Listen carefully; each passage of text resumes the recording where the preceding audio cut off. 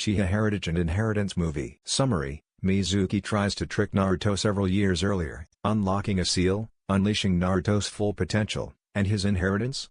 Good Itachi, evil Fugaku, really strong/smart Naruto, Fuuinjutsu/Kenjutsu/Sharingan/Elemental Naruto. Chapter 1, Learning the Truth. Naruto age, 7, night of the first year exam, Forest of Konoha. Kage Bunshin no Jutsu. Several hundred clones appeared and the forest was covered in a sea of orange jumpsuits and bright yellow hair. Iruka and Mizuki sweated at seeing so many shadow clones, before the clones descended upon Mizuki in a huge mass. 12 minutes later the clones had all dispelled and only Iruka, the original Naruto and a now severely beaten and bruised, unconscious Mizuki remained in the clearing.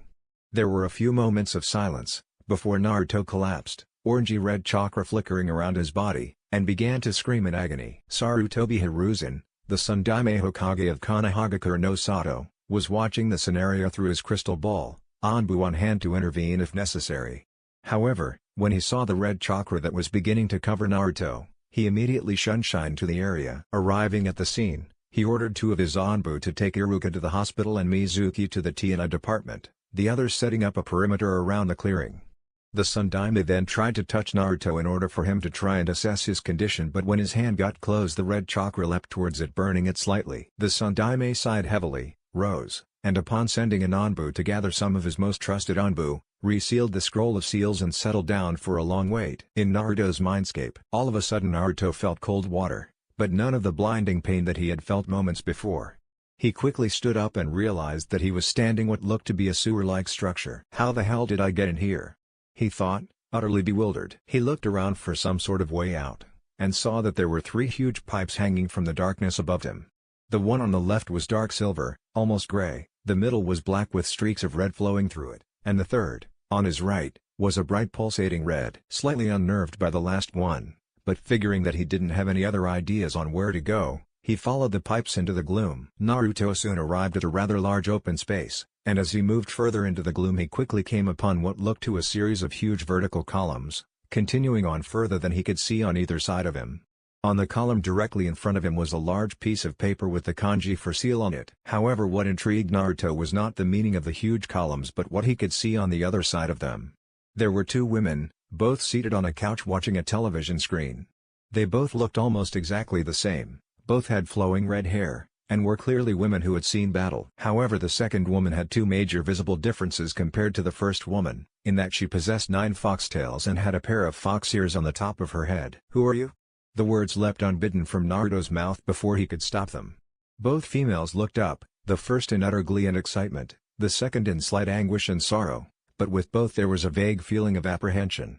Naruto immediately started to cringe. Now that he had drawn attention to himself, there was no way he could leave unharmed. "Naru-kun." The first woman had leapt up and was rapidly approaching Naruto, arms out wide, in a way that reminded Naruto of various people who caught him in order to let the others beat him. Naruto immediately backed away, trying to get away from the 2 women.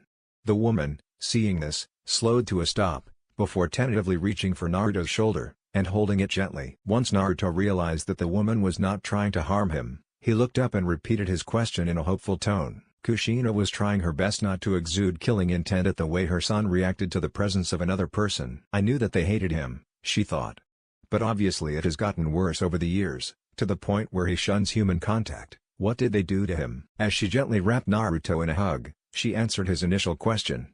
"Naruto, I am your mother Uzumaki Kushina, heiress of the Uzumaki clan, and Konoha's Red Death. The other woman over there is Kyare, although she is better known by her title, Kyubi no Yoko. But didn't the Yondaime kill the Kyubi 7 years ago?" Naruto asked, understandably confused. "Naruto, Kyare is a Baijuu, and the greatest of the tailed beasts. It is impossible for anything less than the gods themselves to permanently kill a Baijuo. If she did die then she would just spend a period of time out of this world before coming back, so the Yondaime resorted to the last thing any parent would do. He sealed it within his son," Kushina explained patiently, thinking that Naruto knew of his father at least. "So, if she was sealed within the Yondaime's son, then where is he and why is she in a sewer?" Naruto asked, not having made the connection. "Naruto, this is no sewer, we are within your mindscape," the second woman, Kyare, spoke up suddenly, seeing that Kushina was having difficulty saying it. "But, if we are within my mind, then that means the Kyubi was sealed." Within me, Naruto said, utterly relieved to finally know the truth behind why he was treated so horribly. It took a few seconds before the full import of his mother's words hit him. Wait, do you mean that I am the son of the Yondaime? Naruto shouted, absolutely aghast with shock. Yeah, you're Minato and my son. Kushina exclaimed with glee. Why did no one tell me this? Naruto asked, slightly hurt that his Gigi, the son Daime, had lied to him about his parentage. Well, I knew that it was necessary for your parentage and your ancestry to be hidden from the general populace, otherwise you would have had so many assassination attempts on your life, as Minato and I made plenty of enemies during the last Shinobi War, but I thought that you would know. When you meet Hiruzen, can you ask him to come into the mindscape so I can beat the crap out of him for hiding everything from you? Kushina asked with a manic look in her eyes. Hold on, what do you mean my parentage and my ancestry? I can understand the parentage part, but do you mean to say that I am related to other great figures of history? Naruto asked in a joking manner. Yep, on my side your grandfather was Uchiha Madara, relating you to both the Uchiha and Uzumaki, and your father, and therefore you, was a direct descendant of the Senju, with both the Shodaime and Nidaime Hokages being your great-grandfather and great-granduncle respectively. You also inherited the bloodline of each family. Kushina listed casually, examining her fingernails. Naruto did the best thing he could upon learning his ancestry and the fact he had bloodlines. He fainted. Waking up 15 minutes later, Naruto took several seconds to remember his conversation with his mother before he fainted. It's completely mind-blowing, he thought, to think that barely 6 hours ago I was trying not to let my mask slip in front of the rest of the class when I failed the first-year exam, and now I have met my mother in the QB, learned of my heritage and been told that I am directly descended from 3 of the Hokages. Kushina and Kyare, seeing that Naruto had woken up, paused the recording that was on the television screen and moved towards him. Naruto, seeing the QB in human form coming towards him, was decidedly curious about the being. He knew that just because it looked like a girl, doesn't mean it necessarily was one. So considered how you have acted since I came here, I get the feeling that you aren't exactly the insane, bloodthirsty demon you're made out to be, are you? Naruto asked, abruptly getting straight to the heart of the matter. Well, no, I'm not. We Baiju are almost exactly like humans except that we are immortal, use Yuki and have several different forms, Kyare summarized tentatively, before continuing. I also wish to apologize to you, seeing as I was the cause of your father's death. Before we get round to that, can you perhaps explain to me why you attacked Konoha in the first place? Naruto asked, eyes piercing. To do that we will need to start at the founding of Konoha, at the battle at the Valley of the End between Senju Hashirama, Uchiha Madara, and an unknown assailant that managed to match both of them at once. The truth is that Hashirama and Madara were actually the best of friends, and as much brothers as Hashirama was with Tobirama, his biological brother. However, due to the power that Madara had gained, the Uchiha clan elders tried to blackmail Madara into betraying and destroying the Senju, but Madara refused, and was forced to flee. Hearing the rumors that the Uchiha elders had spread, Hashirama killed them in his fury and went after Madara. Together they met before a man wearing a circular orange mask interrupted them, and together they fought against him. In the battle Madara summoned me to help them fight, but the unknown man had a method with which to control me, yet I am still unable to fathom as to what that is. Uzumaki Mito, who had followed her husband, saw me about to be turned against Madara and Hashirama, and using her skills at Fuuin Jutsu, sealed me into herself. All 3 of them survived the battle with the man, although both Hashirama and Madara were left as merely shadows of their former selves. Madara went into hiding, thinking that the man would come after him and not being able to return to Konoha, and settled down. The woman he married about 5 years later was an Uzumaki, as both the Uzumaki and Senju clans knew the truth of what happened on that day. This woman, Uzumaki Kirina, eventually gave birth to your mother 13 years later. Both Madara and Kirina were able to take on the Kage and defeat them easily, even though Madara never quite regained his former strength. Raising your mother in Rizushiogaku no Sato, village hidden in the whirlpools, and the Uzumaki clan home, she was a prodigy that had never been seen before, only later being surpassed in her earlier years by the Yondaime Hokage, Uchiha Itachi, and Hatake Kakashi. However, when she was 8, a combined force of Iwa and Kumonin attacked Tozushio. Both of your grandparents fell in the battle for the village, which lasted for 2 weeks before it ceased. The attackers had been decimated, barely any of them survived, but the only survivor of the attack was your mother, Kyare reminisced. Kushina then took up the story. I traveled to Konoha, seeing that we were allied with it at the time, and carried the secrets of Ozushio with me. The instructions on our secret ninjutsu techniques, our use of Fuuin Jutsu, and the scroll for our Kenjutsu styles, most of which rank among the deadliest styles known. When I arrived there, it seemed a person or persons within Konoha saw this as an opportunity to gain power and poisoned Uzumaki Mito, who had outlived the majority of her generation. Over the next 4 years Mito was dying from the poison within her body. The only thing slowing it was her skill with Fuuin Jutsu. Over these years she taught me everything she knew, especially Fuuin Jutsu and Kenjutsu, to the point where my ceiling was beginning to rival hers and I had become the foremost Kenjutsu student within the village. She also taught me politics and economics, even jutsu creation. Then she died, but before she did Kyare was passed on to me, as only the Uchiha, Senju or Uzumaki can control the power of Kyare, Uchiha through their eyes, Senju through Makuten, although only Shadaime had the necessary affinities. The Uzumaki are able to control Kyare's chakra either through using their own seals, or using an ability that all Uzumaki can learn called chakra chains. Thus it makes sense that we would be the ones to carry Kyare. Okay, so I know how I am related to the Uchiha, but how am I related to the Senju, specifically to the Shadaime and Nidaime, through dad? Well, no one knows, but it is presumed that Minato's father was probably the son or grandson of the Shadaime, who died sometime during the gap between the Second and Third Shinobi Wars. After the Second Shinobi War he simply disappeared off the map. Kushina answered in a rather annoyed tone. Okay, Naruto said brightly before quieting once again.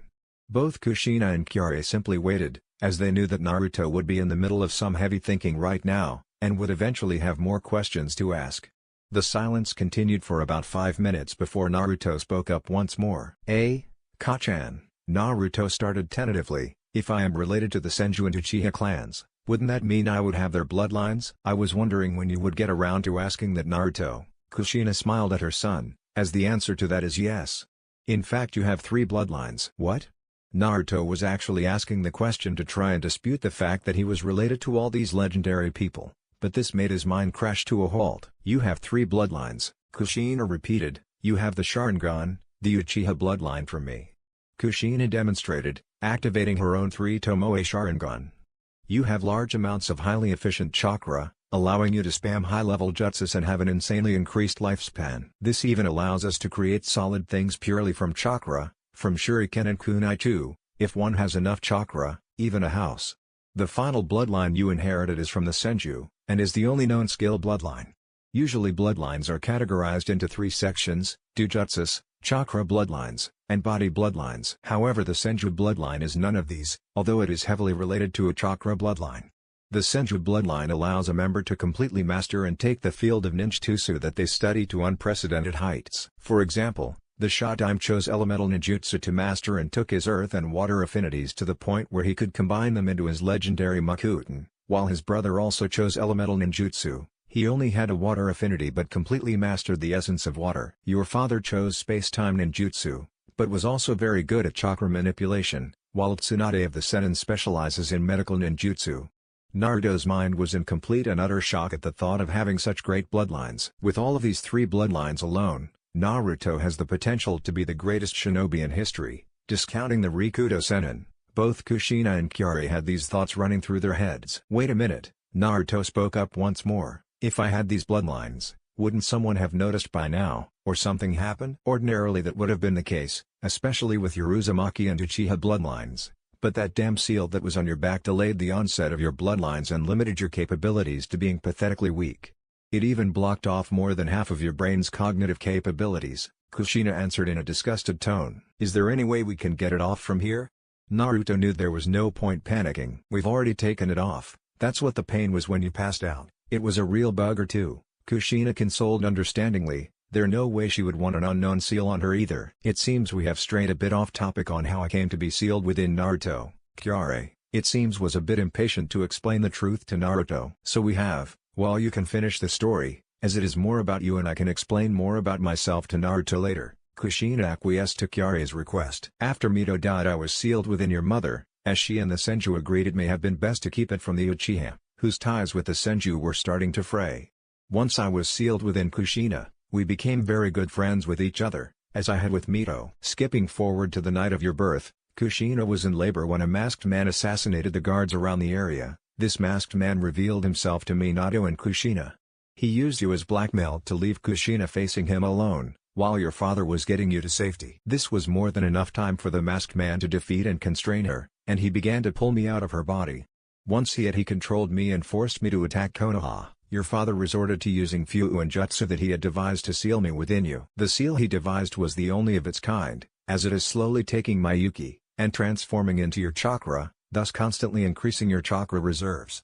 But the reason I explained earlier about the battle at the Valley of the End was because the masked man wore the exact same mask as that man did, so obviously it is either the same man or some organization. Kyare looked down before continuing. It was due to me that you lost any chance of having a father, so I beg for your forgiveness. There was a moment of silence following these words as Kushina had lost the ability to speak and Naruto was perplexed as to why she would ask for such a thing. Kyare-chan, there is no need for you to ask for forgiveness as you did not have a choice in attacking Konoha. The masked man is to blame for my father's death and the destruction it wrought on Konoha. Naruto said, hugging the demon in human form. Kyare began crying as she hugged Naruto before smiling. Naruto, I promise I shall help you to the best of my abilities in whatever endeavor you make as long as it is involved in fighting or training. Naruto was shocked that Kyare had made such promise to him. However, before he could respond he felt a tug, trying to draw him from his mindscape. Well, it seems they are trying to wake you up, Naruto. Okay, when you wake up tell the Sandaime that you know the full truth about your heritage, parents and Kyare. He should know what to do. Also, know that the seal is gone. We shall be able to speak to you while you are conscious, and ask if you can bring him and those he trusts and like you into the mindscape to make it easier to explain things, Kushina said in a rush as Naruto began fading back to the conscious world. Konoha Hospital, 1.5 hours later in real world. Vibrant blue eyes blearily opened to see the masked face of the dog Anbu shaking him softly in desperation. A few moments later the Anbu stopped, seeing that Naruto's eyes had opened, and stepped back silently. Naruto glanced around what seemed to be his bed within the hospital to see the Hokage, and dog, cat, snake, raven, weasel and turtle masked Anbu gathered around his bed. The Hokage, seeing dog step back, realized that Naruto had woken up and moved swiftly over to him. Naruto, I must know what happened, Hiruzen said in a rather stern tone. Jigi, I need to talk to you in private with those you trust and like me, which are probably only the 6 Anbu that are here, Naruto said quietly. The 6 Anbu pricked up at this news. Before Kat ended up asking the question, how were you able to tell we were there? There's no way you should have known. I don't know how I knew, I just did. It was like there was an energy that I could sense within each of you, Naruto explained apprehensively. Ah, so it seems Naruto is a sensor ninja, Hiruzen thought with slight wonderment. Well, then, can you tell us if there are people eavesdropping on us? The Hokage asked, although he was also checking with Snake, who also had a similar sort of ability. Naruto was quiet for a moment. Before speaking up, Jigi, he said quietly, there is someone using chakra 2 windows down, and directing the chakra to this room. Immediately 2 of the Anbu, Raven and Weasel, disappeared in blurs of speed. The Hokage, Anbu and Naruto heard the sounds of a light scuffle before they reappeared within a man, bound and unconscious between them.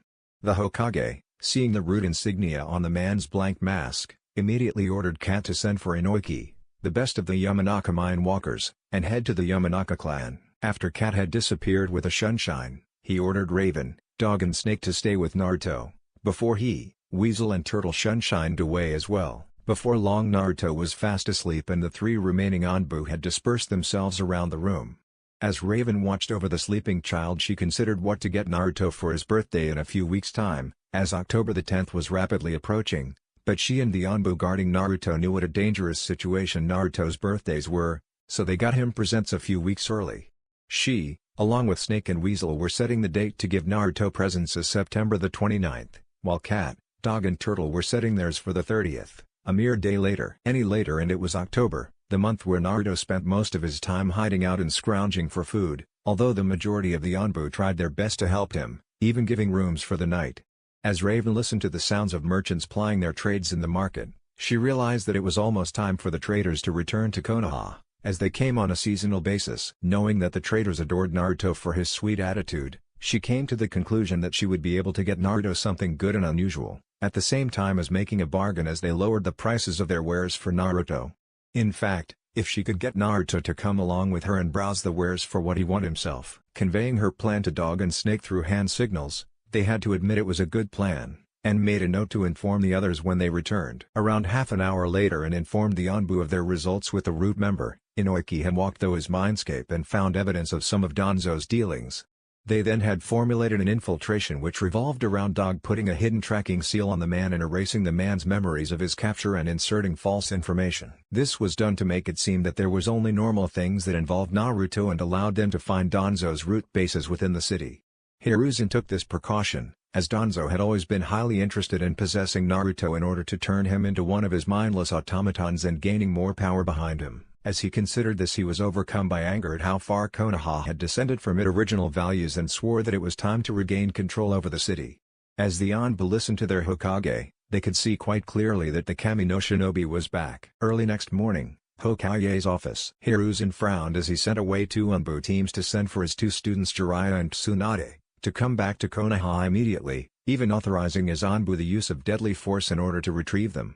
He was planning to get them back into Konoha to replace his current advisors, as he knew that the council elders were the source of him losing most of his power after Minato died. After the goal was completed, he was going to slowly regain most of his power, as with Tsunade and Jiraiya as his advisors he would have their support, and he would be able to rebuild Konoha to its former glory. His main concerns were the number of secrets held within Konoha, the running of the academy, and the descent of the hospital, along with the loss of many shinobi that specialized in areas outside of taijutsu, ninjutsu, and genjutsu. He was also going to go over many of the laws regarding the shinobi bloodline clans, especially if they were down to their last few members, such as the Yuki clan survivors that teams of Anbu and Naruto had retrieved from the Kiri bloodline purge, along with other such clans. After scribbling down some ideas for the adjustments he was going to make to Konoha's shinobi system and filing them within a secret drawer in his desk, he lit his pipe and leaned back in his chair to consider his most recent issue, Naruto. If the boy had made contact with his tenant, then things were going to be a lot more difficult, both in getting Naruto to trust him and in keeping the civilians from killing him. Hiruzen also considered the idea of labeling Naruto as a flight risk if he had, much as he wanted to avoid it. Hiruzen put his thoughts to one side as he heard clear knocks against the door, the knocks being in a slightly different rhythm that indicated it was the group of Anbu that was assigned as Naruto's bodyguard. "Enter," Hiruzen called briefly, mentally preparing for Naruto's loud entrance, as was usually the case. "Hokage-sama," the Anbu greeted as they entered the office, while Naruto greeted him the same as usual, just slightly quieter. "Right, Naruto, I believe you have something to tell me," Hiruzen said as he watched the boy sit down. "And I will tell you, but can you send the other Anbu out of the room first?" Naruto replied evenly. Hiruzen did so as he would still have 6 Anbu in the room with him, and Naruto wasn't likely to try anything. "Gigi, are you sure you have sent out all the other Anbu?" Naruto had sensed another person, who seemed to be in the air vents. The Hokage nodded slowly, and Naruto leaned over to Dog and said something to him quietly, who twitched slightly, showing her surprise before moving quickly. Reaching into the air vent, Dog dragged him out and knocked him out before he could react, revealing another root member, clearly with the intention of eavesdropping on the Hokage's meeting. Hiruzen ordered Turtle to take the man quickly to the T&I department and repeating the same process as they had yesterday. After Turtle was gone, the Hokage walked to a wall and activated a privacy seal to make sure that no one would be able to eavesdrop on them. Naruto then began to tell the story of what had happened last night, from his desperation at failing the exam, up until he met his mother and Kyari in the seal. He then asked the 6 other people in the room to touch a part of his head. They questioned as to why he wanted them to do this. Unsurprisingly, before he explained that his mother and Kyari were going to bring them into the mindscape so they could talk to them. Although clearly rather apprehensive, they did as he asked, and there was a flash of light from each of their hands as they touched Naruto's head. Within the mindscape, Naruto and the others appeared within the same part of the mindscape that Naruto first arrived in, and all apart from Naruto felt a shard of sadness and guilt when they saw the state of Naruto's mind. Finally it made them all the more determined to help the blonde. Naruto began to eagerly lead them towards Kyari's prison, as he had named that room-like structure in his mind, although in the beginning the others, especially the Anbu, were rather grudging of their situation. When they had reached the set of huge prison bars, though they were even more tentative, as each of them had rather vivid memories of the Kyuubi when it attacked Konoha. All of them were stunned as they beheld Kushina and Kyari behind the bars, apart from Naruto, who rushed forward, shouting, "Ka-chan, Kyari-chan." Both women looked up eagerly at the boy who was racing towards them. They embraced him as he jumped into the arms of his mother before giving Kyari a hug and lying down on the now vacated sofa. After introductions and the briefest explanations as to Kyari's current form, they turned to Naruto to find that he had fallen asleep. "Poor boy, must still be exhausted from last night, the young do need a lot of sleep after all," Hiruzen chuckled, and the others smiled at the sleeping boy. "Anbu, I believe you can remove your masks here as we are among friends, and they can't tell anyone anyway," Apart from Naruto, that is, but he is going to know soon enough anyhow, Hiruzen said cordially. The Anbu proceeded to slowly remove their masks, one after the other. Raven was revealed to be Yuhi Kurenai, Snake was Mitarashi Anko, and Cat was Uzuki Yugao. Weasel then revealed himself to be Uchiha Itachi.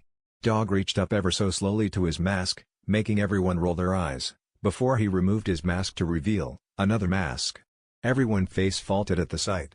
He then introduced himself as Hatake Kakashi, before the Hokage mentioned something about his true self. Kakashi released a genjutsu without any fuss, revealing a white-haired version of Kurenai and twin 3 Tomoe Sharingan spinning in either eye, as Ren had accidentally coded the Sharingan into Kakashi's DNA. Kakashi then reintroduced himself as Hatake Kaneko. However, she didn't get the reaction of surprise that she wanted his het teammates, and the Hokage already knew. She had told Kushina when she became part of Minato's Junon team, and the Kyuubi knew as she used her sense of smell to determine her gender under the Genjutsu Fyu and Jutsu combo. And Naruto, the only person who didn't know, was still asleep. The 7 humans and 1 Baijiu then began talking of what they were going to do with Naruto's training and the treatment in his life so far.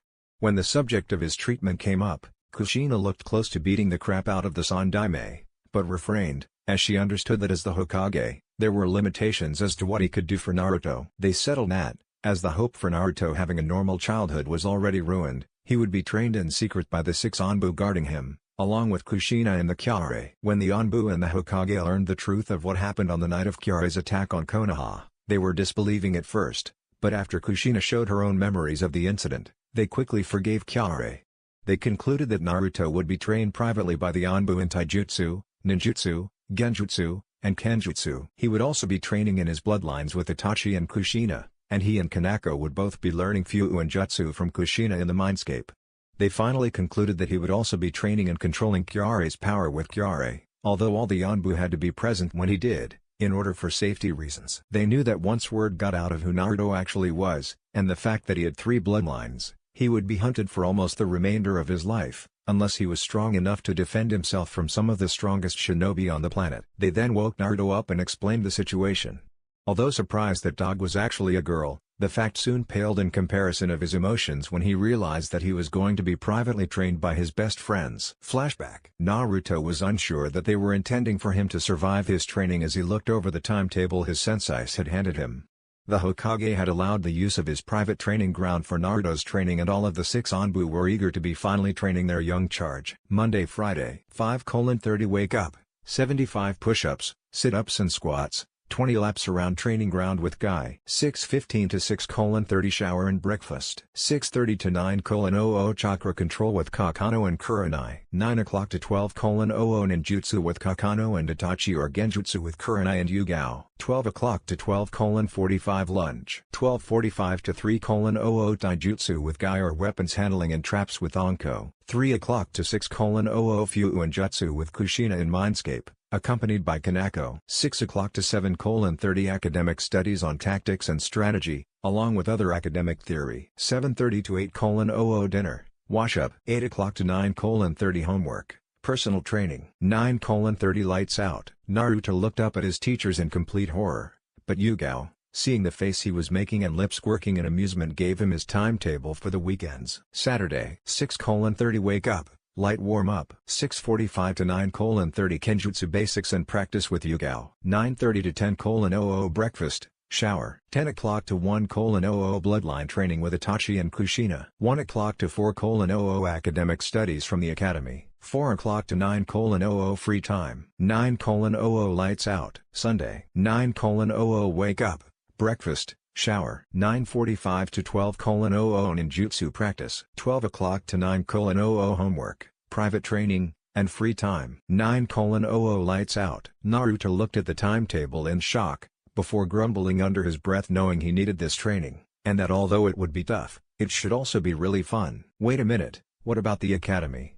I mean, I can't be doing this when I need to go to the academy, Naruto asked. We will teach you a clone technique, called the blood clone, that will allow you to send a clone to the academy and learn the basic information there, such as history, which we don't have time to be teaching you. In many of your lessons with us we will be using the shadow clone technique that you learned from the Forbidden Scroll, as it retains knowledge that it has learned, including muscle memory, ninjutsu, chakra control and Fuun Jutsu. In fact, it retains pretty much everything apart from muscle training, allowing you to learn multiple things at once, Kanako explained, not taking her eyes off a small orange book that she was reading called Icha Icha Paradise. As today is a Saturday, we shall rest for the remainder of today, then tomorrow we shall be buying your equipment, such as shinobi clothes, practice weapons, sealing supplies, and books on chakra control, survival and cooking. The next day the training will begin, Itachi said, in a calm voice. Naruto saw a gleam of excitement within Anko's eyes that made him sure he had no idea what he had gotten himself into. On Monday morning he showed up at the Hokage's private training ground wearing the shinobi clothes that he had been bought yesterday, black combat boots, black pants that were tucked into the boots, black long-sleeve shirt that melded to his torso and arms and had a black hood, and a light gray combat vest with extra pockets, a high collar, and dark orange outlines. He had his kunai holster strapped to his left thigh, with his shuriken holster strapped to his right. As he watched Guy walk into the training ground with his onbu gear and mask on, he felt an irresistible urge that this was going to hurt. He was right, as 45 minutes later he was limping home trying to quicken his pace as his legs began to seize up. As he ate a healthy breakfast, he internally groaned as he realized that if all his training sessions were like this, he was going to hurt like crazy tomorrow, and the day after, and the day after that. In fact, he wasn't going to stop hurting. He heard giggles from his mother and Kyari as they heard his thoughts, and he sighed. Having two people inside one's head made it difficult to keep anything private. He washed up his bowl, before setting back off towards the training ground for his chakra control session. Hopefully this one wouldn't be as physically exhausting. It wasn't, but it still hurt like crazy when he fell of the tree he was walking up and landed on his upper back, which happened several times. Then he had ninjutsu training with Itachi-sensei and Kakano-sensei, in which most of it was him and his clones reading about chakra theory, before they taught him to do a basic henge technique. Naruto quickly saw the possible applications in the technique, and made a mental note to his mother to remind him to send 50 henge shadow clones to the library on Sunday. Naruto then went home in order to have lunch, before returning for his lesson in kunai and shuriken handling and practice from Anko-sensei. It was pretty dull once one learned the proper way to throw kunai and shuriken, as after that it was pure repetition and practice, but Naruto stuck with it, knowing that it may one day save his life. Fuun Jutsu with Kachan and Kakano-sensei in the mindscape was pretty fun, as he learned the basic kanji needed for beginner seals, although he had clones practicing perfecting his writing. The hour and a half of academic studies after that was slow and boring, but learning about the importance of strategy made him perk up, as he would do anything necessary to save the lives of his friends and family. All in all, by the time dinner came around he was both physically and mentally exhausted, and he still had hand seals to practice afterwards. Flashback end. It had been 2 years since the beginning of his training and Naruto had completely broken anyone's expectations of him, as he could now go toe-to-toe with Anbu captains. He would lose, but he could still give them a challenge. Anyone below that sort of skill level he could beat. His taijutsu was insanely strong, and he was creating his own personal style from a mix of Goken, the Uchiha Interceptor style, and the Uzumaki Phoenix style. His ninjutsu was impressive, as he knew various DS rank techniques for each of his affinities, which were water, lightning, wind, and earth. Although he had mastered his water, wind and lightning affinities, he still needed to work on his earth affinities, but had managed to combine his water and wind into ice due to his Senju bloodline. His kenjutsu was at the point where he could go up against some of the top kenjutsu masters in the elemental nations and win, as he had, with the use of Kage Bunshine, perfected the Uzumaki style and dances, which were some of the best. His genjutsu, though impressive for his age and still better than most, was the weakest of his fields, as being the Jinchuriki of the Kyuubi made controlling and fine-tuning genjutsu difficult. His Fuun Jutsu was his most impressive field, however, as he was considered equal by his mother to Uzumaki Mito, the best Fuun Jutsu user in history. His Sharingan had 2 tomos in each eye, meaning that he could see chakra and see incoming moves, but couldn't copy the techniques of others.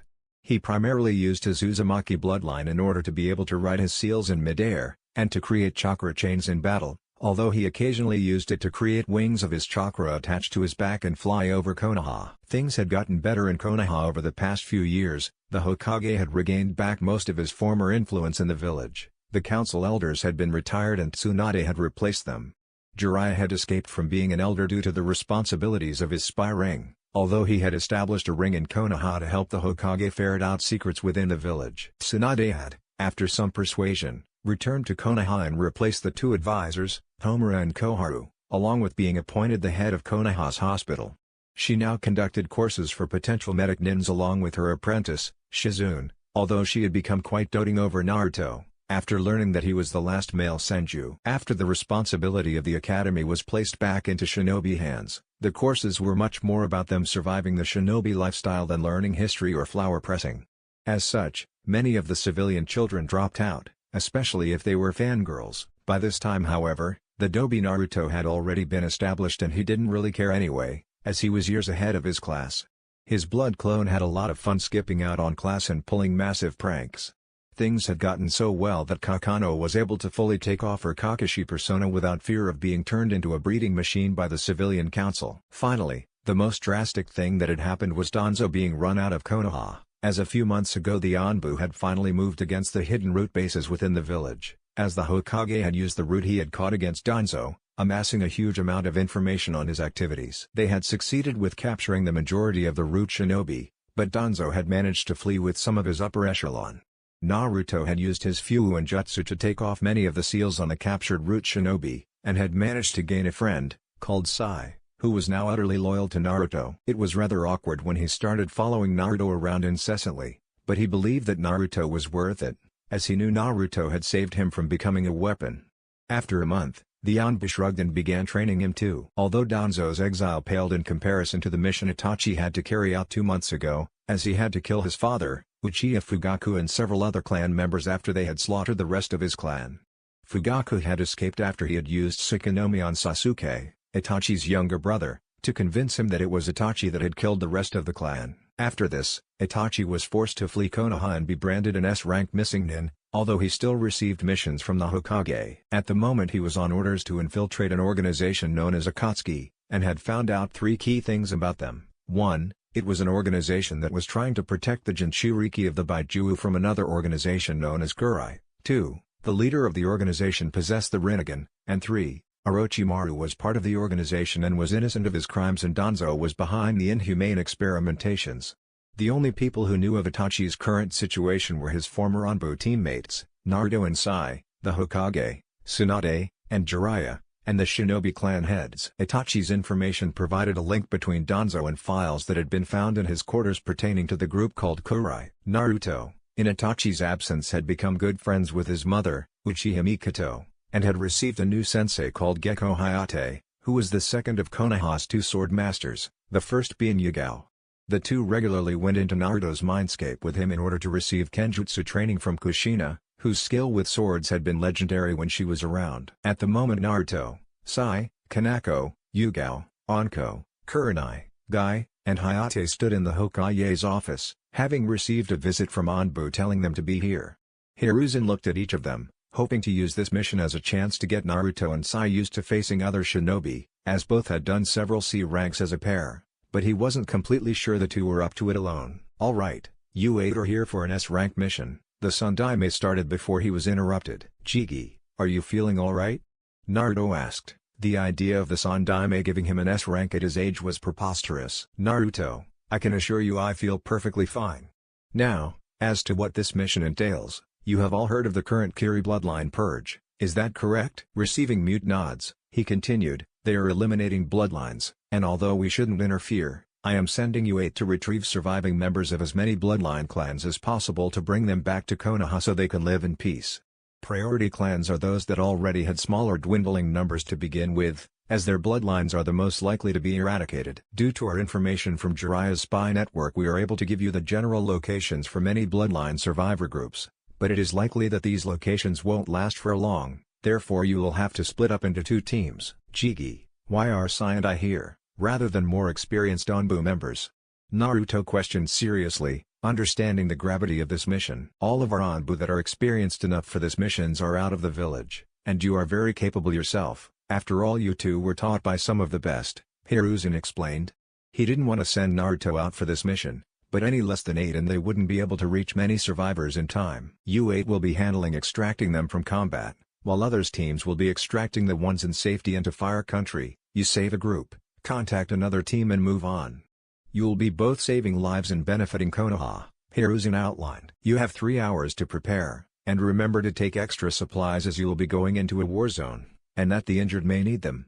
The extraction force is gathering at the west gate." Naruto watched on in wonderment as 78 Anbu members gathered at the main gate along with him and Sai, a fair few of them being former Root members. It was the largest gathering of senior shinobi he had ever seen, and thankfully he didn't have to put up with disparaging remarks as both he and Sai had sparred a number of them and won. For this mission, they had both been given Anbu masks, Fox for Naruto, ironically, and Hawk for Sai. They had been put on a team with Kanako and Anko, while Yugao, Kurenai, Hayate and Guy formed the other combat team. The rumor of Naruto and Sai being trained by the top had circulated around Anbu, and they welcomed the two better than they did with most new rookies. Naruto withdrew one of his twin ninjato from a man's chest as the encounter ended. His team was outside of the Yuki clan compound in Karigakure no Sato, and were defending against waves of bloodline haters as two other teams evacuated the remaining Yuki clan members and cut their way out of the city to the rendezvous point. There were only around 15 adults remaining, along with around 25 children and babies. All the others were dead or had managed to flee. Kanako, Anko, Naruto and Sai moved on towards the Kaguya compound to find 2 or 3 clan members using their bloodline to become whirlwinds of death amongst the enemy ranks. Naruto had one thought as he watched their bones return to their bodies. Kanako moved forward announcing their presence and intentions to the clan members, who had rearmed themselves with bone swords until they saw the Konoha mark on their Anbu masks. Kanako and the clansmen agreed that her team would hold the entrance to the compound while they gathered their surviving members and waited for the retrieval teams to return. 3 minutes after the clansmen retreated within the compound to inform their clan head and begin to prepare, a group of around 30 bloodline haters showed up carrying torches to set the compound alight. Naruto sighed as he unsheathed his ninjatos and channeled wind chakra through one and lightning chakra through the other. He stood passively as 7 of the enemy shinobi charged him, until they got within 5 meters of him. Then he jumped onto the first man's shoulders, knocked him down to the ground, rolled and stabbed another through the chest. He didn't know that he had unconsciously used his Uzumaki bloodline and created wings of solid, blazing chakra behind him. The fight, lasting 2 days and a night, was later labeled Bonefires and earned him a place in the bingo book at the age of 9 as Deathly Angel. At the rendezvous point, several days later, Kanako's team walked wearily into the campsite they had labeled as the rendezvous point after retrieval was completed. They were covered in blood, having been fighting constantly for the last few days. They were the last team out, all the others already gathered, along with around 200 bloodline survivors of various clans, the biggest being the Kaguya and the Okami, a clan that possessed the wolf summoning contract. As the Anbu guarding the camp announced that the last team had arrived, they were given 3 hours to clean themselves up and prepare their equipment. Thankfully, due to the fact that their team and Yugao's team had the element of surprise on their side, neither had sustained losses, and the other teams had avoided contact and snuck their charges out of the village. As Naruto took a makeshift shower, he reflected that although they had retrieved all the survivors in the various compounds and those that were hiding out, there was still a high likelihood that some had escaped. He remembered the Yuki clan and decided that they, along with the Okami, were probably his favorite, as he had connections to both of them. Being the bearer of Kyari gave him a connection to the Okami, while his ice-style ninjutsu gave him a connection to the Yuki clan, as their bloodline allowed the use of ice-style as well. Later, when the huge group began to move out towards Konoha, as all the survivors knew that Konoha treasured those with bloodlines and treated its shinobi as more than weapons, and pretty much all had agreed to live in Konoha. Naruto, Sai, and the rest of the Konoha Anbu spaced themselves out equally around the walking column, with Naruto being closest to the Yuki clan members, as Kanako already saw that he liked them. The column would stop for a break after 6 hours of walking, before going for another 6 hours. They could have traveled at shinobi speeds, but that would mean leaving the children and the elderly behind to fend for themselves, something that all refused to do. They arrived at Konoha's gates 2 weeks later, drawing the attention of many. As the survivors were setting up a camp outside of Konoha's walls, with Anbu guarding all inside against any that might do harm, a member of each clan was elected as clan head, who were then escorted to the Hokage's office by Kanako's and Yugao's teams. Opening the door to the office, Naruto and the others remained behind as the new clan heads engaged in conversation with the Hokage. Explaining the situation to each of the clan heads, Hiruzen outlined that they would be building new clan compounds in vacant areas within Konoha's walls, and that their clan's people were to be full-functioning citizens or shinobi of Konoha if they wished. The heads agreed. Before recounting their tales to the Hokage, their voices were full of admiration as they recounted their viewings of the two teams waiting behind them. When the Kaguya had mentioned the wings of chakra upon Naruto's back, Hiruzen almost sighed in annoyance, as there had been a recent bingo book entry just labeled Deathly Angel, which was seen fighting outside the Kaguya compound. Thankfully they didn't know his affiliation was Konoha. He made arrangements for the new heads of the new clans to meet the current clan heads of Konoha. He waited for them to leave while escorted by Anbu before allowing the others to come forward. "Remove your masks," he said, and they did so quietly, even Naruto knowing that this wasn't the time to talk out of turn. "Report, Kanako," and so she began. Hiru's mind turned to shock as he heard some of the battles won by Kanako's team. 4 of them against almost 150 sellswords were highly unreasonable odds, and ones in which it was quite likely they would have died, but they managed to pull through without any serious injuries. "Well, it sounds like the mission was more than successful, as you retrieved all available bloodline users without any serious injuries. Therefore each of you will receive payment for an S-rank mission and a C-rank on top of that." The Hokage smiled and let them troop out so they could go home and get some rest. Naruto smiled as he lay on his bed after showering and eating. Sure, he had killed, but what mattered was that he and his teammates had made it through unharmed while simultaneously completing the mission. Over the past 3 years Naruto had been training in more and more advanced subjects. His taijutsu was equal to Gai's, he was wearing chakra weights that were on level 8 out of 20, and he had resistance seals level 5 out of 50.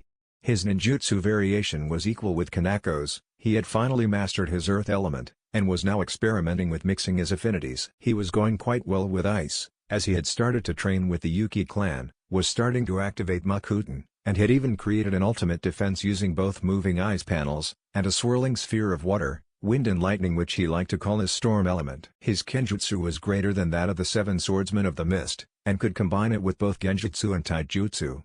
His genjutsu was on the level of a jonin, and he primarily used it in conjunction with his kenjutsu. His Fuuin jutsu was where he excelled. He had used seals and the creativity of his mind to solve many problems, creating entirely new structures. He had even invented something he called a hoverbike, which allowed for fast and easy transport and could be guided by the legs, leaving the hands free for other tasks, but he had yet to tell anyone, as he knew that allowing it for public use could have disastrous consequences. His Sharingan had each gained their 3rd tomoe, but he rarely used it to copy techniques, though he did have a good look at the Uchiha library's lightning techniques. His Uzumaki bloodline, he started to think up new uses, such as using it for pure chakra techniques to create even more devastating versions. Naruto had done a lot more missions for when he got bored, or stumped on an idea, most of them being CRB rank missions that he did with Sai. Although he had also done a few more ANS ranks when it was needed. Sai had also advanced to the point where he could give most Anbu a beating.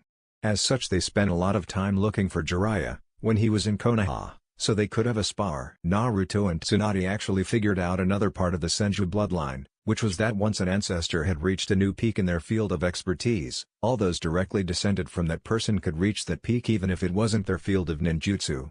The two were completely shocked by this find, as it meant that the longer the clan lived, the more powerful each member grew. They only figured this out when Tsunade reached the Nidime's level with her water affinity, in a spar, and both were too shocked to comprehend what had happened until several days later. Although Naruto had begun studying medical ninjutsu at a feverish pace, currently Naruto was getting dressed in what he had been using for almost the last 5 years: black combat boots, black pants, black long-sleeved form-fitting shirt with a hood attached that he used on missions, and a light gray combat vest with an orange Uzumaki spiral on the back. Both his pants and shirt had black non-reflective leather armor sewn on, and he had white bandages wrapped around his left thigh. He now had a pair of black leather fingerless gloves that had armor plates on the back of the palms. He also wore a mask like Kanako did that hid everything below his eyes. He had his twin ninjatos sheathed and strapped to his back in an X. Usually Naruto would be getting dressed like this for private training, but not today. No, today he was attending the graduation exams and was going to reveal his true self. This would be the first time he had gone to the academy personally in around 5 years, and he didn't miss it due to the memories of the blood clones he created. He had to say it. Sasuke was a complete and utter jerk ever since Itachi left, even to his mother. Kiba was both arrogant that he was a clan heir and too headstrong, while Hinata was almost the exact opposite. Shikamaru and Choji both had good potential but were too lazy to actually train. Then there was Shino, who was actually probably the best student there, apart from Sasuke, and the one who would become the next ninja. Then there were really just a bunch of fangirls chased after Sasuke, but 2 girls, Sakura and Ino, headed them, who had apparently ditched their friendship when they learned the other was going after Sasuke. Stupid. Naruto walked into the academy an hour and a half early, and sat in a chair next to the window. He then unsealed a violin from a storage seal on his vest, and began playing, unaware that Hiruka had just walked into the room. The tuning stopped for a moment before shrugging, as he knew that Naruto was receiving private training from Anbu, and could probably kill him relatively easily. As he sorted through papers on his desk to prepare for the exam, he listened quietly to the sound of Naruto's violin.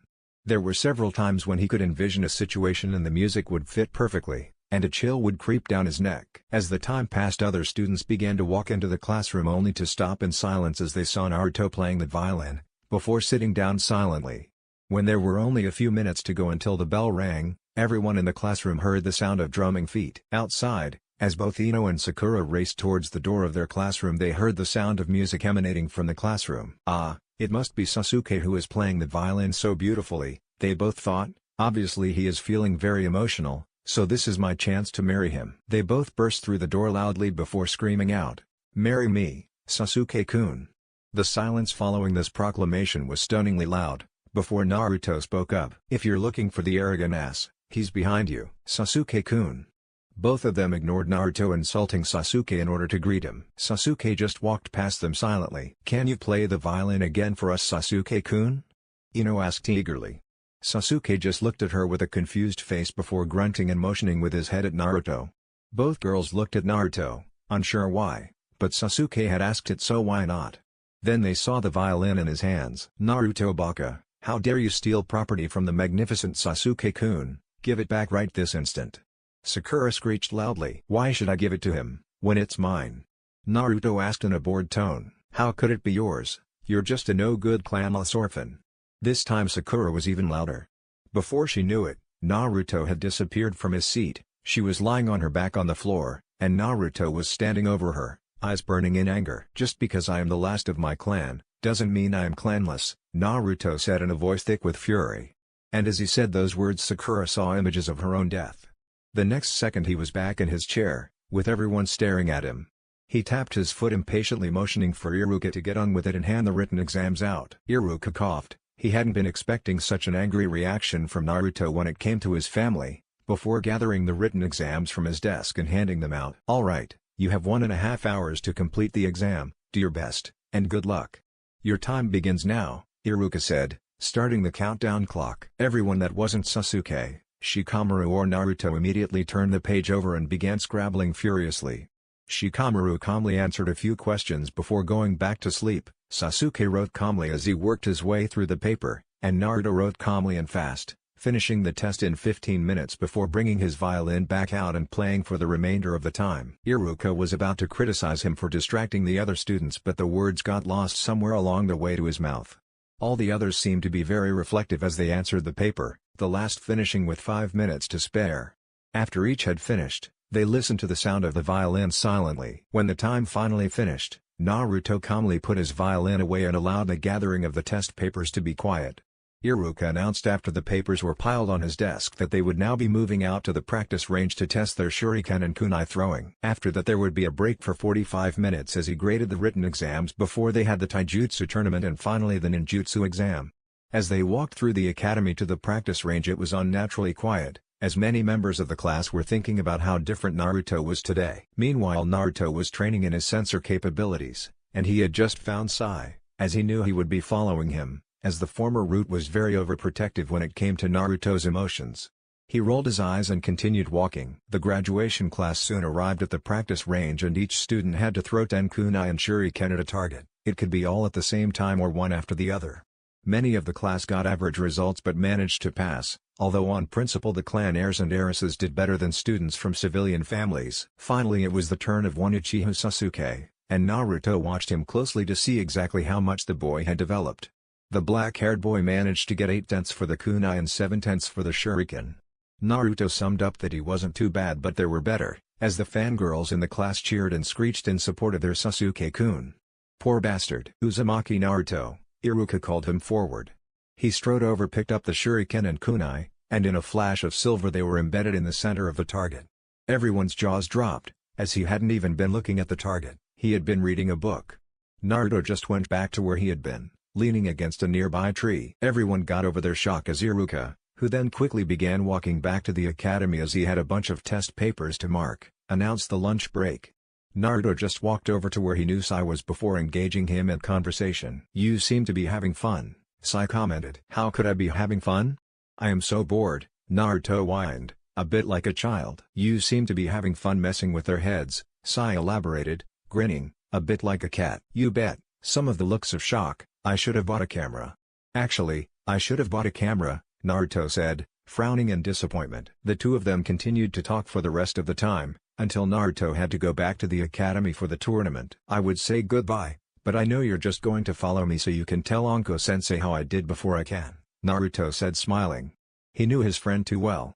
Seeing his friend nod, he shook his head in exasperation before walking back to the academy. 3 minutes later he was rolling his eyes as Iruka explained the exam to the class. First they had to either survive sparring against him for 5 minutes, or beat him in those 5 minutes, before they would move on to the tournament. Many of the class suffered a few hits while sparring Iruka, even among the clan heirs, and no one managed to beat him, discounting Sasuke. Iruka called Naruto into the ring, and the blonde walked forward, slouched comfortably and pulled out the same book from before. Knowing that Naruto was trying to rile him up, Iruka stayed calm, and seeing that Naruto wouldn't be starting the spar, he charged. Naruto regarded Iruka lazily before disappearing in a blur of speed. The next second, everyone was watching as Iruka was trying to struggle futilely against a combination elbow-shoulder lock that Naruto had placed him in. He then tapped out, accepting the defeat. Naruto just strolled contentedly out of the ring, taking note of the jealous look that crossed Sasuke's face. The taijutsu tournament that followed was probably the most interesting part of the day as it allowed Naruto to see how the clan heirs reacted in certain situations, although he almost smashed his head into the wall when Shikamaru, after passing the rounds necessary to graduate, forfeited, saying it was just too troublesome to continue. Naruto passed through all of his fights easily, knocking out his opponents before they could react, using his insanely superior speed. Even his fight against Sasuke was a complete letdown, as one moment he was standing opposite Sasuke in the ring, the next he was standing where Sasuke had been, with the Uchiha unconscious at his feet. And the ninjutsu exam was a complete disappointment. It was taken in a different room, where none could watch and one only has to perform 3 basic jutsu. Naruto was walking out of the academy after he and the rest of the graduates were told to come here at 10 o'clock tomorrow to receive their team assignments. Naruto had already figured out who his demon sensei were going to be, Uchiha Sasuke and Yamanaka Ino, with their sensei being Kanako Ne-chan. Their sensei had to be Kanako as Sasuke was going to need training in his Sharingan and his mother was a retired kunoichi, therefore not technically allowed to train shinobi, and the only other person with the Sharingan was Kanako. Meanwhile his teammates had to be Sasuke and Ino as they were the rookie and the kunoichi of the year, which always gets put with the class dobi, in other words, him, thanks to his clone. Although he did wonder exactly how they planned to deal with Sai, who refused to be on a team unless Naruto was on the same team. As such he spent much of his time on solo missions nowadays, but he was scheduled to take the upcoming Chunin exams in Konoha. Naruto spent his time working on a personal project of his at the moment, creating a way to get rid of Anko Ne-chan's cursed mark of heaven. As he was unable to come up with any answers at the moment, he was too distracted. He decided to go to the Hokage's jutsu library to see if there was a technique that he felt like learning, or perhaps give him inspiration for his own. Naruto loved making new jutsu, it was so cool, especially since he could get a basic idea of one within a few hours and could begin thinking of viable hand seal chains within days. As such, several people, including the Hokage, labeled him a genius in the art. He had adapted several normal jutsus for wind into ice jutsus and was beginning to adapt lightning jutsus for his storm affinity. The next morning he strolled into the academy at 9:45. The only reason he was early was because he wanted to see what teams were assigned to Kurenai Ne-chan and Asuma, otherwise he would have slept in a lot longer or gone off to Ichiraku Ramen. His blood clone had been right about that place, it was awesome. As he lolled in his chair in the classroom along with the other graduates while they were waiting for Iruka, Naruto could sense Kurenai and Asuma's chakra walking closer to the academy. No doubt he was bugging her again, the idiot. You see, as soon as Kanako had revealed her true self to Konoha, Asuma dumped Kurenai to go and see if he could get a date with her, and when he was denied, came back and tried to hook up with Kurenai again. He had been Jinjutsu'd into the hospital, and Kanako, Kurenai and Anko had become known as the 3 Ice Queens of Konoha. A side effect of his actions was that he earned the contempt of Naruto, and had received quite a few beatings from it too.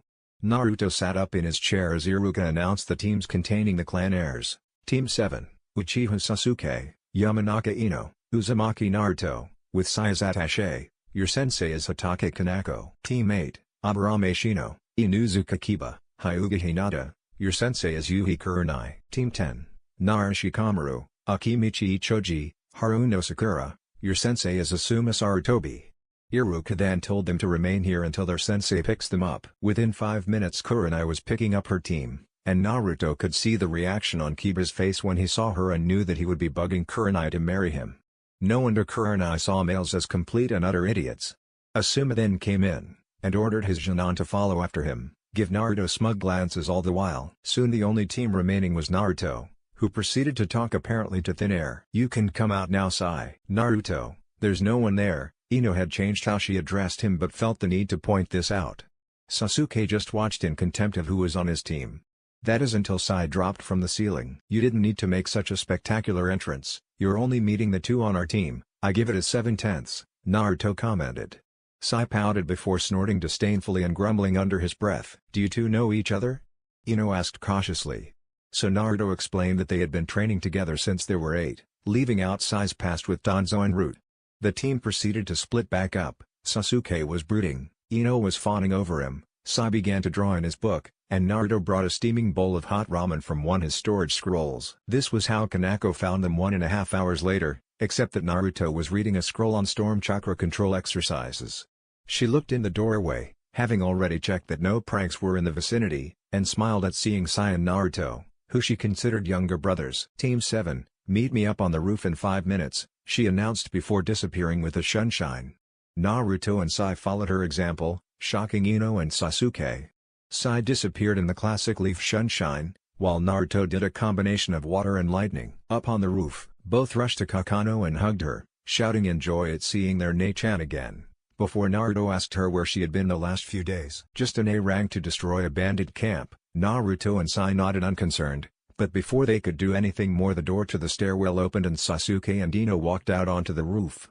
Kakano immediately went into business mode. She might relax with her Atatos in private, but in public, especially on a mission, she treated them the same as all the others. "Alright, let's begin by doing introductions. State your name, likes, dislikes, hobbies, specialities, and your dream.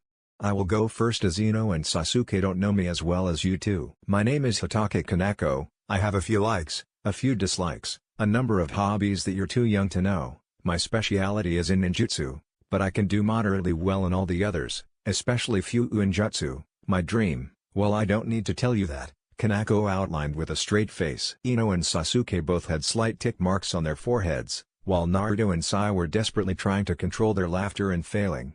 Kanako then motioned for Sai to introduce himself, as he was the other unknown to the academy too. "My name is Sai, I like training, drawing and Naruto and my senseis.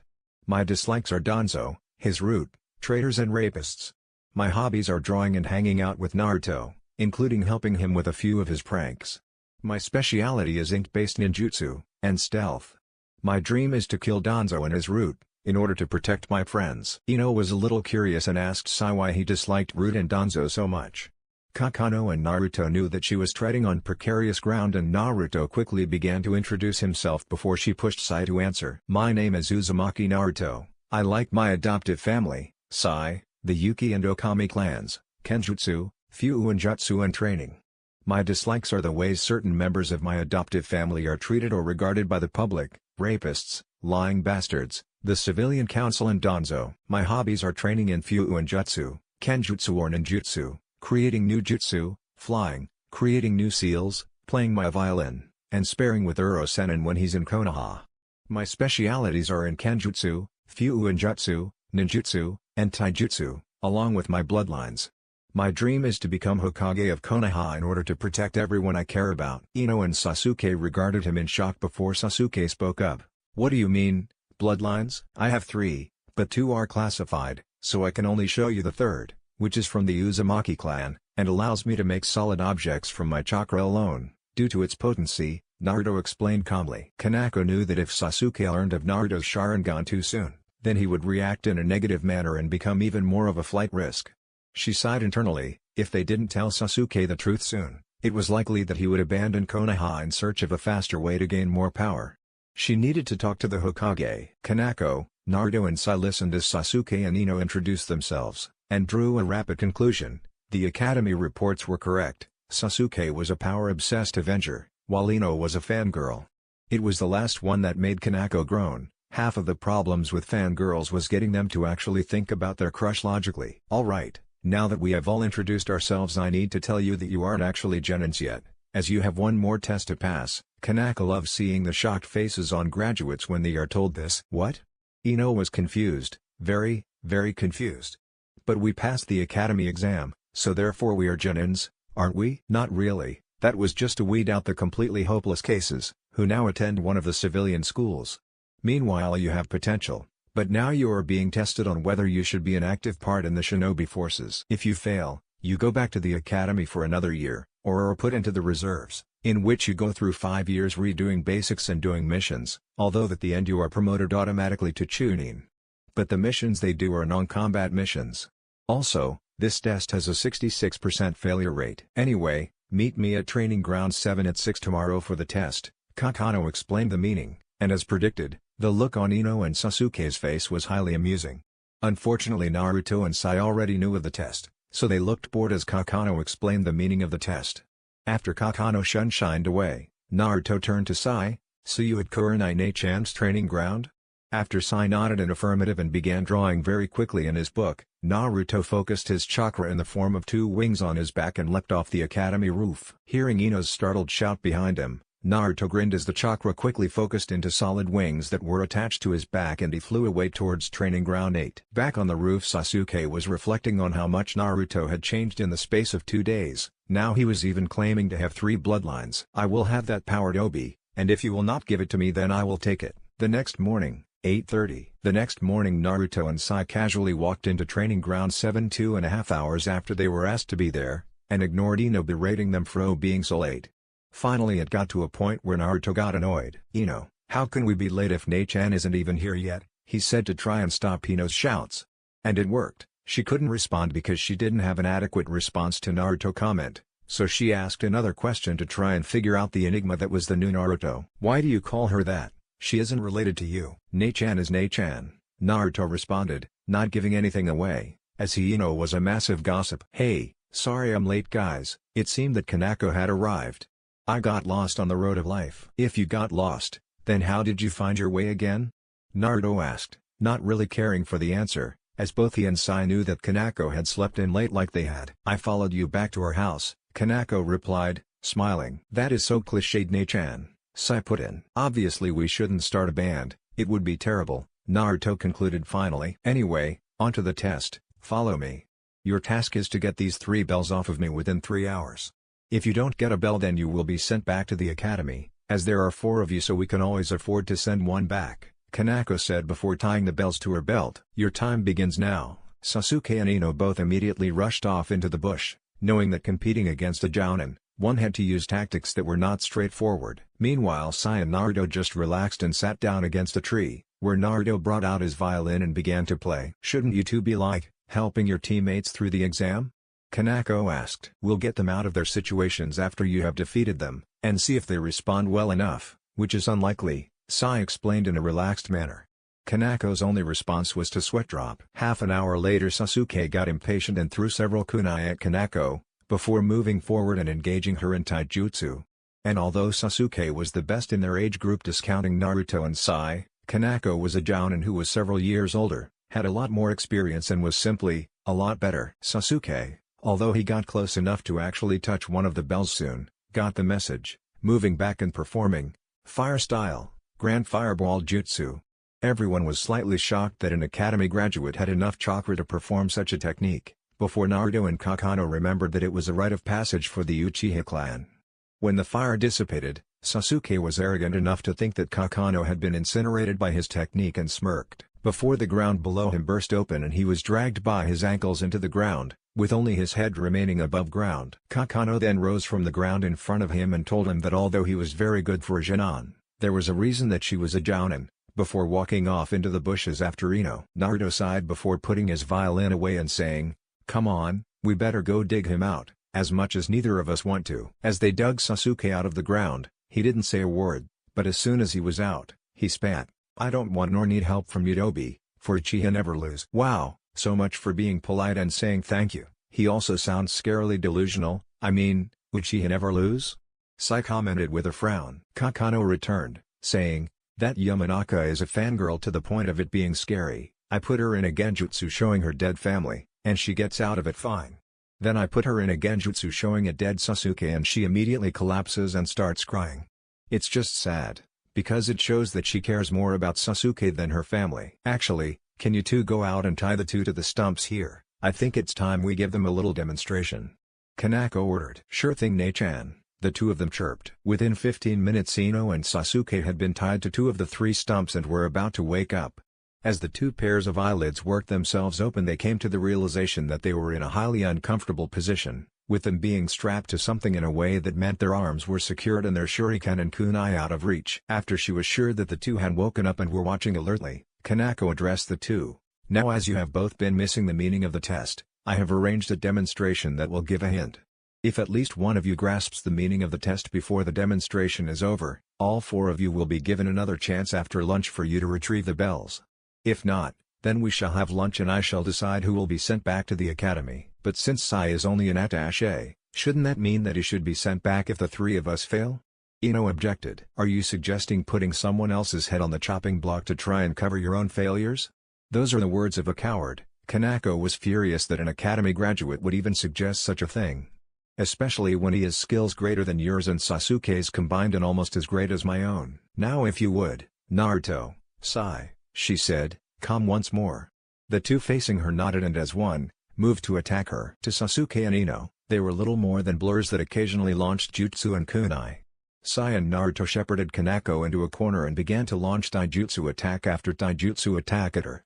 Lightning, fire and earth jutsu streak across what looked to be a battleground in front of the two before the dust finally settled with Kanako holding a kunai to Sai's and Naruto's throats. Then they nodded to one another and relaxed. Ino was awed. It had seemed like every single hit had been thrown with the intent to kill, and the devastation caused by the fight was massive. Trees were toppled, massive craters were steaming slightly, and dust had been thrown everywhere. Is this what shinobi were truly capable of?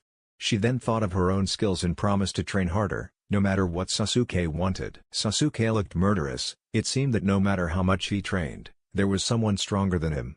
And although he could put up with Kanako being stronger than him, the fact that Naruto, the class Tobi, was also stronger than him was galling. He needed that power to kill Itachi, and he vowed that he would have it, no matter the consequences. As Kanako walked over to the two graduates that were tied to the stumps, she asked, "So why did they do better at fighting me than you two did?" There was a long silence for about 5 minutes before Ino remembered a saying that she had heard her father say one time. Konoha is strong because we take care of our own, whether out in the field or at home. That is why Konoha is the strongest of the five. Ino had realized the meaning of the test. It was a test to see whether they could work together as a team. The bells were merely a distraction from the true aim. The true meaning of the test is teamwork. She spoke up. Correct. The true test was to see if you could work together. If you cannot rely on your teammates, then whom can you rely on? After all, they will be facing the possibility of death alongside you. Now, time for lunch, she announced the last part while bringing out 4 bento boxes. Naruto, Sai, do not feed or cut down the other two. This is as punishment, for they forgot the most cardinal of shinobi rules in Konoha. She then stood and walked off into the forest. As soon as she was out of sight, Naruto opened another of the bento boxes and offered half of it to Ino. But she said not to. Ino objected. But if the test was over she wouldn't care, and if it was still going then she would applaud that I am ignoring the rules to help my teammate, Naruto reasoned before giving her some of the food as Sai did the same with Sasuke. He's right, you know. All turned to see Kanako watching them from the tree line. I was exactly the same as you once, Sasuke, thinking that your teammates would only slow you down and that the mission was all that was important. I was a fool. But enough of that, you passed, you can cut them down. I will report your success to the Hokage. She disappeared in a sunshine. I will see you guys later, Naruto said. He had a project to work on. The current project that Naruto was working was really just an adjustment to his ninjatos. He was planning to engrave seals on them to give them special abilities like the swords of the 7 Mist Swordsmen. Along with making them unbreakable and putting seals on the sheaths to make them able to hold his blades while being physically smaller. Small advantages like that could make all the difference while in the heat of battle.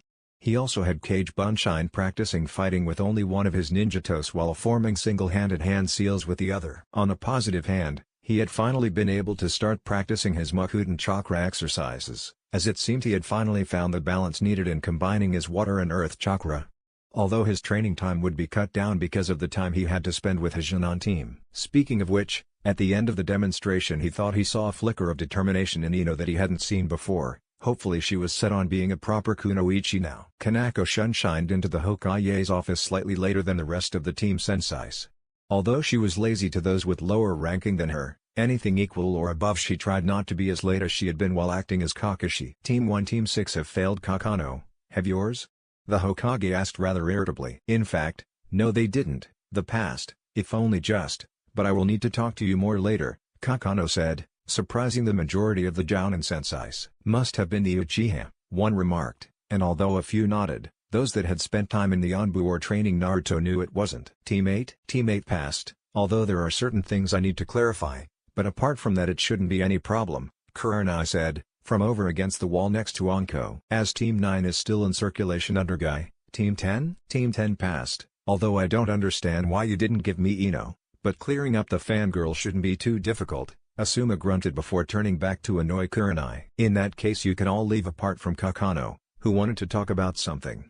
The Hokage directed. After the others had left, Hokage turned back to Kakano. Alright, what is it you have to tell me? Hokage-sama, it is clear that Uchiha Sasuke is jealous of the power that Naruto is displaying, and unless we tell him the truth soon, he will become even more of a flight risk than he already is.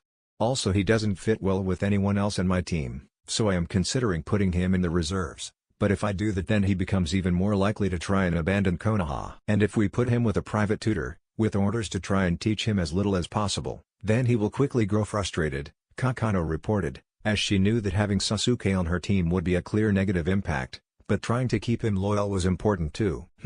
We will keep him on your team for the moment, but if he steps over the line, bring the hammer down on him, understood?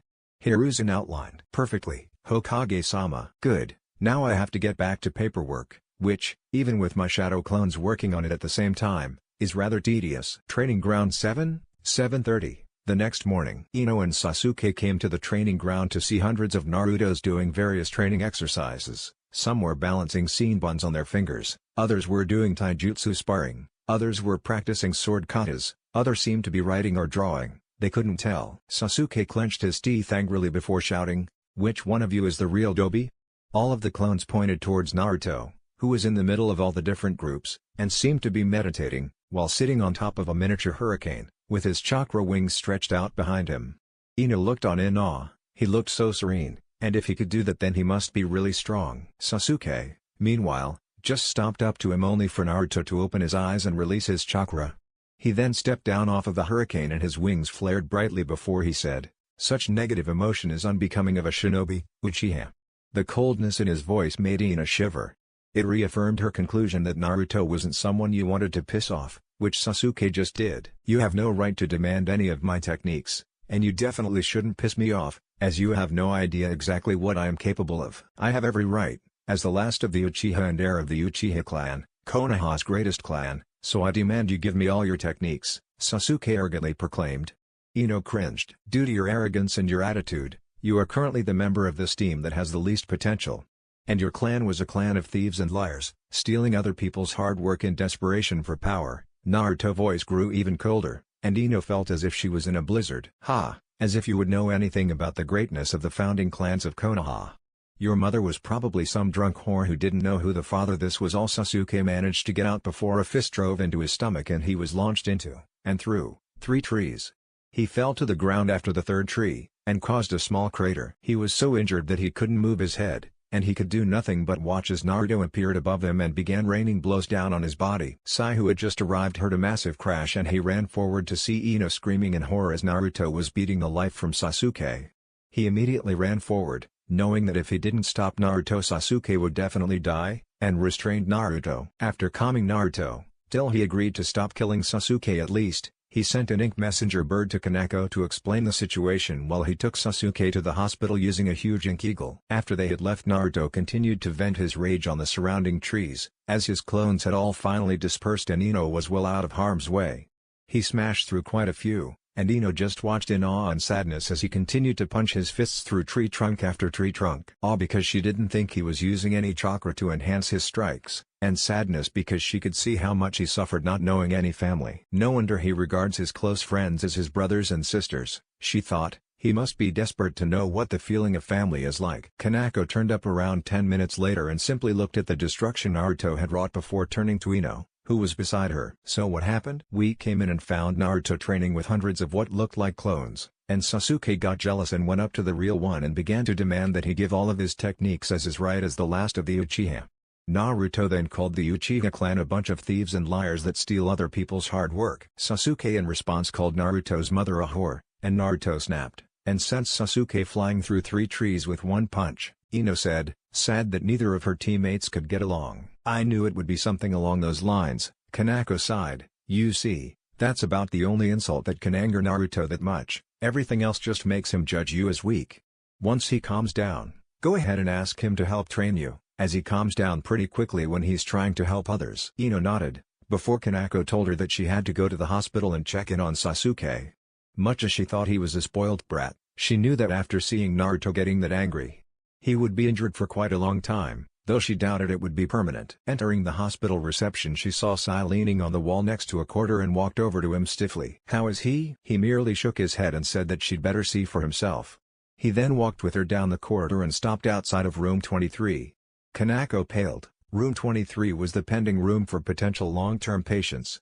Sai opened the door and let her through the door first. She walked into the room to see Tsunade writing notes on a clipboard, and as soon as she saw Tsunade, the head of the hospital, she knew it was bad. "How bad is it?" she asked the Sennin. "On a scale of 1 to 10 with 10 being the worst, I would rate it about a 9 to 9.5. Naruto really did a number on the kid. Any idea why he did?" According to Yamanaka Ino, who was there at the time, Sasuke called Naruto's mother a whore, Kanako said, wincing at the last part. "Well, that I can understand," Tsunade said understandingly. "Do you know how long he's going to be in here for?" "Definitely a year. At least." Ouch. Ino had been taught by Naruto for a duration of 15 minutes so far, and she had already worked out that he was a bit of a training freak. If he wasn't talking about training, then he was muttering about his projects, and if he wasn't doing that, then he was shouting at her about her training. For the past few minutes she had been attempting the tree climbing exercise while Naruto was writing up a training schedule for her. She could walk up the tree, she just didn't have the amount of chakra necessary for staying up there for a long time, and, as such, Naruto told her to do it until he said stop. Naruto, meanwhile, was giggling at the thought of Ino's face when she saw her training schedule. He had finally made up his mind. When he got to Jounin, he was definitely going to train a group of genins just so he could torture them in training, as his senseis had done to him. 5 minutes later he told Ino to stop and grab a drink before coming over to where he was sitting, which Ino did all too gratefully. Coming over, she accepted the schedule and looked over it, and proceeded to almost choke on the water she had been swallowing, before the flash of a camera blinded her. She then, after recovering from her coughing fit, asked Naruto whether he was insane, to which he just cackled evilly. 2 hours later Kanako and Sai arrived back at the training ground, having had to go to the Hokage's office to explain why Sasuke would be in the hospital for the next year and a half. Hiruzen had been about to give Naruto endless D ranks for 6 months but realized that Naruto had quite successfully delayed his problem of Sasuke being a flight risk, so he let him off. But he did say that Naruto would have to go to Mikado and explain why he had put her son in hospital for the next 18 months. Both Naruto and Ino accepted the news quite happily when Kanako announced that their team would therefore be comprised of Ino, Sai, and Naruto. Since Ino would be the only one learning the basics, they would be able to get through them relatively quickly and move on to more advanced stuff. It also made it more likely that they would be competing in the Chunin exams in 6 months. For the past 3 months Kanako's team had been primarily training Ino up to standard with the rest of the team, which was incredibly hard as Sai was at least high Jounin level and Naruto was almost Kage level. They were aiming to do the minimum required number of missions completed in order to enter the Chunin exams in 3 months and only had one C-rank mission remaining in order to be able to qualify. As they returned toward to Madame Shijimi, the daimyo's wife, Kanako notified the Hokage that they were here for a C rank, although teammate happened to be there at the same time, asking for the exact same thing. As there was only one C rank available at the time, Naruto suggested that they both did it, before Kanako and Kurenai got into a fight. The Hokage seemed happy with the idea and agreed, before asking for Tazuna, the client, to be shown in. "Hick, what is this?" I asked for ninja, not a bunch of snot-nosed brats and their mommies. Tazuna made his entrance by generally insulting everyone in the two teams, but none more so than Kanako and Sai, who never knew their mothers. Sai to Tazuna mentioned this with a suggestion that he doesn't do it again as Sai held his tanto to Tazuna's throat. Thankfully for Tazuna, Kakano ordered Sai to stand down before he drew blood. Kakano had been given overall command of the mission, as she had more experience than Kurenai did, and she told both teams to be at the west gate out of Konoha in 3 hours, prepared for a 3-week-long mission at the very least. 3 hours later, west gate. Naruto was the first member of the mission to be at the meeting point, as he was 10 minutes early, and with nothing better to do he pulled out his trusty violin and began to play. The song reminded all that heard of leaving, saying goodbye, and arriving. As the other members of the mission arrived, they stayed quiet, knowing that listening to the violin would provide them with entertainment until they left. That is, until Kiba arrived. Everyone apart from Kiba, Kanako and Tazuna had arrived and were waiting. Kiba arrived quietly, but what stopped Naruto playing was when he realized that Kiba was trying to get Kurenai to go on a date with him. Eyes flashing with anger, he walked up behind Kiba and hit him very hard on the head, before saying, "I really do hope you are not harassing my Ne-chan, Kiba, because if you are, I will have to teach you what happens to those who harass my friends. It is very painful." "Why the hell are you calling her Ne-chan anyway? It's not like you're related or anything. After all, you are just an orphan," Kiba said obstinately, not knowing the line he had stepped across. Ino, Sai, Kurenai and the newly arrived Kanako winced as they saw Naruto's eyes flash murderously. All four of them had to restrain Naruto from beating Kiba into hospital, as they needed him to complete the mission.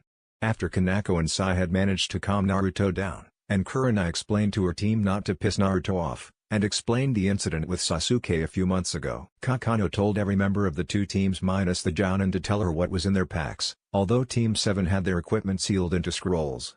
Thankfully she didn't have to hand out replacement packs, and so they set off. The entire company was bored for the first few hours as there was nothing to look at apart from trees, although Kakano was reading her smut and Naruto was reading the history of the First Shinobi War to see if it had any clues about the Makuten techniques the Shodaime Hokage used. Eventually though, Ino asked Tazuna why Wave didn't have any ninja, and they got into a conversation that everyone ended up listening to. "Well, we once had a very good relationship with a ninja village on a nearby island off the coastline, but it was destroyed several decades ago," Tazuna said. "What was the village called?"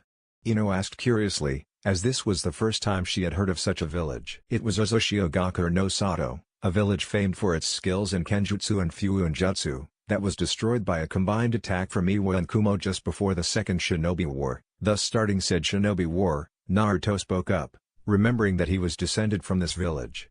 "It was also Konoha's ally before it was destroyed." "Obviously Konoha still remembers its allies," Tazuna said, before continuing, "but I would have expected shinobi about your sensei's age to remember, not a child of 12. So what connection do you have with the island?" "My mother was the only Uzumaki survivor of the attack, but she died a few years ago. As such, I am the last Uzumaki," Naruto said proudly, but at the same time, sadly. "I don't see what's so great about this village. I mean, if they were wiped out, then obviously they were pretty weak, right?" Kiba couldn't help but voice his opinion, and try and put Naruto down. "Kiba, if Iwa and Kumo hadn't lost so many shinobi wiping out the Uzumaki, then Konoha would have lost the Third Shinobi War, Yondaime Hokage or not. To this day Konoha remembers their failure at helping the Uzumaki. The swirl of Ozoshio is on many of the Chunin flak jackets, and can even be seen in the leaf on your Hideate. Konoha remembers that they could not save their sister village, a village that was also highly influential on the founding of Konoha itself. It was the Uzumaki that signed the peace agreement between the Senju and Uchiha, and they modeled Konoha's shinobi ranks off that of the Uzumaki," Naruto said, making many of the Jonin look at their Hideates. "I bet you're making half of that up to make them seem important," Kiba refused stubbornly. "It's the truth, Kiba. Hashirama, the Shodaime Hokage, was married to an Uzumaki called Mito Uzumaki, who was the greatest Fuin Jutsu user in history." Although Naruto is getting very close, Kanako sighed, before I smiling at the end. Kiba just huffed and continued walking. 2 hours later the trees began to disappear and grasslands started to dot their surroundings. All of the shinobi were on a higher guard than before, they could feel the uneasy quiet around them, and even Tazuna could feel it. Up ahead, the two Jounin and Team 7 saw what was obviously a genjutsu, and a very poor one too. They all glanced at each other and nodded, agreeing that they would see how this played out. Team 8 knew that something was amiss, as their different bloodlines were geared towards tracking, but hadn't caught sight of the puddle. As such the company walked past the puddle peacefully. The company turned to the sight of Kanako and Kurenai being shredded by a shuriken chain. Team 8, apart from Shino, panicked, while Team 7 remained calm, as they knew that the Jounin had Kurenai'd at the last moment, as shown by the splinters of wood left on the ground. 2 piggies down, 6 more to go, and then we can kill the bridge builder, one of the two assailants chanted in an almost smug tone as they charged to the Jounin. Naruto immediately moved forward, as did Sai, as the ones closest to the two attackers were Kiba and Hinata. And although Naruto was still annoyed by the disparaging remarks that Kiba had made, he was still one Konoha ninja, therefore he was obligated to save his life if necessary. Unsheathing an ninjato in his right hand and pushing Kiba to one sword with his left, he blocked the chain and punched his opponent in the stomach, launching the missing nin back and having the extra effect of staggering Sai's opponent, as they were still connected by the chain. Confident that they could deal with their opponents as they only looked to Jinan, Naruto's opponent released the chain from his gauntlet, before attacking Sai to allow his friend to do the same. Naruto just watched calmly as Sai went on the defensive, knowing that if necessary he could deal with both missing nins, before deciding that he would just handle them quickly to allow Ino to interrogate them by mind-walking. Sneaking up behind the two missing nin, he used the pommel of his sword to knock out one, distracting the other one and allowing Sai to kill him. Pulling out a bingo book as Kakano and Kurenai reappeared, he quickly found them and called out to Kakano. "Ne-chan, these two are the famed demon brothers, Chunin-level missing nins from Karagakoa, who are soon to be dead. Ino, can you mind-walk the unconscious one to see if they have company?" Hearing the affirmative, the company settled down to have a break while Ino was mind-walking through the mind of the missing nin and Kakano was grilling Tazuna about lying in the mission contract. "You are lucky there are two teams on this mission, and that one of them contains Naruto and Sai," Kanako berated quietly. Unfortunately Kiba picked up on the last part. "What's so great about Naruto and Sai, not to sound disrespectful, but they're just Jinan, aren't they?" Kiba knew that he owed Naruto his life, so he tried not to insult him. Due to certain circumstances, both of them had received training that is higher than an Anbu. The Naruto you knew at the academy was just a clone that was told to act stupid so that people would underestimate him. Both have vast experience in the field as both have worked with the Anbu Black Ops on certain occasions, all of which are classified. The reasons for this is classified too, although it will be revealed during the finals at the Chunin exam, as due to the Ni laws that the Sandaime made, it is impossible to skip shinobi ranks. Along with the fact that he wants to make a lot of publicity for Konoha, Kanako explained after cursing her big mouth, she shouldn't have mentioned it at all. All of the Jinan looked at Naruto and Sai, who were watching out for Ino, in awe. The thought that someone their age had been on a bunch of highly classified missions was awe-inspiring. A few minutes after this revelation, Ino came back out from walking the mindscape of the second of the demon brothers, having found the information that she was looking for. She then sat down and accepted a drink of water from Kanako, while Naruto was cutting of the heads of the demon brothers. "Alright, the demon brothers are two of a group of 4 missing nin that are working for Gato, who wants the bridge builder eliminated. The other 2 are Momochi Zabuza, the demon of the hidden mist, and someone they just know as Haku. I looked through their memories and apparently Haku can use ice techniques and was also trained as a hunter nin," Ino explained briefly after gulping down some water.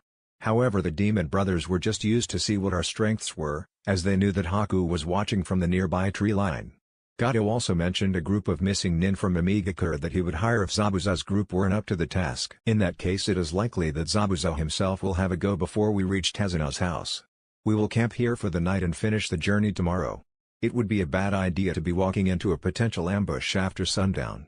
We will have a guard shift through the night, as thankfully there are 8 of us, meaning 4 shifts of 2. First will be Naruto and Kiba, then Hinata and Shino, Ino and Sai, and me and Kurenai, Kakano outlined. "One last thing, sensei, one of the missing nins from Ame was called Aerokuso. I thought that it might be of some relevance," Ino said as the others began to wander off to bed. Naruto's eyes sparked with this information, as Aerokuso was a traitor to Konoha, and also possessed an heirloom from his family. The next day all were woken up by Kakano and Kurenai, and they began traveling to the Land of Waves once more. Halfway through they came to the shoreline of the Land of Fire and Tazuna directed them to where a man with a paddleboat was waiting anxiously to ferry them across. "Tazuna, I cannot take them all at once, and I will not make 2 journeys," as Tazuna was trying to find a way to answer, as he didn't want to lose half of the shinobi guarding him. Kanako turned to Naruto. "Can you make another boat using your Uzumaki bloodline?" Naruto studied the boat intently before nodding. He then moved a few meters away down the shoreline and sat down on the sand, palms in front of him. He then began to channel intense chakra. Everyone turned to watch what he was doing and Kiba opened his mouth to speak before Kanako stopped him, saying quietly, "Hush, he needs to concentrate." The teams, disbelieving apart from Kanako, Kurenai, and Sai, watched as Naruto molding his chakra in an exact replica of the boat beside them, oars and all.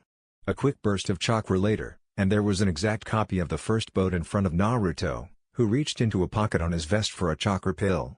He then came over and said, We will travel with Tazunai in this boat while Kurenai's team follows us across using the secondary boat. Kurenai walked over to the boat before stepping into it, as if it was a completely normal occurrence. As the two boats set off into the mist, Kiba whispered to Kurenai, "What was that? I have never seen that much chakra before, and didn't know it could be used to create solid objects." "It can't, not normally anyway. The ability is the Uzumaki bloodline, and it allows them to create fully functioning objects purely from their chakra, as theirs is slightly different from that of normal ninja. It's why Naruto is able to attach wings to his back using his chakra and fly above Konoha," she replied, "but the best part about it is that they are able to reabsorb the chakra they spend creating the object after they finish using it, which is why this boat is only temporary." Kiba and the others of Team 8 were stunned by the usefulness of such a bloodline. Of course, it has its limitations, as does every bloodline. It cannot create food or living things, only those that are dead. Likewise, it cannot create metals for crafting or smithing, as the purity needed is almost impossible to gain, although it can create already crafted metal that has been molded into an item, Kurenai said, knowing that all bloodlines have their limits and can only get one so far. An hour and a half later they arrived on the beaches of the Land of Wave, having seen the gargantuan size of the bridge that Tazunai is building on their way there. Naruto repeated the process that he had taken on the shoreline of the Land of Fire, simply in reverse, reabsorbing all the chakra he had spent initially. While this did increase the size of his chakra network, which should have debilitated him, thankfully Kyrie was using her chakra to protect the walls of his network and allowing it to happen without notice from his body. As Tazunai watched the boatman row off into the mist once more, the ninja were preparing themselves for the encounter with Zabuza that would undoubtedly happen soon. "Kanako-sensei, I request permission to be the one which engages Zabuza." Naruto was known to be serious by all as they heard the mode of address he used for Kanako. The boy was silent for a moment as Kanako considered the request, before pressing his case. "We know that he cannot beat me in either ninjutsu or kenjutsu, which are likely to be his two main strengths, and if he presses in taijutsu, I can definitely match him even if he has the advantage in strength and size. I will have the advantage in speed." Kanako thought for a moment more before nodding silently. Naruto was best suited to take on the A-ranked missing nin, as he was an S-ranked nin already in the bingo book, due to his exploits as Konoha's deathly angel over his supposed academy years. Add to that the fact that Naruto could beat Zabuza in his greatest strengths, and it was pretty much game over for the former Kiri Shark captain. Naruto placed himself next to Tazunai as the group walked quietly down the wide dirt road. When the mist began to set and the shinobi all began to tense. "Game on." Seeing a presence through the mist, Hinata quickly threw a kunai towards a nearby tree. Kiba, checking to see what it was, came back with a kunai and a terrified white rabbit. Team 7 and the Jounin, on seeing the rabbit, immediately knew that it was a Kwaurimi, as the rabbit's fur indicated that it had been raised inside a house. Naruto's ears picked up the sound of a heavy object passing through the air. "Whoomp, whoomp whoomp, get down." The shout rang from 4 different throats, those of Naruto, Kanako, Sai, and Kurenai. They ducked just in time to avoid being cut in half by what looked to be a massive sword, which proceeded to be lodged in a tree behind the group. After checking that everyone had indeed managed to get down in time, the group looked up at the man now balancing on the massive hilt sticking out beside the tree the blade was buried in. Momochi Zabuza, missing nin of Kirigakure, wanted for attempting to assassinate the Ondaime Mizukage, renowned as the Demon of the Hidden Mist, and later one of the 7 swordsmen of the mist, Kanako said as she watched Zabuza carefully. Hatake Kanako, the woman said to have copied 1,000 jutsu with her Sharingan, to the point where she is known as Sharingan Kanako. "I must say, I was surprised to hear that you were a woman, after all those years being known as a man. Fighting you will be fun," Zabuza said in a condescending voice as he looked over the Konoha Junon. "It won't be me you're fighting, but him," Kanako replied, pointing to Naruto. "Ha, you expect a Junon to beat me? I thought you shinobi from Konoha disliked the idea of needless sacrifice," Zabuza crowed, thinking that Kanako had lost her nerve. "I requested to fight you, Zabuza. After all, I do like sparring fellow Kenjutsu masters," Naruto said, drawing his twin ninjados, which now had seal along the blades towards the hilt. "If you requested to fight me, then who am I to deny your wish?" Zabuza asked rhetorically before forming hand seals for a jutsu. Water style, hidden mist jutsu. Almost instantly the battlefield was covered in a dense mist that was almost impossible to see through. Naruto silently released some of his chakra weights down to level 2 out of 20, they had been at level 9. And completely took off his 5 layers of resistance seals. The result being that Naruto would be a complete blur to anything other than a 3 Tomoe Sharingan. "There is no point Zabuza in using the hiding technique, I can still sense your chakra, and it seems you're in the process of making a water clone," Naruto announced, confident that he would win, as his skills countered or beat Zabuza's own. Meanwhile Zabuza was cursing internally. He loathed sensor ninjas, especially ones that could actually do some damage, as they completely nullified the usefulness of his favorite technique. He therefore abandoned the jutsu, as it was now just wasting him chakra. The mist slowly dissipated to reveal Zabuza standing on top of the water of the river that separated the land of waves from the mainland. "Well, now that you can see me, perhaps it's time to introduce myself and see if you know who I am." And with that rather relaxed statement Naruto flared his chakra into the form of two wings. Shocking Tezuna, Zabuza and watchers that were hidden in the trees. What the hell is Konoha's deathly angel doing here? In fact, what is Konoha doing here? Killer Bee thought in his head. He and his team of Amoi, Karu, Samui and Yugito had received a contract from the Land of Waves to protect a certain bridge builder from being killed. And it seems Konoha had too, and although he didn't like to deal with Konoha unless absolutely necessary, he didn't like the idea of going back to Kumo with a failed mission either. Let's see how this plays out. Either we will have to deal with Momochi Zabuza or we will have to deal with Konoha. Although this should be a good chance to see how good this kid really is. Back on the water Zabuza was sputtering in disbelief. Konoha's deathly angel is a Jinan? Zabuza couldn't contain his horror, turning to Kanako. Yep. Kanako gave him a thumbs up and an eye smile. I did most of my missions while a blood clone took my place at the academy and acted like a complete doby, Naruto said. How he loved messing with people's heads. But the first sighting of you was 3 years ago, which means that you were on a mission in Kiri, which was a battleground at the time, at around the age of 9. Zabuza was now pointing comically at the utterly relaxed Naruto. Yep, same as Sai. Naruto chirped at Sai, who was by now insanely bored and had gone back to drawing. Oh shit, come on, I don't think I am able to take Konoha's deathly angel, Konoha's panther, Sharingan Kanako and Konoha's genjutsu mistress. Zabuza shouted at himself internally, but his sense of pride won out and he readied his familiar blade. Ah, the Kubi Karabocho, so it seems this will be a kenjutsu match then? Naruto asked, readjusting his grip on his twin ninjatos. The two simply stared at each other for the next few minutes, the tension between becoming almost physical as the two worked up their adrenaline systems unconsciously. Then a leaf flew across Naruto's field of vision and the next thing all the spectators knew he had his ninjatos blocked by Zabuza's sword as Zabuza went on the defensive. Holy shit, he's fast. I barely got Kubi Karabocho up in time to stop myself from being cut in half.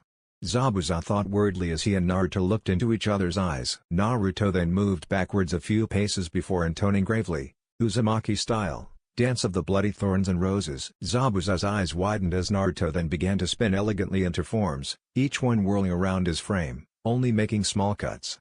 But Zabuza saw a flaw that he could exploit and swung Kubi Karabocho straight at what he thought was Naruto to get him to stop attack. What he didn't expect was for Naruto to roll over the blade and inflict deeper cuts on his right arm, right side of his torso, right thigh, and right calf.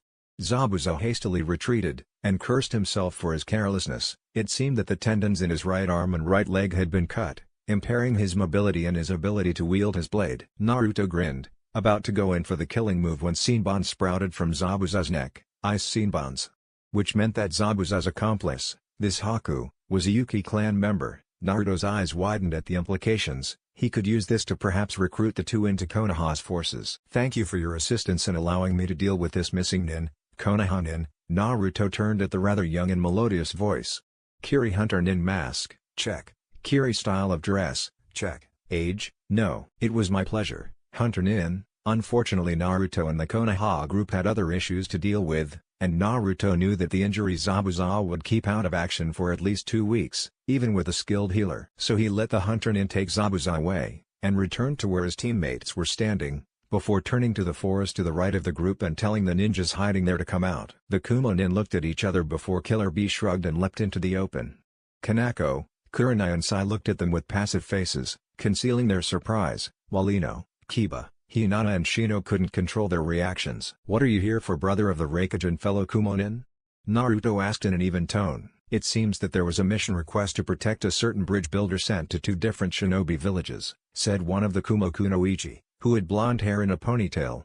At this everyone looked at Tazuna, who began to sweat before saying, perhaps we can deal with this at the house. Now that's an idea, yo! The large man with sunglasses rapped, badly. Shut the hell up, B.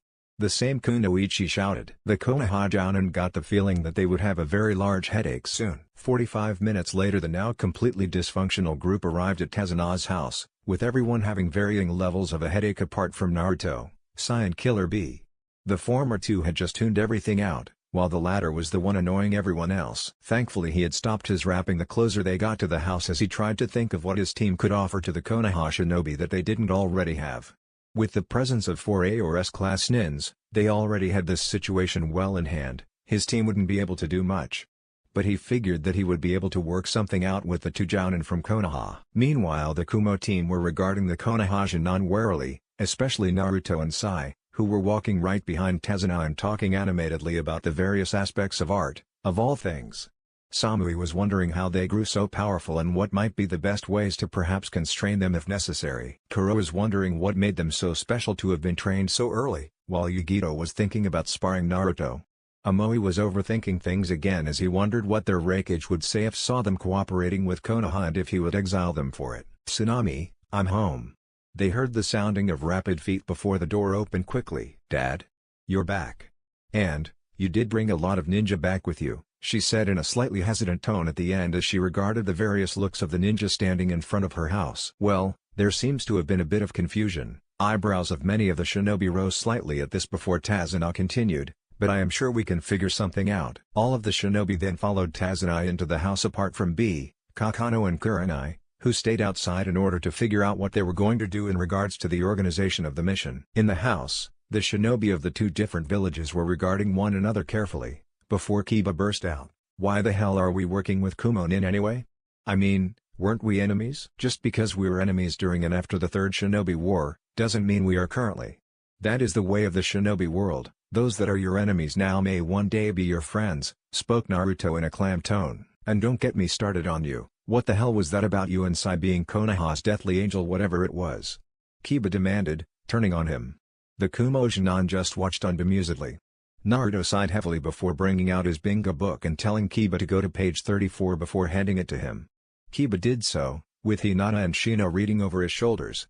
Konoha's deathly angel. Name, unknown. Ninjutsu, SS ranked abilities on ninjutsu, able to hold his own with some of the best in the field. Kenjutsu, SS ranked, able to defeat members of the Seven Swordsmen of the Mist with ease, master of the Uzumaki styles and dances. Taijutsu, S-ranked, able to defeat and outlast Mitogai, Konoha's Taijutsu master, created his own style, able to adapt to any situation. Genjutsu, A-ranked, able to defeat and outcompare most in the field of Genjutsu, but it is his weakest field. Fuuinjutsu, SS ranked, reportedly a sealing master better than Jiraiya of the Sennin, able to use seals in the midst of battle by drawing them in mid-air. Bloodlines, has the Uzumaki bloodline to make temporary solid objects through his chakra alone. Seem-to has an unknown bloodline allowing him to mix his affinities. Age, unknown. Associates, typically seen cooperating with his partner, Konoha's Panther, or Sharingan Kaneko. Trained from an early age by some of Konoha's best shinobi, but reason for this is unknown. First sighting, midst of the Kiri bloodline purged 3 years ago, Battle of Bonefires where he and a team of Konoha's Anbu held off over 20 enemy nin and 50 mercenaries while other teams were evacuating Kaguya survivors from the clan compound. Created 2 solid wings connected to his back while fighting subconsciously. S-ranked approach with supreme caution as this shinobi is approaching the rank of SS, which only a few members in history have ever held, the most recent being the Yondaime Hokage. Kiba looked up as he finished reading before saying, "Holy shit." In his shock, the bingo book fell from his grasp and the red-headed Kumo Kunoichi made an attempt to catch it, no doubt to read the contents, but before she could do so Naruto's hand snatched it out of the air. And he quickly put it back in his pocket, smiling slightly. A few moments later the door to the living room in which they were all gathered, rattled open as Kakano, Kurenai and B all walked in smiling. The Jounin all looked at them curiously before Kakano decided to explain. "We decided that neither group wanted to go back to their village without a completed mission report, so we decided that we may as well complete this mission together. So now that has been decided, we may as well give introductions. As Konoha has 2 teams present we will go first. I am Hatake Kakano, Jounin Sensei of Team 7. Yamanaka Ino, of Team 7. Sai of Team 7. Uzumaki Naruto of Team 7. Yuhi Kurenai, Jounin Sensei of Team 8. Aburame Shino of Team 8. Inuzuka Kiba of Team 8. Hyuga Hinata of Team 8. The Kumo Nin glanced at one another, before Killer Bee decided to set the example. Killer Bee, Jounin leader of Team 3. Niyugito, of Team 3. Amoy of Team 3. Kuro of Team 3. Samui of Team 3. "Well, now Dad, we all know others, How about we go spar and see how we stand with our shinobi brothers and sisters? B managed to create a clear meaning in his sentence while rapping, although the fact that he was rapping in the first place annoyed the hell out of everyone. Kanako sighed, but agreed that it was necessary to be able to formulate a plan properly, even if she would have liked to try and keep some of their abilities secret. Several minutes later, in a rather large clearing in the middle of the forest, and away from prying eyes, the shinobi gathered to debate who should spar who in the opposing teams. Perhaps we should have free-for-all spar between one person from each team? Kanako suggested, getting annoyed at the arguments some of the Junon were putting up about wanting to fight certain people. But my team has extra, who gonna fight her? Killer Bee rapped as he pointed at Yugito. I am sure that Naruto will be happy to fight 2 rounds, am I right, Naruto? Kurenai asked, only to receive no response. All 3 Jounin turned to see Naruto casually reading a book as Kiba was trying to shake him out of it. Kurenai immediately turned to Kanako and said, he was infected. I knew it would happen if he started to hang around you too long. Naruto. Kanako called, breaking him out of the trance he had entered, and repeated the question. Yeah, sure, why not? It should be fun. Naruto shrugged before going back to reading. All of the Jounin rolled their eyes, although B finally got a sense of how annoying his rapping was, he shrugged mentally, he didn't care. Kiba, Karu, and Ino, Kanako called the 3 forward from the rest gathered at one side of the clearing. Alright, this is just a spar, we want no long-term injuries or deaths. If you're in a position where it's do something dangerous, die, or quit, just quit. It makes things easier without people having to waste medical supplies because of your stupidity, Kanako outlined briefly before bringing her hand down with a cry of Hajime and starting the spar. Ino considered the other 2 briefly before moving quickly, using a Shunshine with one-hand seal, impressing the Kumo team along with Kurenai's team. Now out of immediate sight of the other 2, Ino considered her plan of attack. Back out in the open, Kiba was desperately trying to avoid being hit by Kuro's Buken, as all blades had been replaced by them in order not to injure anyone, although everyone had agreed that if they were hit in a kill point by 1, they must immediately quit. Backing up quickly, Kiba called out the name of his technique as Akamaru readied himself beside him. Fang passing Fang. Karo's eyes widened as she saw the 2 human-sized drills speeding towards her, and ducked at the last second, collapsing to the ground, the drills just missing her by inches. Kiba pulled out of the technique just as he was about to crash into the trees ahead of him. He turned to repeat the maneuver, only to find Kuro immediately in front of him with her Buken pointing towards his heart. Kiba understood that he had lost, moving out of the way to watch the remainder of the match. Ino was watching from above, as she had walked up a nearby tree while Kiba and Kuro were occupied with fighting each other. Seeing that Kiba was out, she sent a clone to distract Kuro momentarily. As Kuro turned to face the incoming clone, she didn't notice that it was just an illusion, as it wasn't touching the ground. As she did so, Ino dropped from the branches overhanging the clearing behind Kuro and tapped a pressure point in her neck, knocking her out smoothly.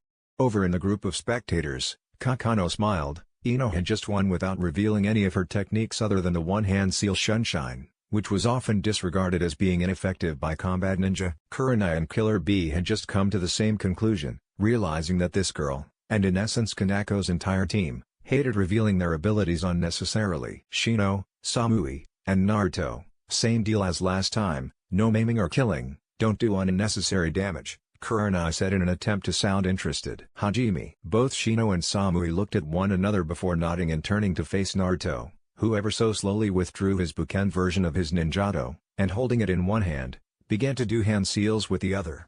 Everyone was shocked that he was able to do so, even Kanako and Sai, as it had just been a recent project of his. He called forth water that proceeded to surround his hand, making the eyes of everyone widen further still. Naruto had just called forth water from the air, which only the Nidaime Hokage was recorded of doing, and showed extreme control over it by wrapping around a limb without it losing its form. Samui and Shino charged in immediately, determined to try and force Naruto out before he could get started. Unfortunately, they were playing right into Naruto's hands, as when Samui tried to engage him at Daijutsu fight in order to cramp him from using his Buken, he used the water that had been wrapped around his hand to douse her in water. Samui cursed, as this meant she wouldn't be able to use any of her lightning ninjutsu without knocking herself out of the competition. Shino retreated somewhat, before sending a wave Kikaiku towards Naruto. Seeing this, Naruto gathered wind chakra around his hand to the point where it was almost visible before slamming his fist into the ground and releasing his wind chakra as he hit. The result was a massive amount of the Kikaiku being launched into the air. Uzumaki-san, you have just given me an advantage, as all of my Kikaiku have the ability to fly, Shino said briefly before telling his Kikaiku to attack. Naruto was only able to think of one technique that he could use to deter Shino without killing many of the Aburame's Kikaiku. Hurricane style, Hurricane Sphere. Naruto created a sphere surrounding himself, comprising of layers of lightning, water, and wind. I suggest you forfeit Shino, as none of your Kikaiku will be able to pierce this sphere without being fried, drowned and cut to pieces, and I do not want to weaken you for the battle ahead. Naruto said, as he had worked out his personal ultimate defense technique. Shino paused, receiving messages from his Kikaiku telling that what Naruto said was correct. He thought silently for a few moments more, considering actions he could take and their outcomes, before he bowed his head and left the field. Naruto then deactivated his Hurricane Sphere before turning to Samui. As you are unable to use Lightning Ninjutsu, which is typically the primary elemental affinity type for those from Kumo, shall we make this a taijutsu match? Naruto asked, smiling grimly. And who said that lightning is my only elemental affinity? Samui had a sudden grin on her face before announcing, water style, water bullets. She spat 6 high-powered bullets at Naruto, who, seeing the hand side chain and guessing the technique, was already performing a counter technique. Earth style, earth rock wall. Samui just watched silently as her water bullets hit the earth wall ineffectively. As the wall collapsed after it had been used, Samui eyed Naruto. Just how many elemental affinities do you have? She couldn't help but ask with slight exasperation. 4. Why? Naruto was oblivious to the sense of shock rising up from the Kumo ninja. Never mind, it's just not cool to face a guy with 4 affinities, Samui sighed before moving in for taijutsu. As she tried to get beneath Naruto's guard, she could sense that Naruto was coddling her and allowing her to try and hit him. Naruto eventually got bored of the light exercise and struck a pair of pressure points on Samui's arms, rendering them useless. Samui then moved to try and kick the living daylights out of Naruto before he knocked her out. Talk about bloody troublesome, he thought, you immobilize her arms, and so she immediately tries to kick you instead. He then picked up the unconscious Samui and carried her over to the watching group. Was it really necessary to toy with him, Naruto? Kakano asked in slight exasperation. She had expected the third spar to be well underway by now. I was bored, Naruto said briefly before he pulled his book back out and continued reading. Yugito tried to look at what he was reading and found that it wasn't Icha, but instead it was a manual on sword crafting, of all things. The third round went as expected, with Hinata, due to her overly gentle and hesitant nature, being dealt with quickly by Amoe, but not before dealing some damage to him in the form of closing the tenketsu of his left arm.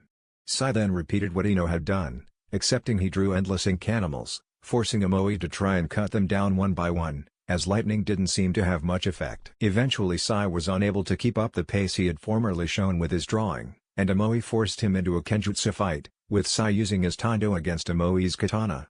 Although Amoe had the advantage of reach, it was effectively nullified once Sai began showing amazing displays of acrobatics in orders to get close in, even flipping over Amoe himself several times. The Tuboken started to crack under the constant impact of the two fighting. Eventually it ended in a rather spectacular finish as Sai used his chakra to stick one of his hands on the side of Amoe's buken, and when Amoe drew back for a downward slash, released it, allowing Sai to get directly behind him and poise his buken at Amoe's jugular. The Kumo shinobi were rather depressed at this, as although each of them had beaten the Konoha Jinan from Kurenai's team, none of them had beaten any from Kanako's team. Although Karu was feeling the worst, as Samui and Amoe had lost to Jinan who were in the bingo book, while she had just lost to a normal Jinan. By this stage Yugito was almost feeling jittery, and she wasn't exactly sure why, as she knew that Naruto wouldn't kill her, from what she had seen from his match against Samui.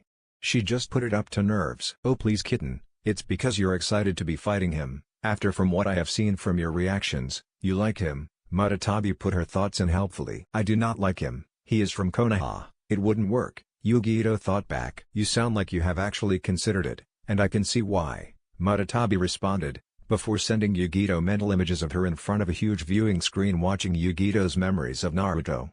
Yugito growled mentally, before blocking out Matatabi's voice to concentrate on the spar at hand. Naruto watched as various emotions ranging from denial to possessive want crossed Yugito's face, cementing his suspicion that she was a Jinchuriki. The odd chakra he had felt when he used his sensor abilities had been what initially made him suspect her, and even though Kyari had said that it was unlikely that a Jinchuriki could have such good control over their Baiju's chakra, he had continued to suspect. Now that his suspicion was cemented, he was also sure that Killer Bee was a Jinchuriki as well, although that was openly suggested due to the ox tattoo on his shoulder. He guessed that due to his Senju heritage they didn't know the same about him, so he made sure not to use Kyari's chakra. Although he had to put it out there, That look of possessive want that had crossed Yugito's face earlier had scared him. It was a mildly more controlled version of the same face that children make when they have something they absolutely want to play with.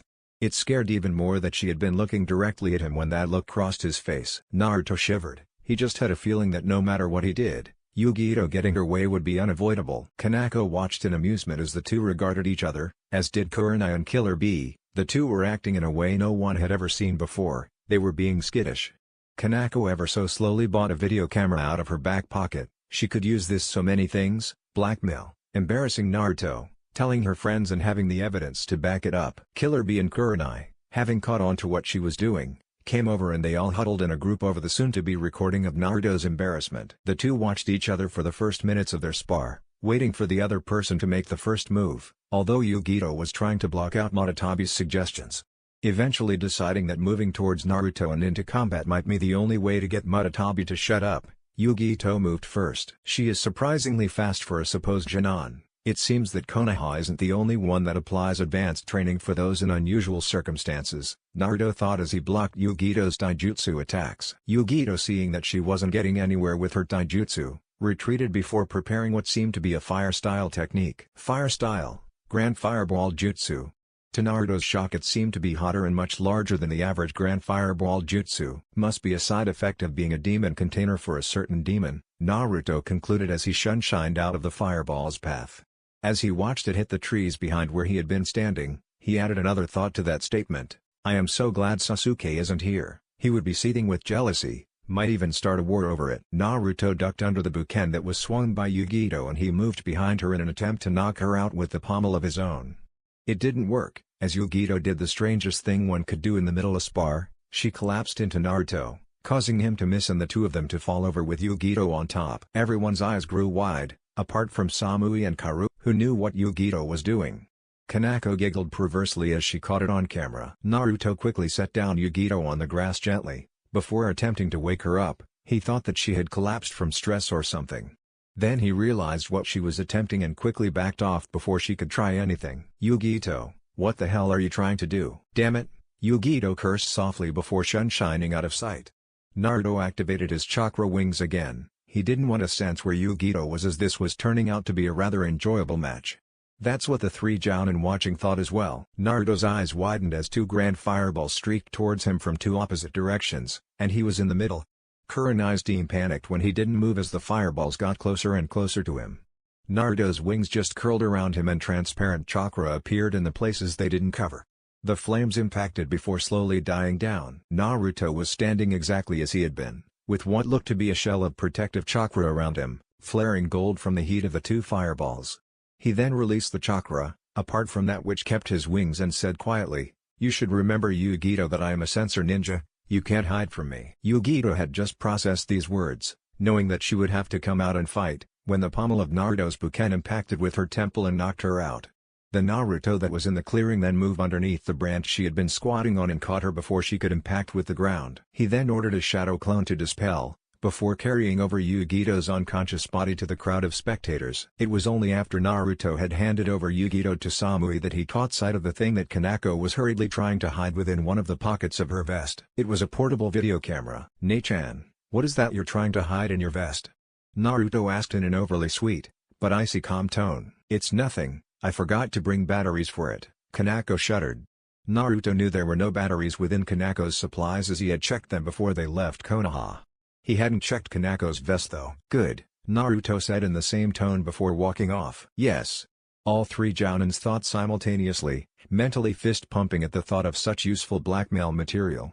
Kanako had made an agreement with Killer Bee that they would share such material in order to embarrass each other's students. It had been 2 days since the spars between the teams, and both Kurenai's team and the Kumo had been training like crazy.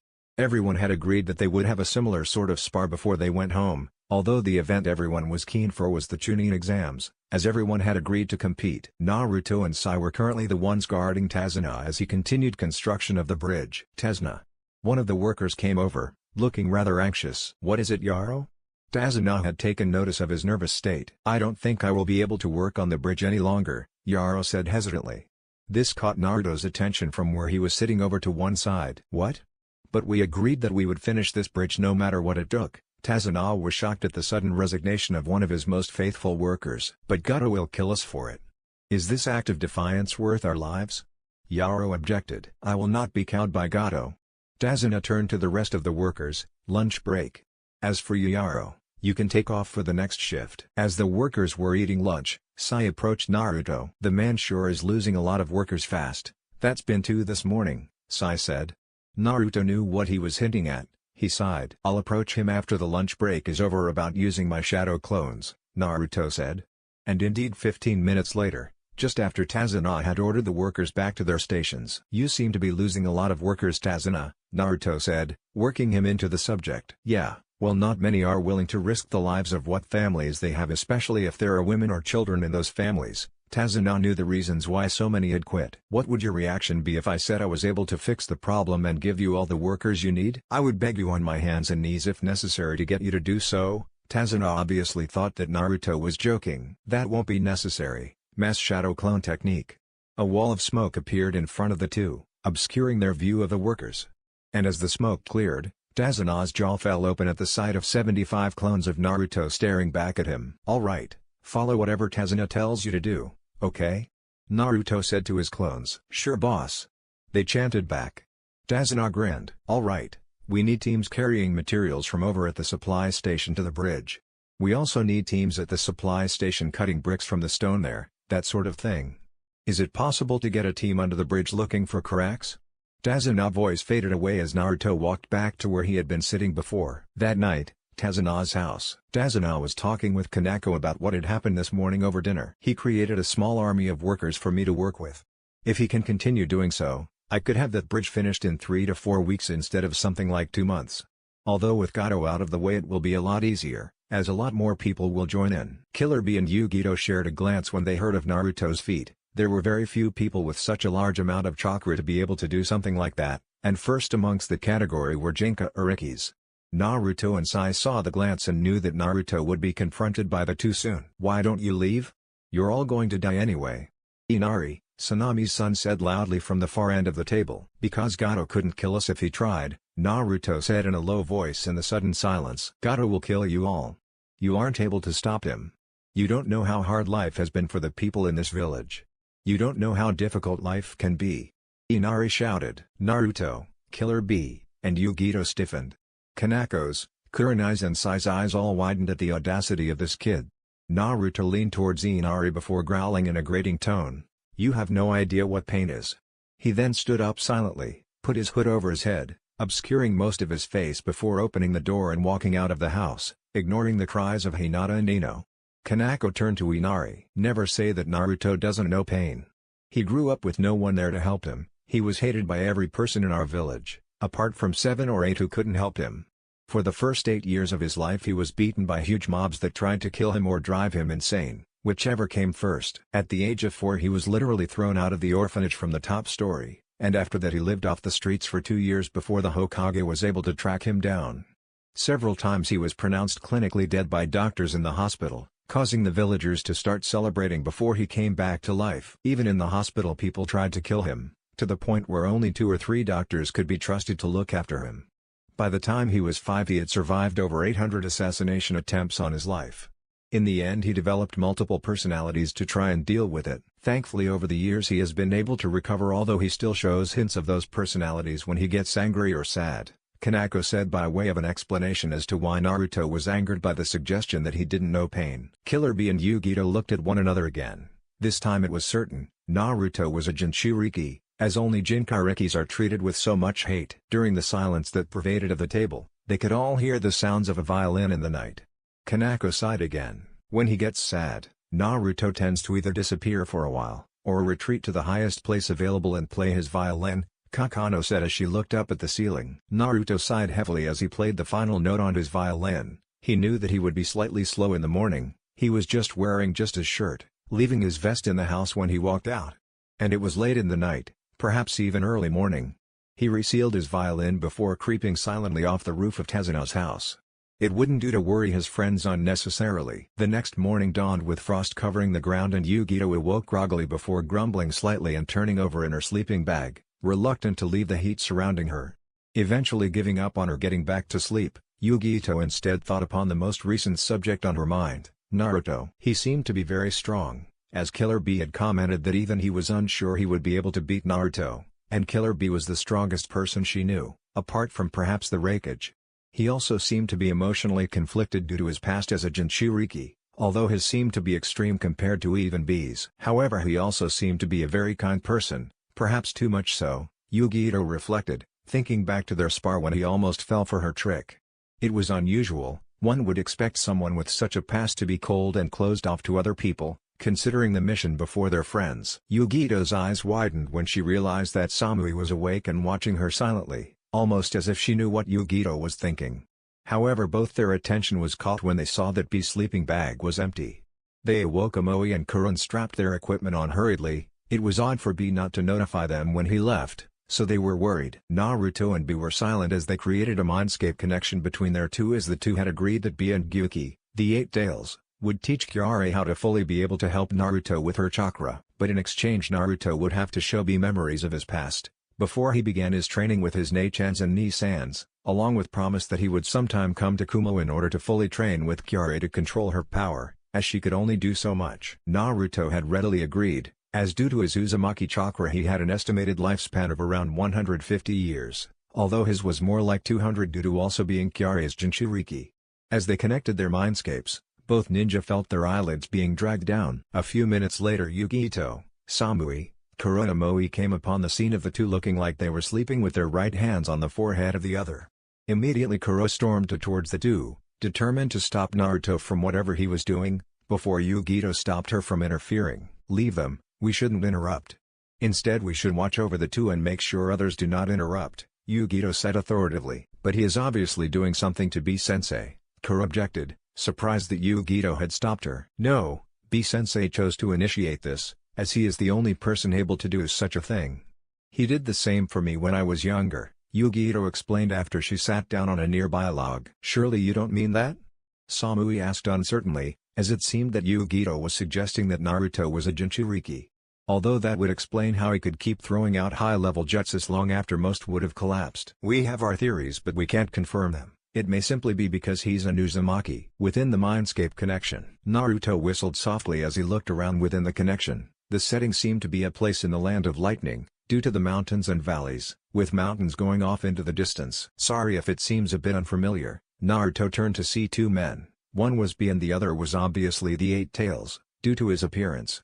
"Our mind unconsciously selected this place, as this is where we spend most of our time. It was only by becoming a Jounin sensei that we were able to actually leave Kumo, and even then rarely," Bee explained patiently, as although he understood his brother's reasons, it did get very boring. "Right," Naruto said briefly before turning to the Eight Tails. "It is a pleasure to meet another of the Baijuo, being as misunderstood as they are." "I shall say the same, Uzumaki Naruto, as I can tell that you are descended from the blood of my father. You have the same bearing, although you are an Uzumaki," Gyuki said courteously, confusing both Bee and Naruto. "What do you mean, descended from your father?"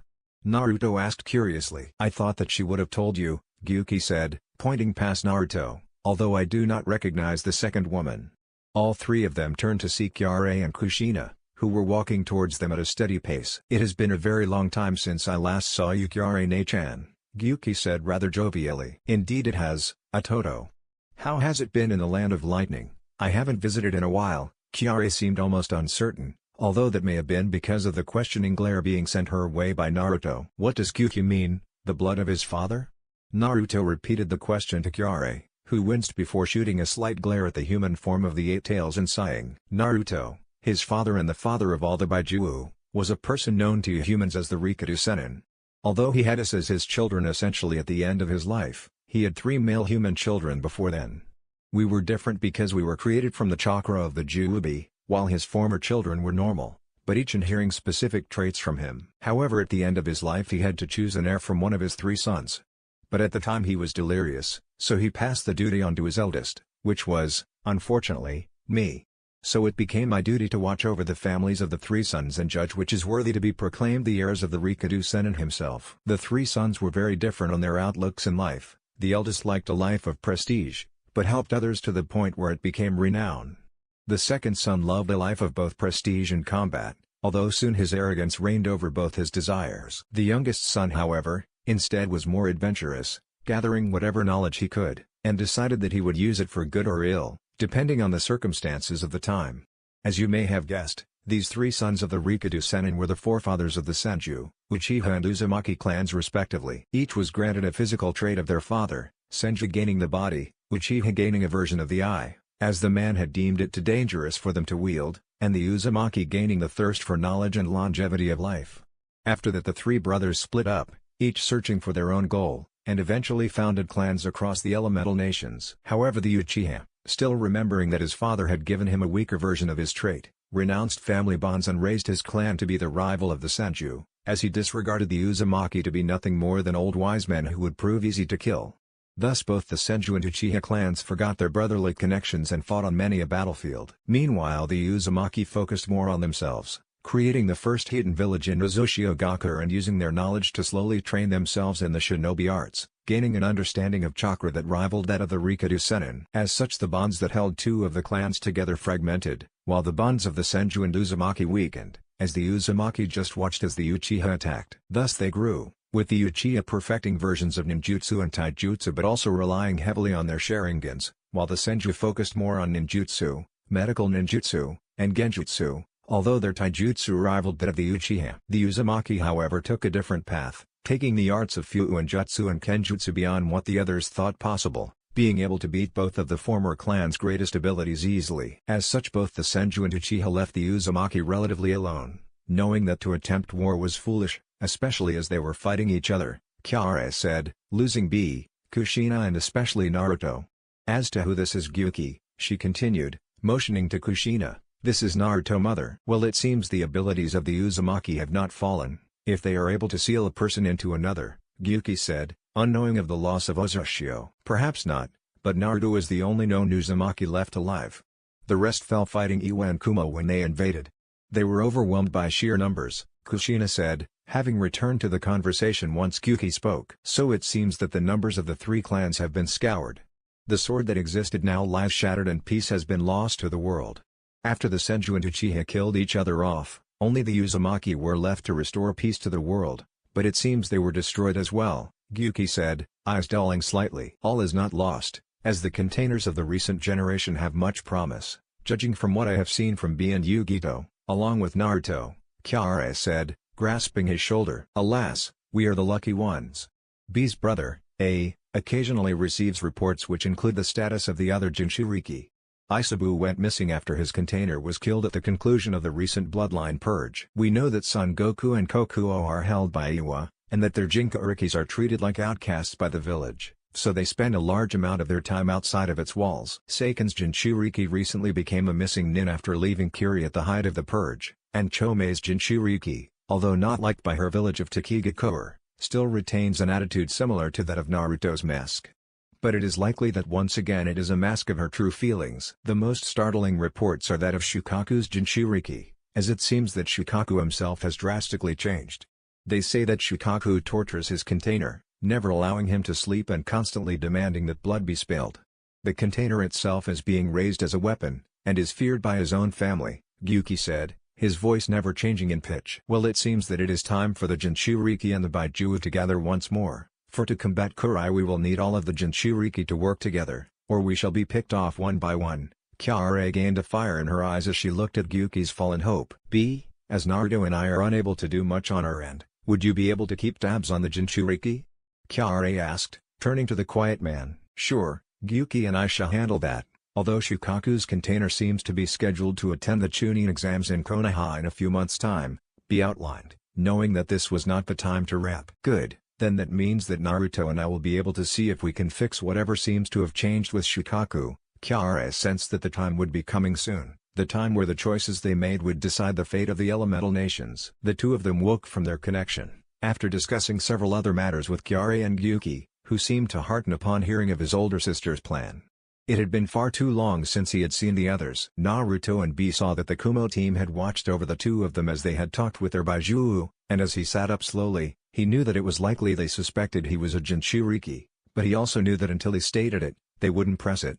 That was one thing he liked about the Kumo shinobi, they weren't as pushy as several Konoha shinobi were. It had been 7 days since the meeting between Gyuki and Kyare, and everyone was tense, They were expecting Zabuza to be back today, only this time they would be fighting several others as well. Naruto, remembering the information that Ino had gained from mind-walking the now-dead demon brothers, had claimed that if Aoi Rokusho showed up, then he was his to kill, but in doing so he would have to leave his friends to face the others for at least a short amount of time. Naruto was also considering making a proposition to Zabuza after he was done with the Konoha traitor, that of recruiting Zabuza and Haku into Konoha, which would allow them to go about their business without fear of Kiri's hunter nins.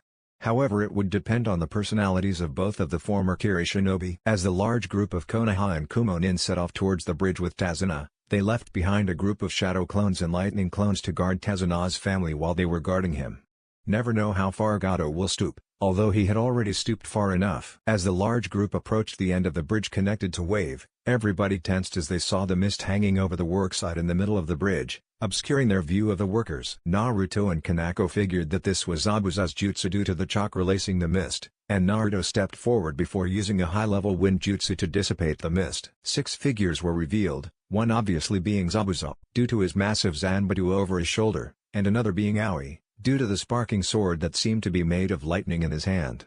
As the two groups of shinobi walked towards each other, Kurenai told Tazuna to stay back, and assigned her team to watch over him. So it seems that we have a chance to fight once more. Konoha's deathly angel, Zabuza said in a scathing tone as he looked at Naruto. Well, his attitude is pointing at him not accompanying us to Konoha, Naruto thought grimly. Be that as it may, Zabuza, but I shall have to have my fight with Aoi Rokusho over there before we do, Naruto said, motioning with his head to the thief of the Raijin no Ken. And why are you interested in battling me, brat? Are you foolish enough to think you can beat the wielder of the Raijin no Ken, the lightning sword of the Nidaime Hokage?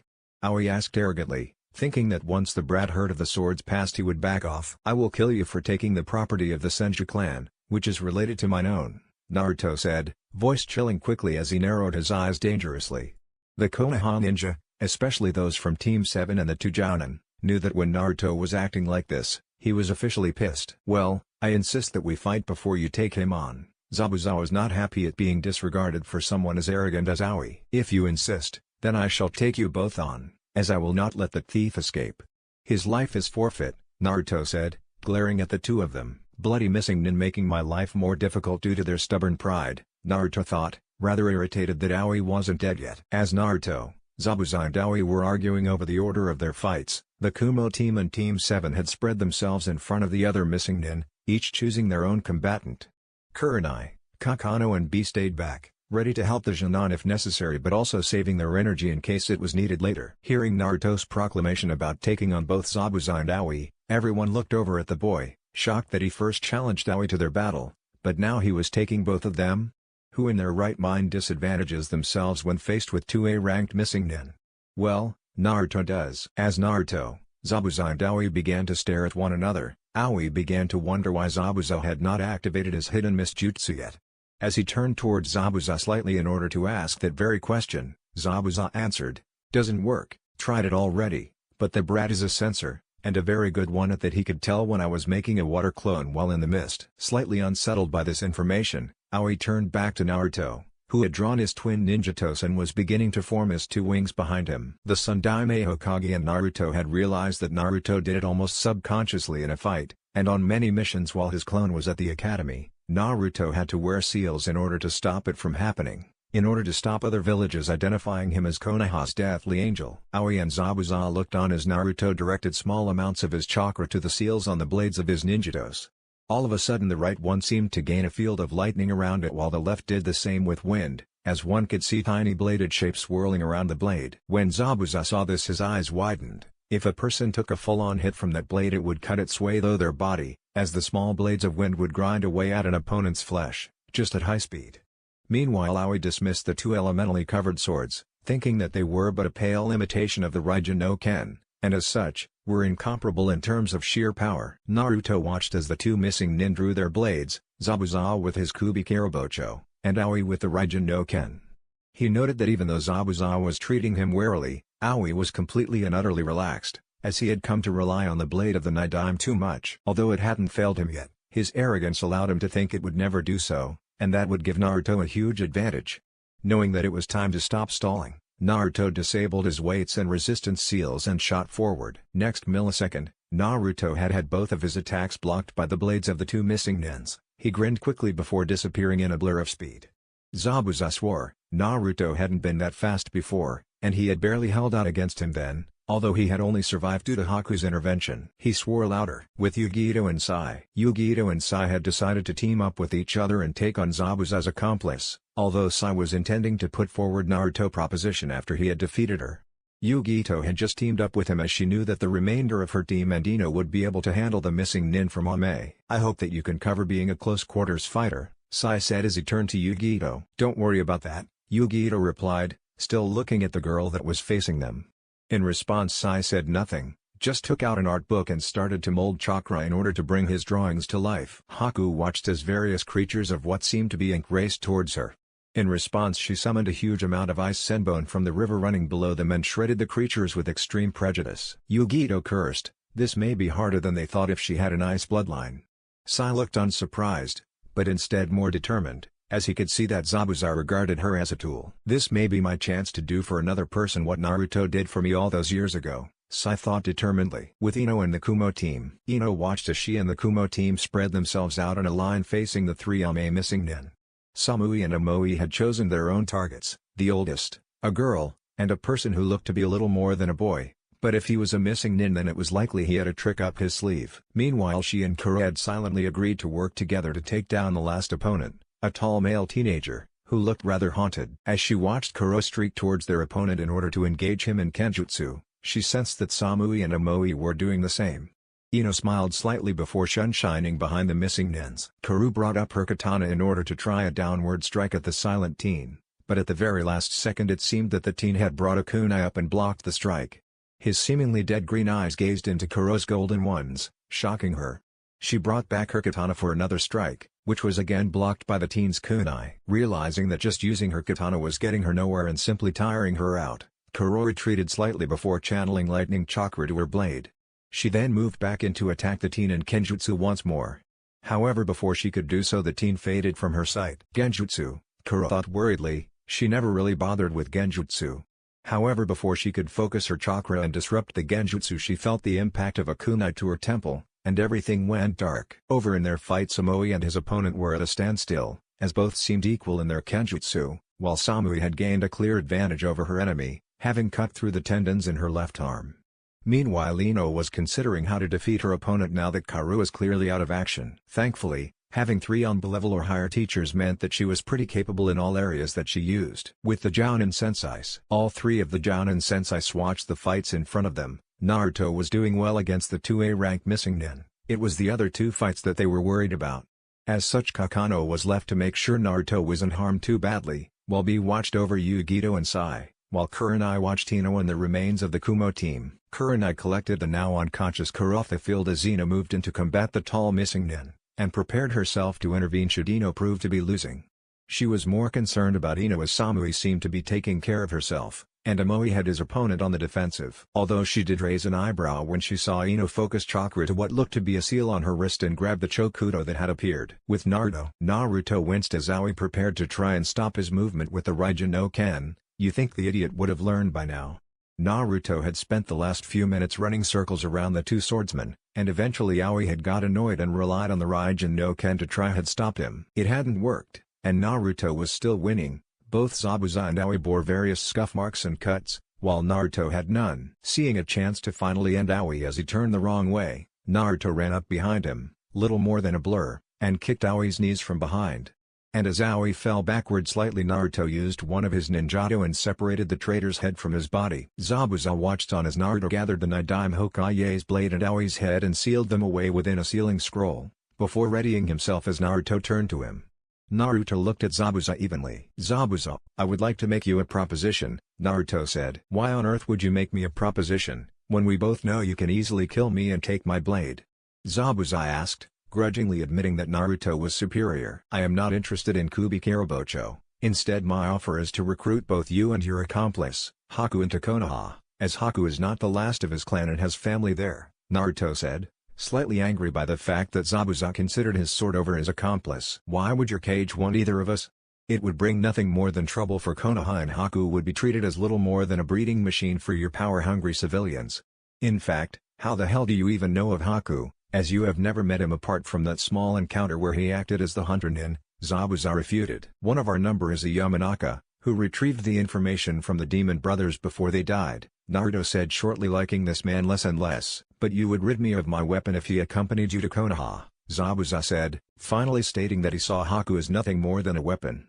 Naruto didn't respond, blurring behind Zabuza. If you won't allow me to take him, then I shall ask him myself, Naruto said harshly into the missing nin's ear. You will have to kill me before I allow you near him, Zabuza said, turning, with his blade sweeping around. And you can't stop me from doing so, Naruto said, ninja toes at the ready. Ah, but you aren't the only one wearing chakra weights, Zabuza said, and with a burst of chakra, release them. Naruto and Zabuza re-engaged with blurs of speed, causing sparks to fly from their colliding blades. With Sai and Yugito cursed. If there is one thing I can say about this girl, she thought frustrated, it's that her use of ice makes it really hard to deal with her. I mean, waves of ice bonds, and now this mirror dome jutsu? Along with the fact that she can do one-handed seals, and she is a pretty nasty surprise. Sai was in a slightly better condition, being outside of the dome, and was considering when he was going to put forward Naruto's proposition, as the fake hunter nin was more difficult to defeat than he had anticipated. His thoughts were put on hold as he felt Yugito accessing her by Ju's chakra. Well, this will make defeating the accomplice easier, but I will need to use one of Naruto's seals to stop Yugito from killing the girl, Sai thought, reaching into a vest pocket for a sealing tag. Sai watched as Yugito began to smash the ice mirrors forming the dome, eventually reaching the last one and shattering it, causing Haku to fall out of it with a cry of pain. As Yugito stepped forward to punch Haku into oblivion, Sai blurred behind the Bijou feed Kunoichi and put Naruto's sealing tag on the back of her neck, causing Yugito to go unconscious and forcing the Bijuu's chakra into its seal. Haku looked up at Sai, before saying, you know, there is nothing I hate more than traitors. I am not betraying her, but I need to put forward a proposition from my teammate, and she was about to crush you, Sai said calmly, laying Yugito out in a more comfortable position. Such would be my punishment for failing Zabuza-sama, and all propositions that you have for me should go to him, as he is my master, Haku said, pulling off her hunter nin mask and revealing to Sai that he was in fact a boy. It does not necessarily concern Zabuza, as he may be dead by now, Sai said. If anyone tries to harm Zabuza-sama, then they will die, Haku said, determination clear in his voice. Do you really want to live your life as a tool to a man who doesn't really care if you live or die, unless it stops you from completing his goal? Sai asked, seeing if he could get Haku to question his loyalty. Yes, Haku replied briefly. Why? He saved my life. So? With Ino, Samui, and Amoy. Samui had killed her opponent and had moved off to help Amoy with his, as he had been having a little trouble once his opponent had revealed that he could leech chakra through mere touch. Meanwhile, Ino was sneaking up on her opponent as her Kage Bunshin, which had been taught to her by Naruto, distracted him by attacking with the Chokudo. As her Kage Bunshin thrust at her opponent, he moved closer to Ino's hiding place by coincidence as he tried to back off. Seizing the opportunity, Ino bolted out of her hiding place and knocked him out with the handle of her kunai. Ordinarily she would have killed him, no matter how much it disgusted her, but he had made no move to attack her. It was almost as if he was asking for repentance and a second chance. Thinking this line of thought, she used her Shinten no Jutsu to walk his mind and see if he truly wanted to repent. Samui and Amoy, finishing off their opponent a few minutes later after Amoy acted like he was out of chakra, saw Ino's slumped body and settled down to wait before she came back out. Not cool, said Samui. With Sai and Haku. Does he mean to say that if I went to Konoha, I could have a family? I could have a different purpose? Haku's mind was racing. To tell the truth, he hated the fact that he served Zabuza so well, but it was pretty much all he knew, so he stayed, afraid of being on her own. Now it seemed that Konoha was offering him a chance to leave. She would never be alone again. Thanks, he said briefly, turning to Sai and smiling. It was nothing, after all Naruto did the same for me, he said, smiling before looking towards Naruto's fight. Do you think I could be on the same team as you and Naruto? It was obvious Haku didn't really want him to leave, so Sai stayed. Yeah, after all he calls the Hokage Gigi, so it shouldn't really be a problem, Sai said. He does what? Haku asked, scandalized. Sai just laughed. Now with all fights apart from Naruto's finished, everyone gathered to watch Naruto's fight with Zabuza. After all, it wasn't every day that one saw two Kenjutsu masters fight with pure Kenjutsu. Some of the Jonin were about to raise questions seeing the unconscious missing nin from Ame, Haku, and especially the unconscious Yugito, but Kanako told them to deal with it after Naruto's fight with Zabuza was finished unless they needed medical attention. As they watched Naruto and Zabuza fight, they discussed it amongst themselves. Man, I ain't sure that I could beat that brat, B rapped as he watched the two fight. At the statement, the Kumo Jonan, including the recently awoken Yugi Ito, looked slightly alarmed. B was one of the best shinobi in Kumo, if not the best. Well, he is able to beat the Sundaime Hokage in pure ninjutsu, Kanako said proudly, remembering the spar that the two held once a month.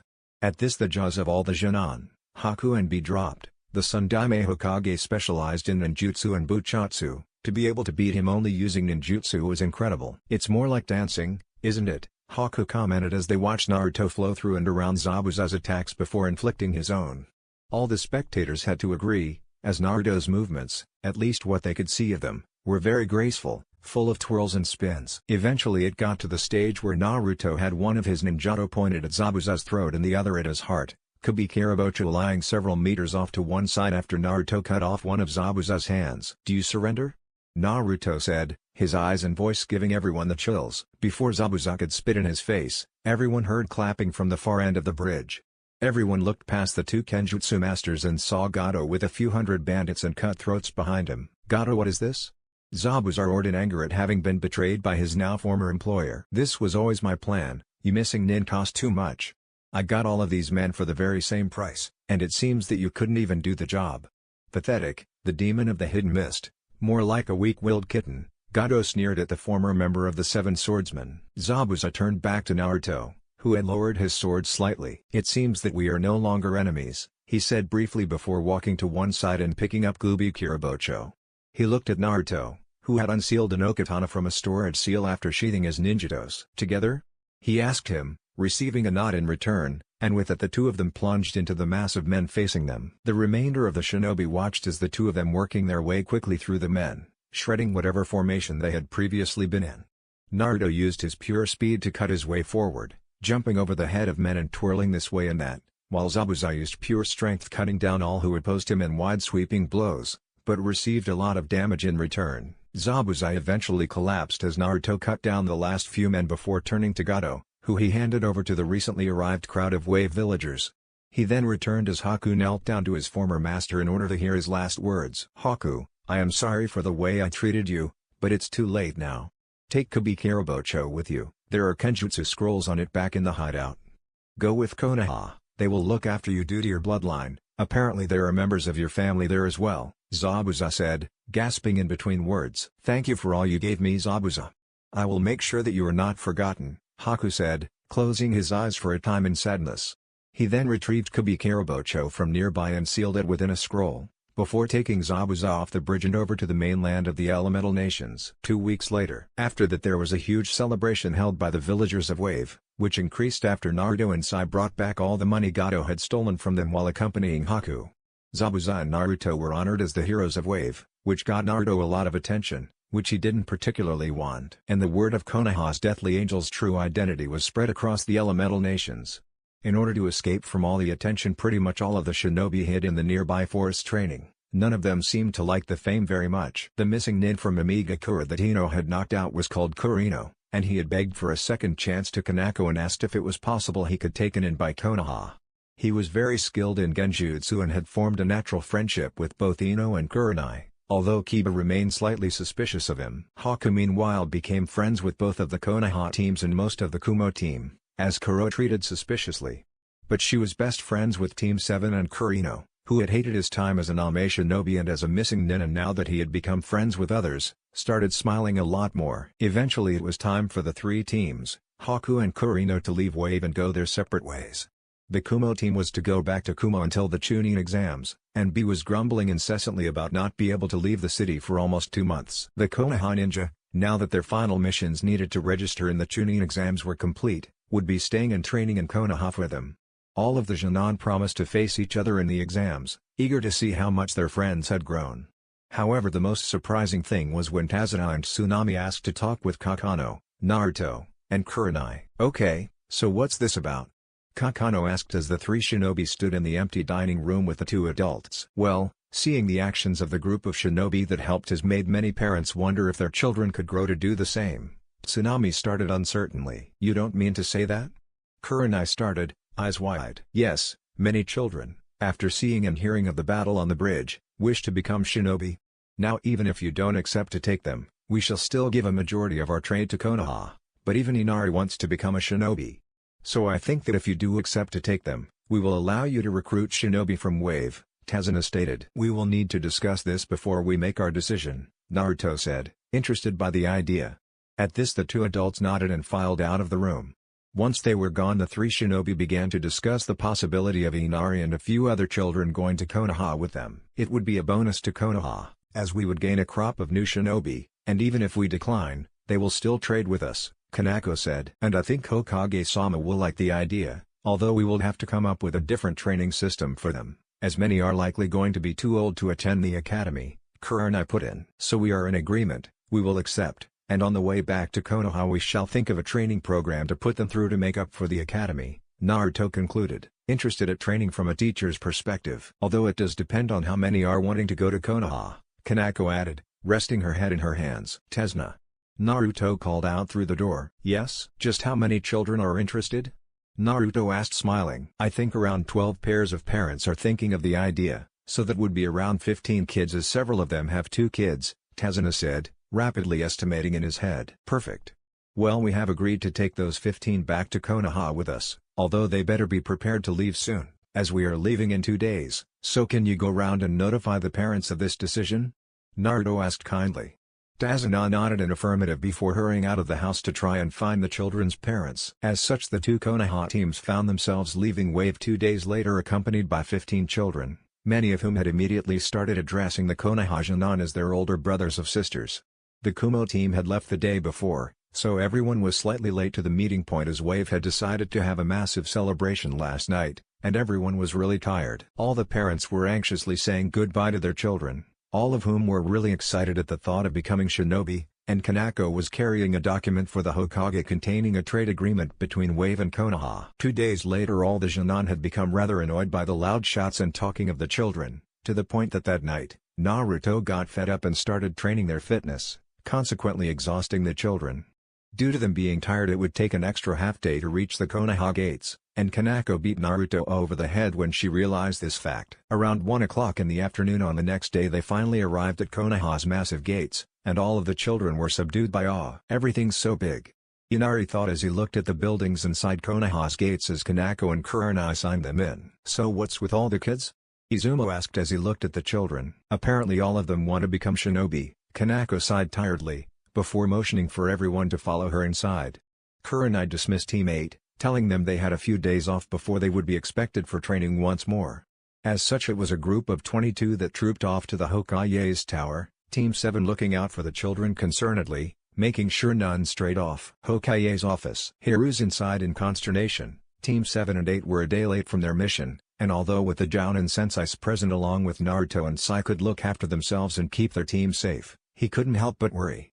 He was broken from his thoughts when seals that Naruto had put into his desk indicated him that there were people approaching his office. Hey Gigi, Naruto said, opening the door, and letting in what seemed to be a mass of people. Hiruzen stared quietly at the children and the 2 unknown missing nins before sighing quietly. Naruto, perhaps you would be so kind as to tell me why these people are here? His tone indicated that he was going to have to talk with Naruto afterwards. Naruto gulped. Well, these 2 are missing nin that wish to join Konoha, Naruto said, indicating Kurino and Haku. And why would they want to do that? Hiruzen asked, interrupting Naruto. Well, Haku is a member of the Yuki clan, and his family in Konoha. He was also never an actual shinobi, so the hunter nin aren't after him. Meanwhile, Kurino was a missing nin from Amigakura that escaped while Hanzo was fighting the civil war, which has apparently ended, Kanako said, seeing that Hiruzen was making Naruto flounder. And what can they contribute? Hiruzen said in a clipped tone. He should have known Naruto would manage to be embroiled in something like this. Hokage-sama, I have several scrolls on Kenjutsu and Water Jutsu from my former master Momochi Zabuza, Haku said, stepping forward slightly. And I have a good knowledge of Genjutsu and assassination techniques used by Almei Shinobi, Kurino said in a quiet tone. Hiruzen had to admit, those were both very useful things. Alright, you 2 can join, and as neither of you are evaluated on your rank, you'll be attached to Team 7 as they are who you are most comfortable with. Hiruzen sighed. The 2 stepped back. Now I hope one of you has an answer as to why there are around 15 children in my office? Hiruzen glared at Naruto before Kanako coughed quietly. Actually, Hokage-sama, there is something here for you to read, she said as she pulled out the missive from Tazna. Hiruzen looked over it before saying, "Well, we shall send a Chunin saying that we agree, but have any of you come up with any ideas of how we shall train them?" Hiruzen said in a slightly kinder tone as he regarded the children. "Actually Gigi, I have a suggestion. Perhaps we could do the same that we did with me and Sai, just on a lower level. Perhaps you could let some of the Jonin join in as a learning experience before they become Jounin senseis," Naruto put in from one side. "Actually that isn't a bad idea, but first we shall need to find a place for them to live," Hiruzen said. "They could live in my apartment building, along with Kurino, as not many live there due to my status, and it is well protected due to my seals," said Naruto, as he got along well with the apartment owner and had put seals all over the place to prevent it from being damaged or burnt down. "So we are in agreement. They shall live in Kosuke's apartment building for the time being, depending on whether they want to move out," Hiruzen said, nodding. Now all apart from Sai, Kanako and Naruto are dismissed. "Ino and Kurenai, could you take Haku to her compound and introduce her to her family, and also take Kurino and the children to Kosuke's? Just tell him that I sent you, he'll understand," Hiruzen said before turning his attention to the three in front of him. "Kanako, can you hand over your report on the mission, Hiruzen?" which he summarily put on top of the huge stack of papers that his Cage Bunshine were working on. "Alright, as we all know the Chunin exams are being held within Konoha in around a month and a half's time. This will be a prime opportunity for agents to infiltrate Konoha, so we need to prepare for extra security and perhaps even an invasion. This is primarily a task for you three as your Fuuin Jutsu and Ink Jutsu will allow us to keep track of security and warn us if an invasion is likely. So I need you three to come up with a way to monitor the village. Also I need you Kanako and Naruto to go over the seals on Konoha's walls and if possible, upgrade them. Sai, while they are doing that, you will be monitoring the incoming competitors to check if something is off, is this understood?" Hiruzen briefed them. "Hi, Hokage-sama," the three replied. "Oh, Gigi, it might be time to reveal the identity of Konoha's deathly angel," Naruto suggested. Hiruzen looked at him, curious as to his reasoning, before Naruto motioned to Kanako's report. "Dismissed," Hiruzen said vaguely as he began reading of their most recent mission. Naruto and Sai sighed tiredly as they waited for Ino to meet them at the bridge. Over the past 4 weeks they had been working to the bone preparing for the Chunin exams while also completing their mission for the Hokage. There was now only 2 weeks until the exams, and they had finally figured out the solution to their mission after Naruto had invented something called a relay seal. These seals were connected to seals all around Konoha, transmitting information on people, location, time, and keyed to pick up mentions of invasions and the like. All this information would then transmit itself to the Hokage every half hour. This was compounded by Sai using the same seal on his ink creatures, allowing them to mobile information gatherers on the competing teams. Another reason for their tiredness was the children they had picked up in Wave. They literally drove Naruto insane, demanding for training at all hours, and eventually they had to create Cage Bunshines to start their training. And between all of this they had been helping Ino continue to get ready for the exams, not that she really needed it, but she wanted to impress. "Hey guys, sorry I'm late," Ino called as she rushed over, having run to the meeting point to help keep up her fitness. Ino had changed a lot from the fangirl that she had been in the academy. She now wore black pants and red shirt, although this was framed by a black ankle-length trench coat with a red angel on the back. Her chokudo was at her hip, confident that she could use it efficiently having been taught in Kenjutsu by Naruto. She had her headband hanging loosely around her neck. "It's alright, after all Nei-chan hasn't arrived yet, so you aren't really late," Sai said smiling. Ordinarily Haku and Kurino would be there with the three of them, but as Kanako said it was just the three of them that needed to be here. They were watching over the children from Wave, who had a habit of getting in trouble. Typically because Konohamaru managed to involve them in his pranks. Naruto had introduced Konohamaru to Haku, Kurino and Ino about half a week after they had returned, and it was rather explosive when he thought that Haku was a girl. "Hey guys," Kanako said after sunshining to the end of the bridge. "Hey Nei-chan," all three of them replied as Ino had begun to see her friends as her second family. "Alright, we aren't doing training today, as you have the day off to think about and sign these," Kanako said, handing out 3 forms for the Chunin exams. All three took one glance at them before saying something, not looking up. "Anyone have a brush?" Kanako sighed. "I should have known it was worthless asking these three, they were going to say yes all along." 15 minutes later the three walked out of the Hokage's office, having just handed in their forms for the Chunin exams. They weren't surprised to encounter Team 8 on the way out, as they knew that they would be attending. As such they waited for Team 8 before they all decided that they would go see how Team 10 was doing and from there they would split. Team 7 were going to go bug Team 9 having spent a few training sessions together, while Team 8 was going to go spend time with the children from Wave. As such, they all dawdled their way to Training Ground 10 in order to meet Team 10 and see how they were doing. Naruto grumbled when they initially set out, not wanting to have to put up with Asuma, who always disliked him due to his casual friendliness with most of the kunoichi around town, but came along anyway. As the 6 Shin'an walked through the Training Ground 10 boundaries, they became aware of high-pitched shrieking ahead of them. Everyone winced in pity for Choji and Shikamaru. They must have suffered broken eardrums being in the presence of that. After the shrieking stopped, Kiba said something that everyone agreed with: "Poor bastards." Naruto quickly created several sets of earplugs using his Uzumaki bloodline before handing them out to everyone, and everyone proceeded to stuff them in their ears in order to preserve their eardrums. Now thoroughly prepared, everyone walked towards the sound, eventually coming to the side of Shikamaru and Choji cloud watching while Sakura daydreamed from a nearby tree. Naruto mentally thanked Kami that Asuma seemed to be absent. "Hey guys," Kiba called, taking the earplugs out of his ears and waving to the team. "Oh, hey," Shikamaru said lazily after lifting his head to see who it was. "So, you guys ready for the Chunin exams?" Kiba asked. "Well, I am thinking of entering," Choji said while munching on a bag of chips. "Naruto baka, where is Sasuke-kun?" Sakura screeched while examining the two teams, thinking that Sasuke might be hidden away somewhere. He's been in hospital for the past 5 months." Naruto was actually quite surprised that she didn't know. What did you do to him, Naruto baka?" Sakura screeched, if it was possible even louder. "First day of training after our Jinan exams, he called my mother a whore, so I punched through 3 trees. Apparently he had around 78 broken bones, and will remain in the hospital for around another year," Naruto said in a conversational tone, shocking Team 10. "What?" Sakura screeched in disbelief before hurrying off to the hospital. And as Naruto walked off to one side, Shikamaru turned to Ino. "3 trees?" he asked incredulously. "Yep.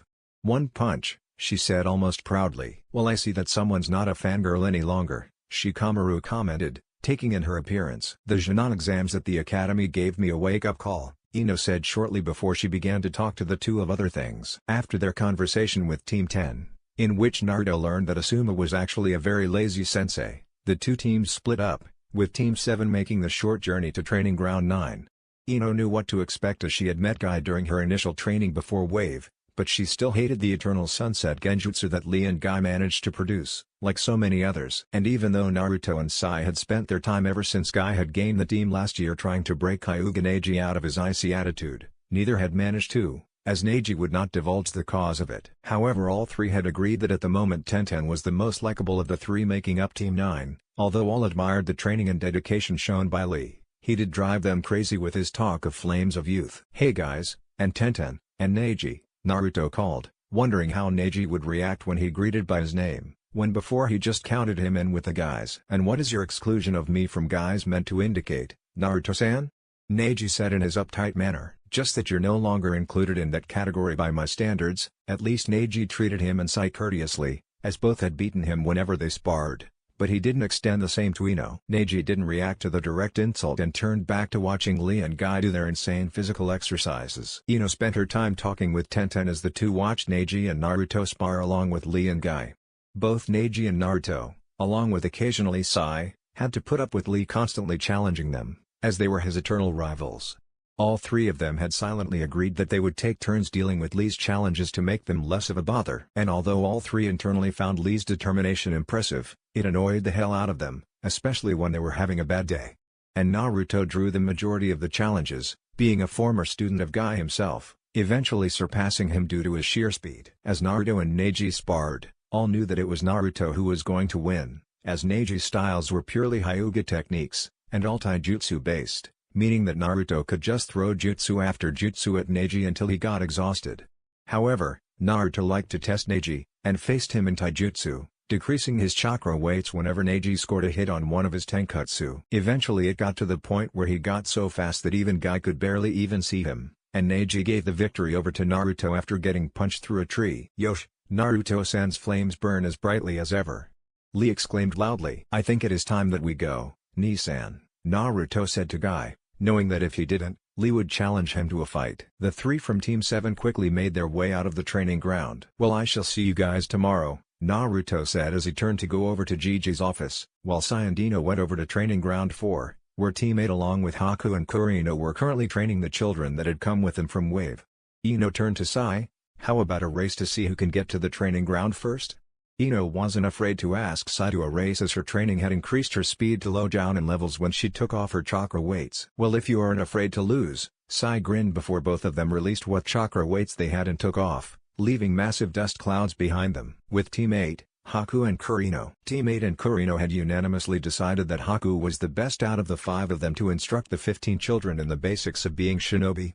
As such, the 4 of them were watching Haku tell the children to do push-ups and sit-ups in order to increase their stamina and strength. Well, we are in agreement that Haku is a sadistic bastard when it comes to training, Kiba stated as they had noticed that Haku seemed to take pleasure in watching others suffer through the joys of training. However, everyone's attention was grabbed when they saw a massive dust cloud billowing towards the gate. Hinata activated her Byakugan to see Ino and Sai racing their way towards the gate, with Sai narrowly winning. What the hell was that? Kiba asked as everyone gazed in the direction of the training ground gate. That was just Ino and Sai having a little race, Hinata said. This immediately caught the attention of all the children who raced off to greet their Nei-chan and Ni-chan, Inari sprinting out in front. Well, at least I won't be the only one teaching them anymore, you lazy bastards, Haku sighed. Haku himself had undergone a massive change in character ever since he came to Konoha. His appearance was pretty much the same, as apparently he had fun cross-dressing and screwing with people's heads. But around his friends his character was much more relaxed. Kurino was the same, minus the cross-dressing, but was still very wary of people he didn't know, although he seemed to relax around the children. Okay, now that the 2 of us are here, you will split up into 3 groups of 5, they heard Sai telling the children calmly after he and Ino greeted them. The children did so relatively quickly, with there being only a few arguments about friends and so on. Alright, the 3 groups will work on a rotational basis. One group will work on ninjutsu basics, while another works on genjutsu basics and the last on taijutsu basics. You will have half an hour with each before you swap to the next discipline. You will be Group 1, you lot Group 2 and you guys Group 3, Sai said, quickly explaining their training outline. The Junon quickly split themselves into different groups with Kiba, Sai and Hinata doing taijutsu, Kurino and Shino doing genjutsu, and leaving Ino and Haku to do ninjutsu. Both the ninjutsu and the genjutsu group were merely working on activating the children's chakra networks, before the ninjutsu group would begin work on the basic academy jutsu and the genjutsu group would begin with basic chakra control. The taijutsu group would be working their way through the basic academy style before doing a small sparring contest to see how well they picked it up. Meanwhile, with Naruto had just been allowed into the Hokage's office after the secretary had run out of reasons to keep him out. So how are you liking it, Jigi? Naruto asked smugly as he saw the Hokage looking at what looked to be a spare table in a far corner of the room while his Kage Bunshin were working their way through the piles of papers on his desk. This is amazing, Naruto. It's like have Sensor Ninja all over the city constantly transmitting.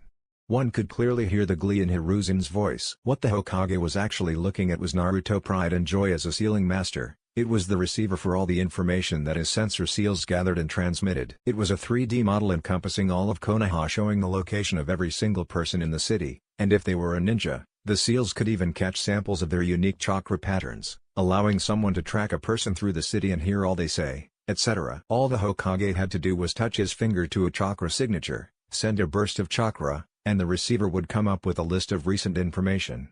In essence, it was the ultimate security measure in terms of dealing with spies and capturing criminals. Along with the fact that every Onbu captain had received upgraded headpieces to use in the case of an invasion, as they were linked to a microphone on the receiver. Also, Gigi, Nei-chan and I went over the seals on Konoha's walls and we upgraded several, meaning they could stand over 100 of Tsunade's punches combined at any one time. We even managed to rekey the seals for Konoha's alarm field to be able to change it into a solid barrier of chakra that will be able to stop a tailed beast bomb from the Nibi no Nekomata, Naruto said proudly, as he had invented a bunch of completely new seals for it to work. Really? Hiruzen asked curiously, in the case of an invasion that would help greatly. Yep. Well, remind Kanako and Sai to come see me with you when you want to receive your payment, Hiruzen said, smiling, before turning back to the receiver as Naruto left. As Naruto was walking through Konoha to Ichiraku's ramen, he heard the sound of a commotion and a rather familiar voice. Put me down. Shut the hell up, brat.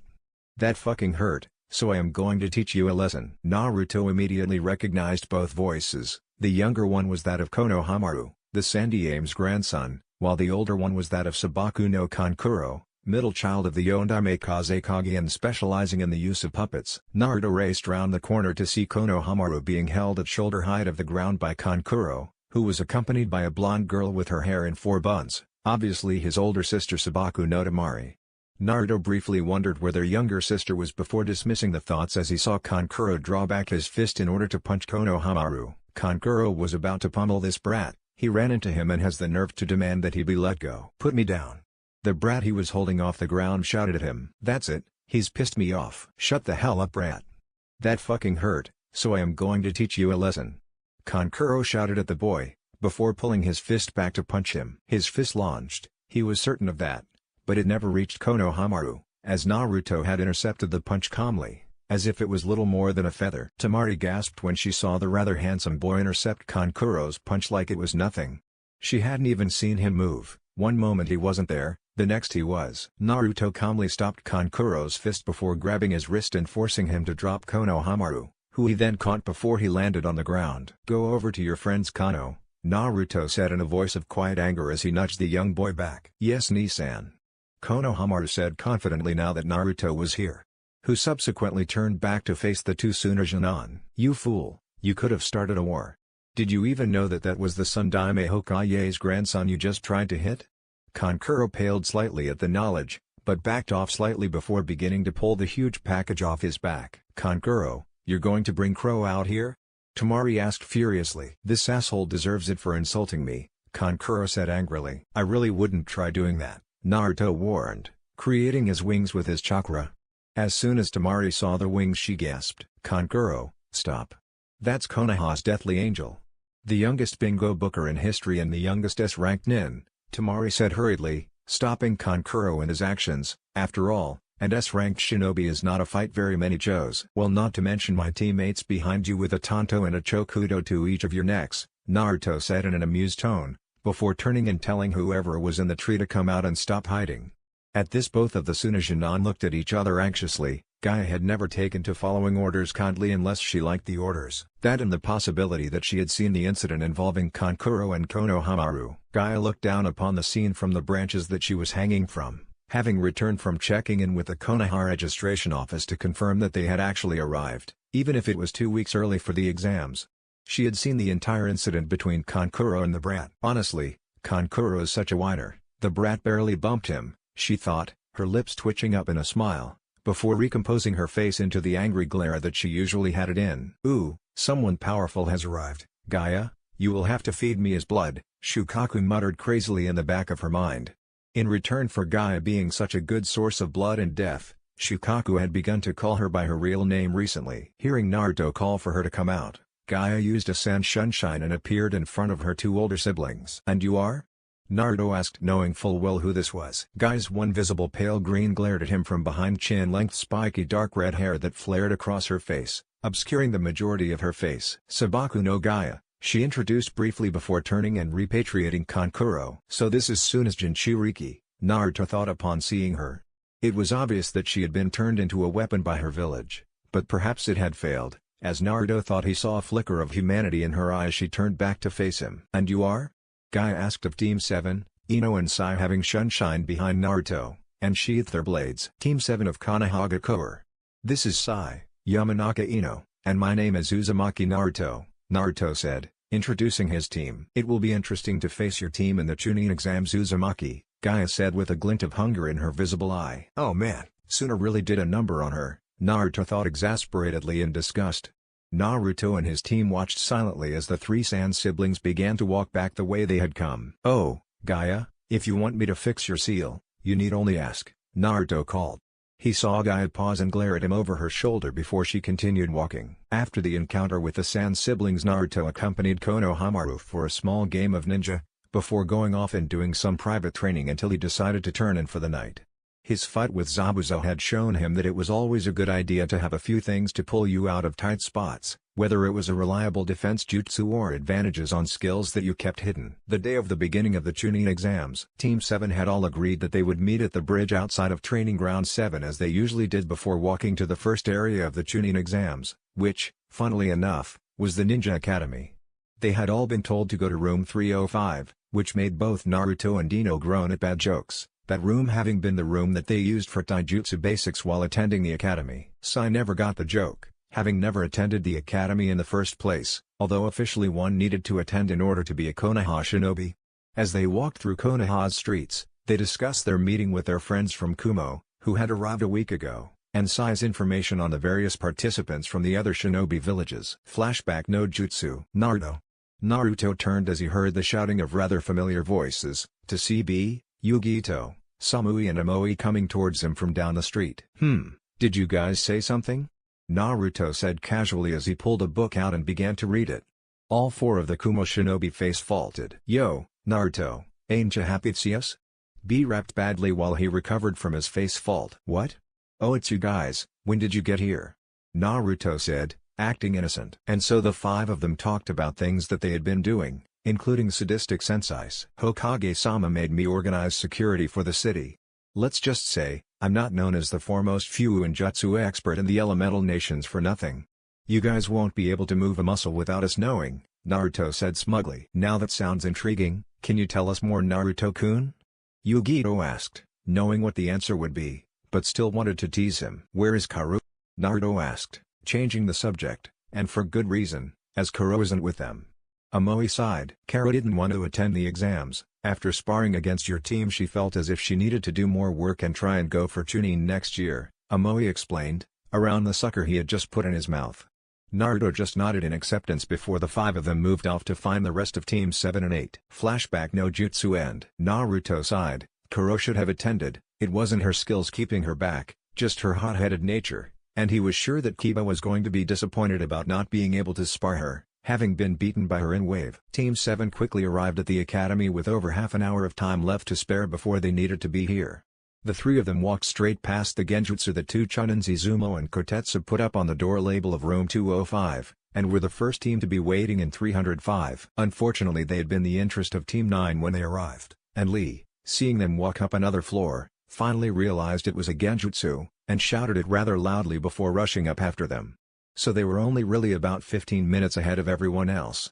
With everyone breaking into their teams or hanging out with their friends. Naruto just stayed with his team and Teams 8 and 10. Although he did pay a brief visit to the Kumo team. At the moment however he was beginning to get annoyed. Sakura. You stupid Naruto baka. How could you put the great Sasuke-kun in hospital? She wailed, right in his ear.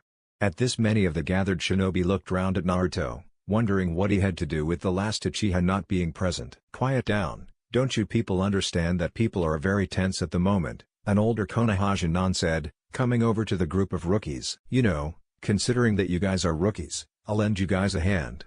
I have information on every competitor here, there's even a rumor going around that Konoha's Deathly Angel is in these exams. If you can guess who it is then I shall tell you everything I can on him, the Jinan said, pausing all talk in the hall at the information. And you are? Sai asked stepping forward slightly, even though he already knew. I haven't introduced myself have I? I am Yakushi Kabuto and 7th-time veteran of the Chunin exams, Kabuto said, causing a snigger from Kiba. The two of them got into a brief argument, which was interrupted when Sai asked about the information Kabuto had mentioned earlier. So who is it you want to get info on? Kabuto asked, pulling out his info cards. Samui and Yugito of Kumo, along with Sabaku no Gaia, Sai requested. You know their names, that doesn't make it any fun, Kabuto said with a bit of sarcasm in his voice. Let's see, Sabaku no Gaia, no D ranks to speak of, but has completed 15 C ranks and 2 B ranks, impressive. Her control over the sub-element of sand is legendary from reports of those who witnessed her fight and escaped. It is also important to note that she has never suffered from any sort of injury in her entire life, not even a scratch, Kabuto read, shocking everyone but the Sand siblings and Team 7, whose own info said much the same thing. As for Yugito and Samui of Kumo, the two are on the same Jinan team and were trained by the Reikage's brother. Yugito has a great control of her fire affinity, almost to the point where her mastery is unprecedented accepting fire affinity experts such as Uchiha Madara. Samui has an affinity for both lightning and water elements and both are reasonably good in Kenjutsu along with their teammate, Kabuto read of his card, annoyed he didn't have their mission record. Well, I have a person I would like for you to give me information on. All turned, rather surprised, to see Gaia, who proceeded to point wordlessly at Naruto, who rolled his eyes casually before motioning for Kabuto to go ahead. They wouldn't be able to do anything about it anyway. Everyone could see the grin on Kabuto's face. Uzumaki Naruto, Full name classified at the highest level, and commonly referred to as Angel while on missions due to being the possessor of the title of the youngest bingo booker in history. He is also cage level in taijutsu, ninjutsu, kenjutsu, and fuuinjutsu, with his only weak point being genjutsu, although that is around Anba level. Known to the elemental nations as Konoha's Deathly Angel, he is usually accompanied on missions by Hitake Kanako, or Kanako of the Sharingan, and Konoha's Panther, his teammate Sai.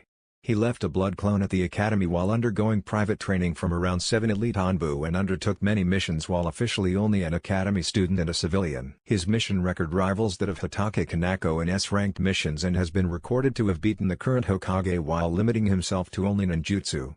In short, he is one of the most dangerous individuals currently alive and the only one of those at the age of 12. Full mission record: 15 D ranks, 223 C ranks, 63 B ranks, 32 A ranks and 14 S rank missions. He is known as Konoha's Angel due to the fact while fighting he can subconsciously channel chakra to his back and create solid wings. These wings can also interact as part of an ultimate defense and even allow him to fly. He is recorded to have 3 bloodlines, although he only uses one due to the other 2 being classified. The one he uses is his Uzumaki chakra, which allows him to create temporary solid objects due to the quality level of his chakra, which even for known Uzumaki is off the records. It is rumored that it is highly likely that at the end of the Chunin exams his heritage and full ancestry, along with his bloodlines, will be revealed, which have remained classified thus far due to the possibility of causing the Fourth Shinobi War, Kabuto said, awing everyone, excepting Naruto and Sai. I didn't think that he was that capable even after looking up his status in the bingo book, Yugi Ito thought as she stared at Naruto, awestruck. Naruto was silent as the room silently stared at him, before he finally started to get annoyed by it. What the hell are you staring at? He shouted, subconsciously flaring his chakra into his wings. There he goes, just like Kabuto-san said he could, Guy thought as Shukaku's mutterings grew louder in the back of her mind. Alright maggots, that's enough.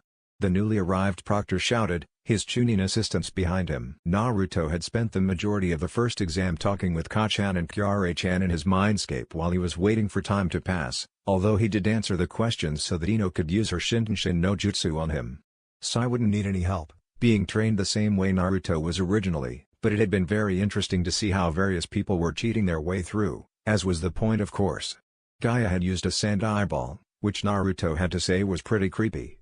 The Hyugas used their Byakugan, that being the obvious solution as they could see through people and just copy their answers. Kiba and Shino had used their various companions, although Akamaru was a little obvious.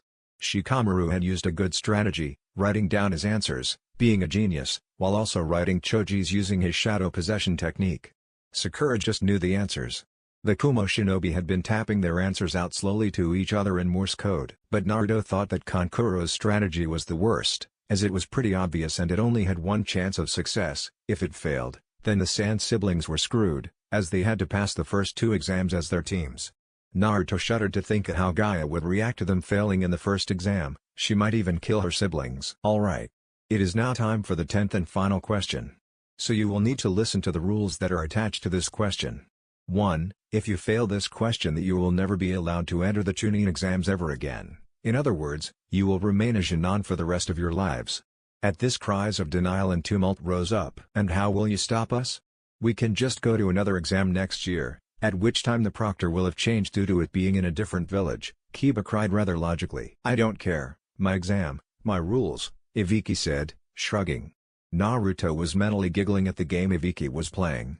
The two had worked alongside each other on several occasions, both being able to break down the minds of those they were interrogating, although Naruto worked best if it was a traitor to the village. However, we are generous, we will give you a chance to leave before the 10th question is given. If you choose to do so, then your teammates fail as well, but you will be able to take the Chunin exams next year. You have 15 minutes to make your decision, Ibiki said before moving off the stage. Over the next 15 minutes hand rose and fell as people gave into the mental strain, taking their teammates down with them. Towards the end, however, Hinata cracked and began to raise her hand up. Naruto immediately held it back down before whispering fiercely, "Are you going to give up on that promise and be the cause of teammate not being there when we spar our friends?" Hinata immediately felt ashamed inside, but also gained a sense of conviction. She was going through this for her team. Ibiki, seeing that no one else was going to raise their hand, moved forward to the lectern. "Congratulations, you who remain have just passed the first exam." Ibiki waited for the uproar, and he wasn't disappointed. "What?" Naruto burst out laughing. Their reaction was hilarious. Although after he quieted down he was roped into explaining the meaning of the first exam because apparently he was a know-it-all. And the final question was to test our resolve. After all, if we can't hold our resolve in here, how are we supposed to hold it out there? Did I get that all right, Ibiki? He finished. "Yeah, you got it all, kiddo. Now your next proctor will be someone very familiar to you," Ibiki finished with a slight grin. "Huh?" was all Naruto managed to say before the window next to Ibiki was shattered by a flying giant black blur. 15 seconds later, Naruto smashed his head onto the desk. He should have known they would choose her, of all people. Several rows behind him, Sai was having the exact same thoughts. Naruto then smiled. He had just thought of a way to psych some of the competitors out. "Ne-chan!" he shouted, jumping up and running towards the second exam proctor, Anko. "Naru-chan!" Anko shouted back excitedly before they had a massive hug. As they hugged one another, everyone apart from Ino, Ibiki and Sai thought, "These two know each other?" Naruto knows this woman. "Are we going to the forest?" Naruto asked rather excitedly. He loves training ground 44. Ino and Sai came up and greeted Anko, who hugged them both as well, while everyone apart from Ibiki just sat and stared at the four of them. "Alright, I am the proctor of the second exam. Now you need to be at training ground 44 within half an hour or you fail," Anko said, turning to the rest of the participants before turning back and shining to the area with Team 7. Gaia was annoyed. She had just wasted her time getting to training ground 44 due to the misdirection that apparently some people had been ordered to give. That and the thought of Naruto had been weighing on her brain constantly since she had met the boy. "For some reason he seems a little familiar, and why would he offer to fix my seal for me? He must know what I am?" she thought as she strode towards the second part of the Chunin exams. Naruto, Sai and Ino moved through the forest of death quickly, tree-hopping in order to avoid the predators that stalked the forest floor. They were following a team from Takigakura using Naruto's sensory abilities, and due to them having several sessions with Anko in this very forest for training, they stopped briefly before deciding to move ahead of them and lay an ambush. They were able to cover virtually every aspect of the shinobi arts within their team, and as such that meant if they chose the battleground it was suicide for the other team to try and defeat them. As they set up their traps, Ino made sure to make a few obvious ones so they wouldn't see the more hidden and more lethal ones underneath. Naruto was shivering with glee as he drew seals for kunai launchers on nearly every tree in a radius of 50 meters before loading them with a mass amount of kunai. The secret behind these launcher seals though, was that they were manually controlled by the sealer, in this case Naruto, allowing him to adapt his firing times and number of kunai for the circumstances. It was a death trap. The Taki team, thankfully for them, maintained their current course and walked right into their ambush. The first signs they had of their current situation was when they caught sight of the obvious traps laid by Ino. Unfortunately for them, by that time they were in the middle of the larger death trap created by Naruto. Naruto had actually put ninja wire on a few of his kunai and created a ring of ninja wire around them silently so they couldn't escape easily in case they had some sort of automatic defense. At his command, a massive kunai rained down upon the trap team from all directions. They didn't have the time to react, and each member of the team was riddled with at least 25 kunai. Then Naruto and the others rummaged through the remains of the shinobi, hoping that the scroll they were looking hadn't been shredded by the hail of sharp weaponry. It hadn't, and it happened to be an earth scroll, which was what they were looking for. After a meager celebration consisting of Ino cheering quietly and Naruto and Sai humming happy tunes under their breaths, they held a vote on whether they should head straight to the tower or see if they could help out the other Konoharukis. Ino was all for heading to the tower but didn't really mind either way, and Sai and Naruto agreed that the Kumo team and the Sand siblings were the greatest threat to them. As such they would constantly monitor both teams using Sai's ink creatures and Naruto's cage bunshine, while they rested at HQ. As such Sai immediately sent out a variety of birds and small creatures that could climb, such as monkeys to monitor the Kumo team, and Naruto sent a pair of cage bunshine to do the same for the Sand team. Meanwhile they would look for an ideal place for their camp. After an hour and a half of looking, they found an area that was separated from the rest of the area by fallen logs and had a natural rock overhang. Along with a bunch of hungry predators that made their habitat just outside the main entrance, it was extremely unlikely that another team would attack them. After setting up their basic needs in the camp they decided that they would relax until their friends needed them or until night came.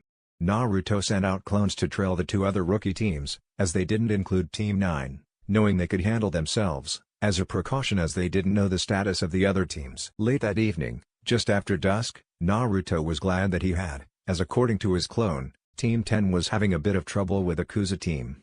Grabbing the other two, who had stayed ready, he shunshined them to the immediate area, resulting in them having to duck under an offensive jutsu that they had been right in the path of. They immediately split up before catching the Kuza team in a pincer movement, with Ino and Sai quickly taking out the two Genin to either side before Naruto flipped over a fire jutsu and beheaded the Genin.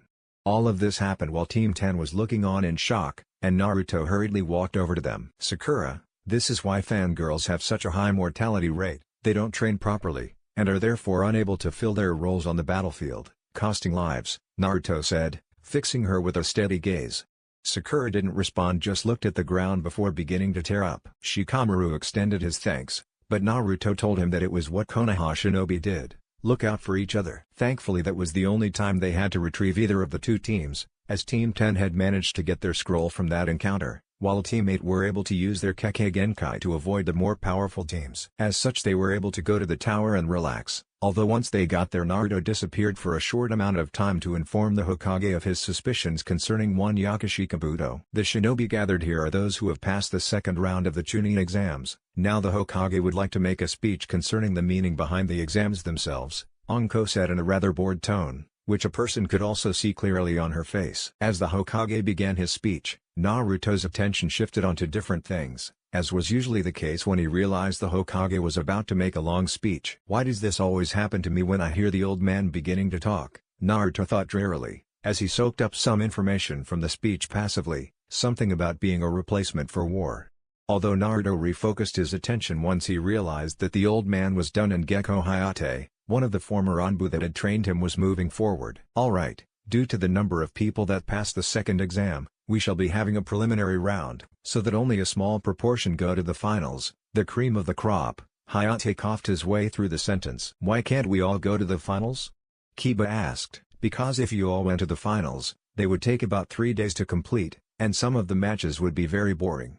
The finals are to attract sponsors, while the previous two tests have tested your mentality and teamwork, neither of which show how one can fare on their own against an opponent just as strong as them. In essence, the preliminaries are to stop you from embarrassing yourself in front of a huge crowd, the Hokage couldn't help but put in. Thank you Hokage-sama. Now the preliminaries will be randomized, although due to his nature, Uzumaki Naruto will not be fighting. Hayate started. What?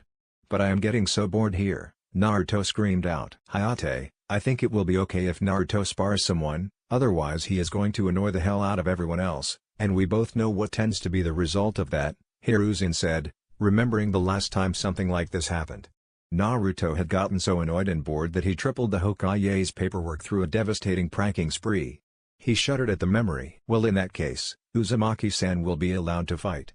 Now as before, you will be given a chance to drop out before the preliminaries, but this time your decision will not affect your teammates. However, you will need to provide a valid reason as to why you are dropping out.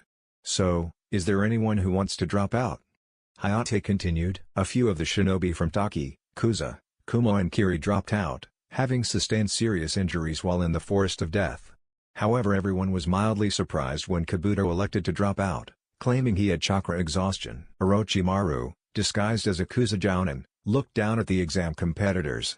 He knew that Hiruzen knew he was here, but thanks to the correspondence that Itachi and Naruto shared, he didn't have to worry about being attacked. As he watched on, he was briefly annoyed once more that Sasuke wasn't in the exams, although once he heard of the reason why he understood. He had actually been good friend with Minato, and therefore with Kushina, so he understood Naruto's feeling of being rather touchy of the subject of family. His teammate and friend Jiraiya had been the same when they were Genin. As the Genin filed up onto the balconies, they split into their teams, although Naruto and his team talked with teammate and the Kumo team about their journey through the forest. After around 15 minutes of waiting around as a pair of Chunin were entering their names into the match generator, the choosing of their matches began. Akane Yoroi vs Sai. Aw man. You're so lucky, getting to go first, Naruto whined, turning to Sai. Excuse me, but who has the best luck at gambling? You've almost become a gambling god, Sai retorted jokingly before turning and leaping over the railing.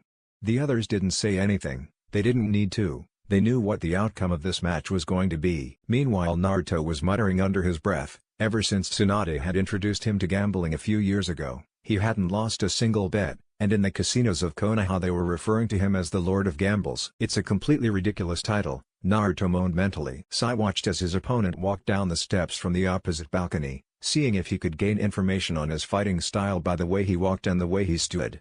At the same time he was reviewing information that he had gleaned on this guy earlier in his head. He knew that his opponent had the ability to suck chakra from a person, he was essentially a chakra leech, but he had no information on how he was able to do this. It could be a long-range ninjutsu technique, or it could be a touch-contact transfer, which Sai determined was more likely, therefore this would be a taijutsu fight, as his opponent would try to stay in constant contact to avoid him using ninjutsu. "Are both fighters ready?" Hayate asked from the side. Sai nodded at one of the two jounins who had taught him kenjutsu, while Yoroi didn't say anything. "Hajime." Sai waited to see if his prediction was correct, and was proven that it was when Yoroi moved back a few paces and gripped his right wrist with his left hand, before his hand was covered in a dull glow. When Yoroi looked back up at Sai, having been concentrating on his hand, he saw that he had disappeared, and immediately began looking around in an attempt to find him. He found him a few minutes later, sitting upside down on the ceiling and drawing. Yoroi prepared to jump after him, but before he could do so he heard Sai's voice. "Ink style, lightning ink panther." The eyes of many watching shinobi widened as they saw a huge panther made of ink assemble itself from the pages of Sai's book, then after it was completed blue lightning began to flow along the lines of ink. That is a unique fighting style, Orochimaru thought, and it would be difficult to defeat due to the odd element. Everyone watched as the panther ran across the ceiling and down a wall before leaping at Yoroi, who quickly dodged it, unsure if he should attack due to the lightning flowing across the ink construct. However, he wasn't given much time to think of a strategy as the panther began to hunt him relentlessly, driving him towards a corner and forcing to defend against it rather than move out of the way. Yoroi knew he had made the wrong move as the panther impacted against his arms and the lightning flowed from the panther to him, causing all of his upper body muscles to contract and seize up. Sai then lazily shunshined behind him and knocked him out, before leaving Yoroi for the med nins present to pick up, going back up to his team. "Well, it seems that somebody has had a few new ideas," Yugito thought as she regarded Sai relaxing with his team. "Shukaku is screaming for that boy's blood as well, but not as much as Uzumaki's," Gaia thought as she glared at Team 7. Abumizaku vs Aburame Shino. Shino looked up at the sound team on the other balcony, examining the Genin he was about to face. One of his arms was in a cast, obviously having been injured in an encounter in the Forest of Death. The two were quiet as they made their way onto the floor and facing each other. "It is illogical to fight in the condition that you are in, Abumi-san," Shino said, mouth unseen behind his collar. "Are both fighters ready?" Hayate asked, and didn't receive a response, so he started the match. Zaku immediately went on the offensive, trying to blast Shino away with a sound jutsu. This was negated by Shino when it was revealed that Shino was a bug clone. Zaku immediately turned around to find Shino standing quietly behind him, and was about to try and hit him again before Shino spoke. "It is over, Abumi-san. If you attack me then you shall be overwhelmed by my bugs behind you from my clone, and if you attack them then I will be able to knock you out or kill you." Zaku looked behind him to see that Shino was speaking the truth. There was a massive chakra leeching bugs behind him. Zaku sighed, before he spoke. "And whoever said that I wasn't able to use both of my arms?" While he said this he unraveled the sling holding up his left arm and aimed it at the bugs, while he had his right arm pointed at Shino. Shino made no attempt to move and spoke quietly. "I really wouldn't do that if I were you." Zaku ignored him and roared as he activated his sound jutsu, or at least tried to. Sakura and Team 10 gasped in horror as Zaku's arms imploded, while everyone else remained quiet. Shino explained to Zaku what he had done before Zaku blacked out from blood loss and sheer pain. "I really wish he hadn't done that. Zaku, his team and my Sound 4 are among the few that I'd trust completely," Orochimaru thought. "Still, I can't blame him. It was a very good strategy." Kankuro vs Tsurugi Misumi. Naruto and the other contenders watched what seemed to be a game of dares between the Sand and Konoha. Eventually Misumi moved in and engaged in a taijutsu match with the puppeteer. After a few blows they paused, with their hands still connected in a guard. All of a sudden, Misumi seemed to flow in a rather disproportionate manner, as if something had changed with his skeletal structure. "I'll have you know that I am able to dislocate every joint in my body, allowing me to restrain and defeat my opponent by snapping their neck," Misumi said, now holding Kankuro in a chokehold while his legs were restraining Kankuro's limbs. "I suggest that you surrender before I am forced to take your life." "I will not hesitate to do so if necessary," Misumi continued. "I will not surrender," Kankuro growled out furiously. Everyone apart from the Sand team looked concerned. It seemed that Kankuro would be the first to die in the preliminaries. Misumi just shrugged and proceeded to break Kankuro's neck, and hung on as Kankuro's head slumped. Oddly, after Kankuro's head was bowed, small pieces seemed to be falling from his face. Hayate stepped forward to announce the match. Due to his opponent he was interrupted as Kankuro straightened and showed that it wasn't Kankuro Misumi had killed, but his puppet. The puppet's head spun around and stared straight at Misumi, creeping the hell out of him, before metallic ropes and wires wrapped around his body, keeping him anchored to the puppet. The huge package fell off of the puppet's back, unwrapping itself to reveal that Kankuro had been in there the entire time and was controlling his puppet with chakra strings through the bandages. He then proceeded to use his puppet to break Misumi's bones one by one. After releasing him from the puppet, Hayate announced the match and Medic Nin came and took Misumi off to the hospital. Thank God I was hesitant in announcing the match earlier, Hayate thought, knowing of the ribbing he could have received from such an outcome. Well, that was a short match, Sai said as he turned to face his team while leaning on the rail. Yes, although if Kankuro's opponent had used ninjutsu, he would have been in trouble, as it takes time to unravel himself, and inside he was trapped, unable to move, Ino contributed. Kanako smiled as she watched her team discuss the recent matches. It reminded her of her own time as a Genin, although that was rather short. Everyone's attention was grabbed as the match generator landed on two names. Both names knew the other, in fact they had been very good friends in the past, but that was in the past. Yamanaka Ino vs Haruno Sakura. Both girls looked at each other along the first of the collective balconies before walking slowly down the stairs to the arena. I know that I need to concentrate on my training after the incident we had in the forest, but I don't know if I can fight Ino. After all, she has been training with an S-rank ninja. But I can't just quit, Sakura thought worriedly as she made her way down. Ino just steeled herself for the beating she was about to inflict on a former friend. Hajime. At the cry for them to begin, Sakura immediately created a few basic clones in an effort to try and distract Ino, but Ino had seen it coming from the third hand seal, by which time the type of jutsu could be told. She discarded the other clones, moving in behind Sakura with a seal-less shunshine, surprising many members of the crowd. However, Sakura had managed to guess where Ino would shunshine to and quickly moved out of the way of her incoming strikes. Ino continued her barrage, moving forward and back into striking range very quickly.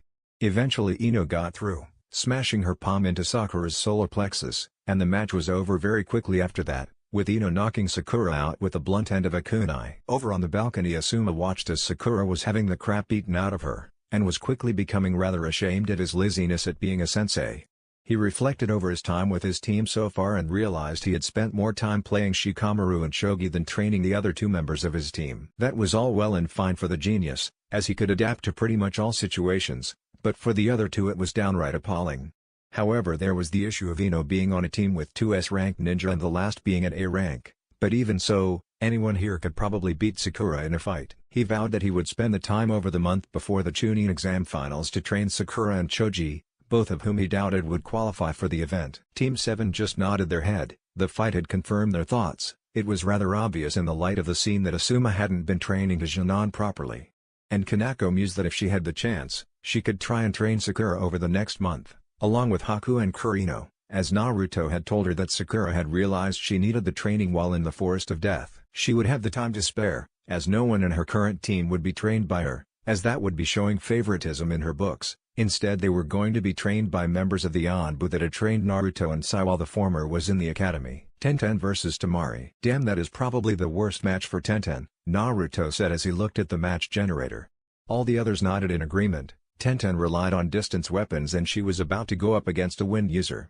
Although if she managed to close the gap she had a good chance, as Tamari, to their information, wasn't very good on close combat. Sure, she could hold her own in taijutsu, but she wouldn't sacrifice her fan for a kenjutsu match. Tenten walked down the stairs stolidly. From what she had seen from the Sand Demon Tamari from watching a battle of theirs while in the forest, Tamari had a wind affinity. God damn it, this is going to be a tough battle, she thought determinedly. Tamari knew little of Tenten's skill but was confident that she would win, with the exception of the team of Konoha's Deathly Angel and perhaps the primary Kumo team. The team from Suna was probably the strongest contender for becoming Chunins. Hajime. Tenten immediately jumped back, flinging kunai at Tamari, hoping to catch her off guard.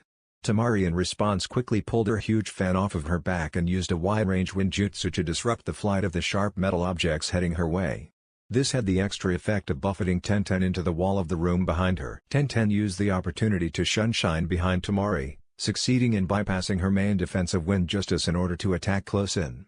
Quickly unsealing a katana from one of her storage scrolls, Tenten immediately went on the attack, forcing Tamari to dodge as best as she could, not wanting her fan, which was the conductor of many of her jutsus, to be shredded by the sharp blade. This went on for a while, with both Teams 7 and 9 feeling confident of Tenten's victory now that she had closed the gap, before Tamari managed to remake it by using her own sunshine to get out of trouble. Tenten, feeling less confident now, as she knew that her previous tactic wouldn't work twice, resealed her katana and pulled out 2 scrolls which she threw above her and began to spiral down and around her.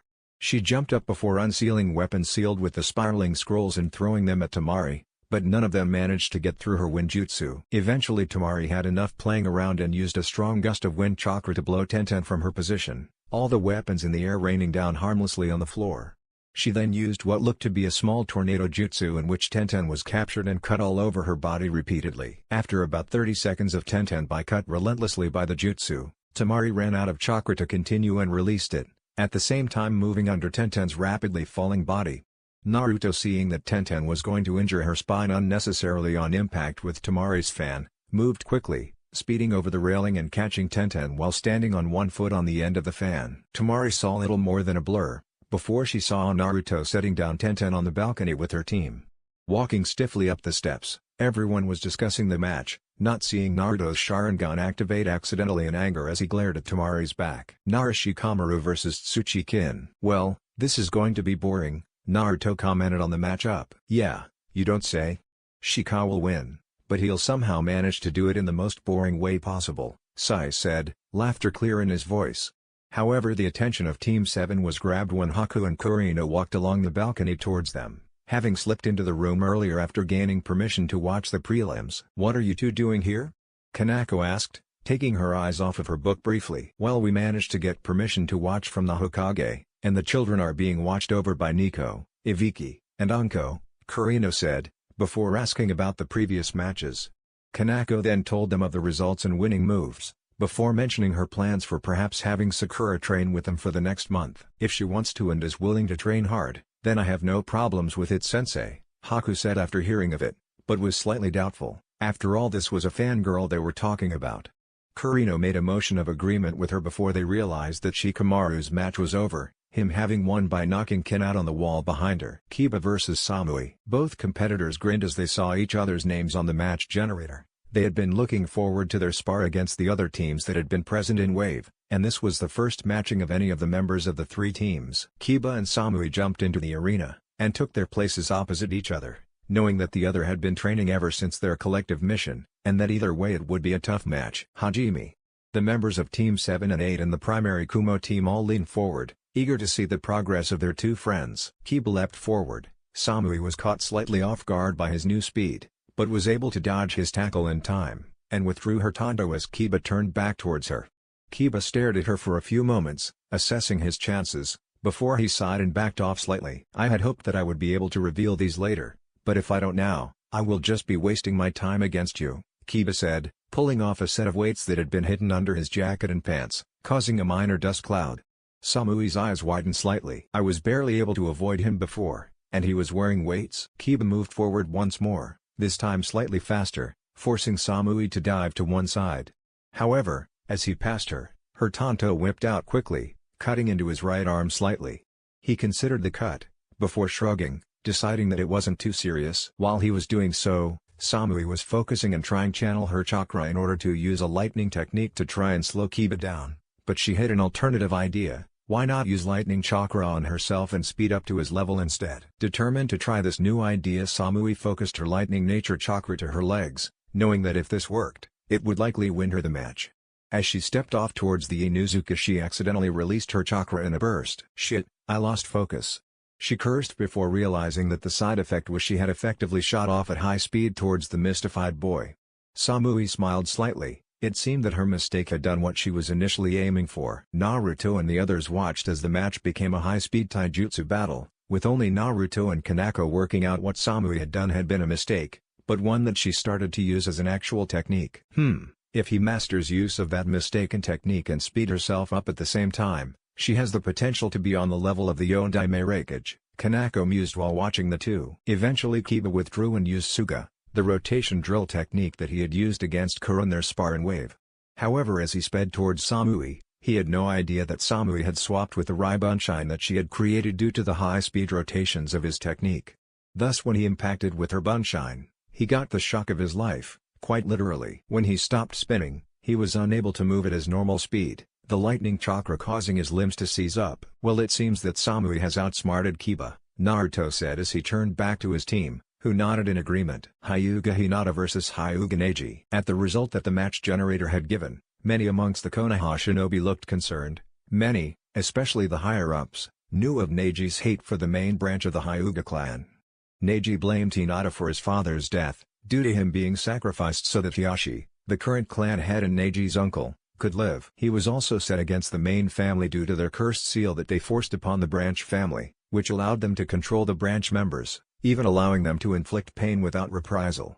Guy watched grimly as his student descended into the arena, knowing that Neji's anger would most likely get the better of him, as did all of the Konoha sensais. Naruto and Sai Ino knew of Neji's hate for the main family, but didn't know how deep it ran, so was more concerned with the outcome of the match rather than Hinata's survival. Hajime, right from the start, everyone who was watching closely could see Neji's anger beginning to release itself as he and Hinata matched each other blow for blow. Eventually Neji began to pull ahead as he forced Hinata on the defensive, raining down the deadly strikes of the gentle fist, while Hinata did her best to block them with her injuries, forcing her to draw back several times. Several times Neji landed shots on her torso, causing Hinata to collapse to her knees while he began to belittle her, causing anger to flare among some of the spectators, mainly Kurenai, Kanako, Hiruzen, Naruto, Sai, and Kurino. However, he finally lost any pretense of calm as he witnessed Hinata slowly rise and challenge him once more, charging at her with the intent to kill, even though she was in no position to fight once more. As he charged her with his Byakugan blazing in anger, several blurs leapt over the balcony to intervene, as Hayate did the same. All of the spectators were treated to both Naruto and Sai having Neji at sword point, with Naruto's ninjatos crossing in front of his throat and Sai holding his leading hand while his tanto was above Neji's heart while Sai was crouching. The Jounin immediately moved forward to defuse the situation, although Hayate and Kurenai, along with Kurino, were more concerned for Hinata's safety and recovery.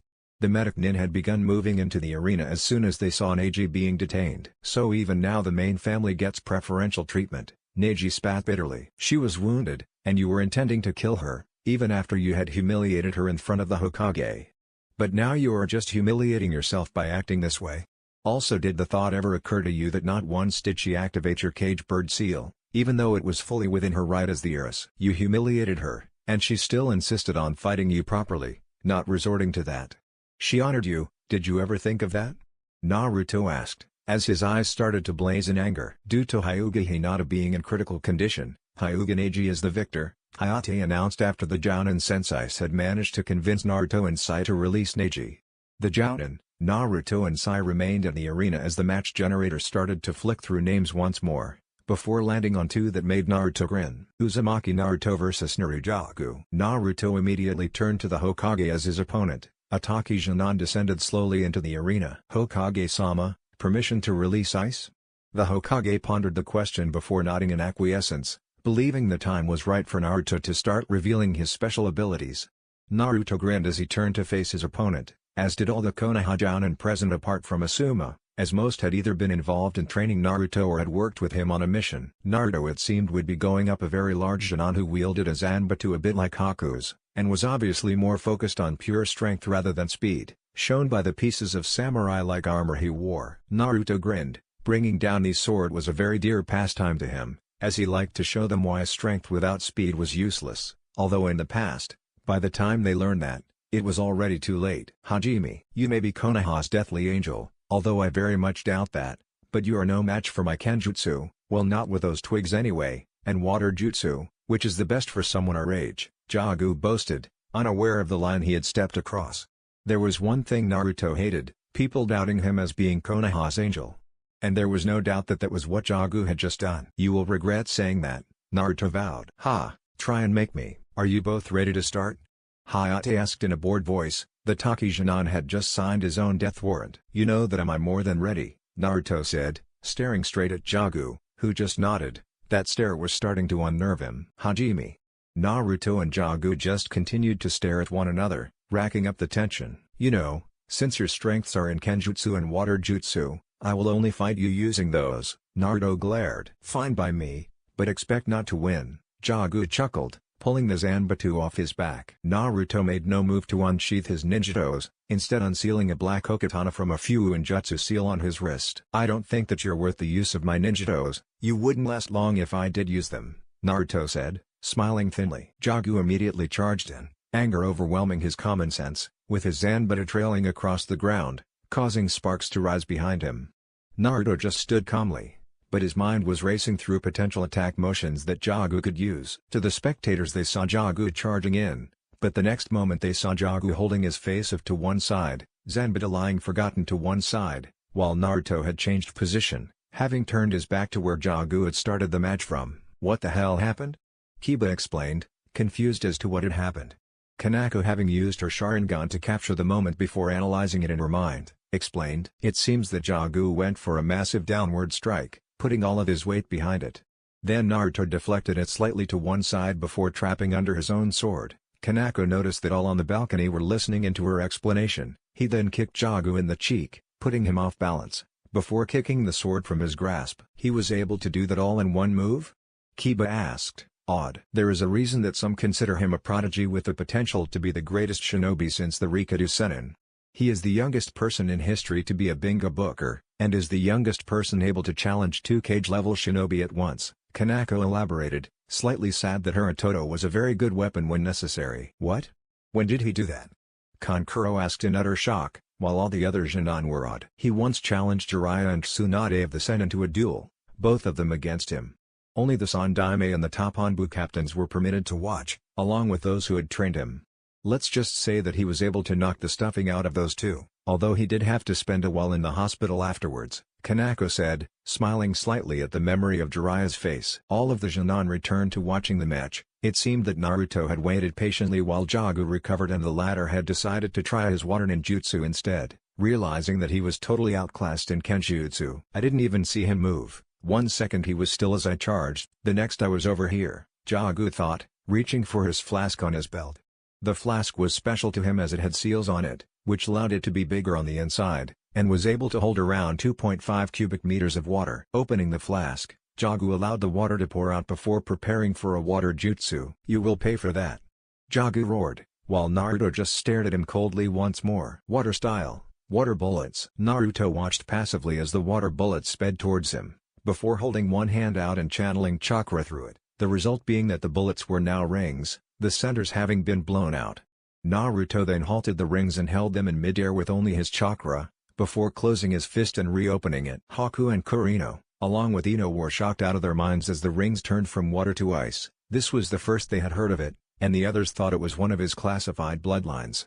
What none of them knew was that Naruto's Senju bloodline was a lot more than that. What ensued was a game of cat and mouse. Naruto was controlling the ice rings using chakra strings, while Jagu was doing his best to dodge and avoid them, as he had realized that they were very sharp when one scratched his cheek. There was just one problem: due to him canceling his speed training, Jagu didn't have the reflexes or the flexibility necessary to dodge, and eventually Naruto got him into a position where he would lose both arms if he didn't surrender. He gave in. As Naruto jumped back up onto the balcony, he saw the questioning gazes of Ino, Haku, and Kurino, and sighed. He knew he would have had to deal with this sooner or later. "What was that?" Haku asked fiercely. "Later," Naruto replied, delaying his answer. "Gaia vs. Rock Lee." "Oh, this is going to be a tough one for both sides," Naruto whistled. "Obviously you don't know what Gaia is capable of," Temari remarked from the side. "Oh, I know very well what Gaia is capable of. I had a mission in Suna 2 years ago, and I was there when she crushed several of her friends into nothing more than blood. But the thing is that she has a reactive ultimate defense, so what happens when her opponent is faster than the defense? She won't be getting through this without a scratch." "It seems that it is time for her to know the pain of her first injuries," Naruto commented, ignoring the outrage coming from the Suna shinobi about him being on a mission there a few years ago. "If there is one thing Lee is, it's fast," Sayada nodding. "We should be quiet, this match will be legendary," Naruto said, leaning forward after pulling his hood up and discreetly activating his Sharingan. "I look forward to fighting against a shinobi of such great strength," Lee declared as he faced Gaia, who was facing him quietly, looking more annoyed than anything else. "Hajime." Before Lee could do anything, Gaia removed the stopper from her gourd, and sand poured out. Over on the balcony, Naruto just nodded. That action just proved his thoughts. Gaia relied on her sand defense too much. Lee quickly moved forward, at speed that were the fastest of the Genin present, minus Naruto, Sai and perhaps Ino. Leaf Hurricane. Lee's leg slammed into Gaia's sand defense, unable to get through and forcing Lee on the defensive, pulling out a kunai and slicing through the sand trying to smother him before he had to retreat. Tamari grinned. It seemed that Gaia had this in hand, and Naruto was wrong. But she didn't know of the weights that Lee wore. As Lee managed to escape from being crushed by Gaia's sand, he landed on the monument at the far end of the room, and he stayed before Guy spoke up from his position on the balcony. Lee. Take them off. But sensei, you said that the condition was only when I was protecting those very important to me or if it was necessary for a mission. Lee objected. This time I'll make an exception. Lee grinned slowly, before sitting down and pulling down his orange ankle warmers to reveal a pair of leg weights, and taking them off. Everyone apart from Lee, Guy, Kanako, Naruto, Sai, Neji, Tenten and Ino were aghast. This was his secret weapon? Oh come on. There is no way that is going to help. Tamari said, frustrated by the idiocy of this competitor. Ah, that is better. You should feel honored.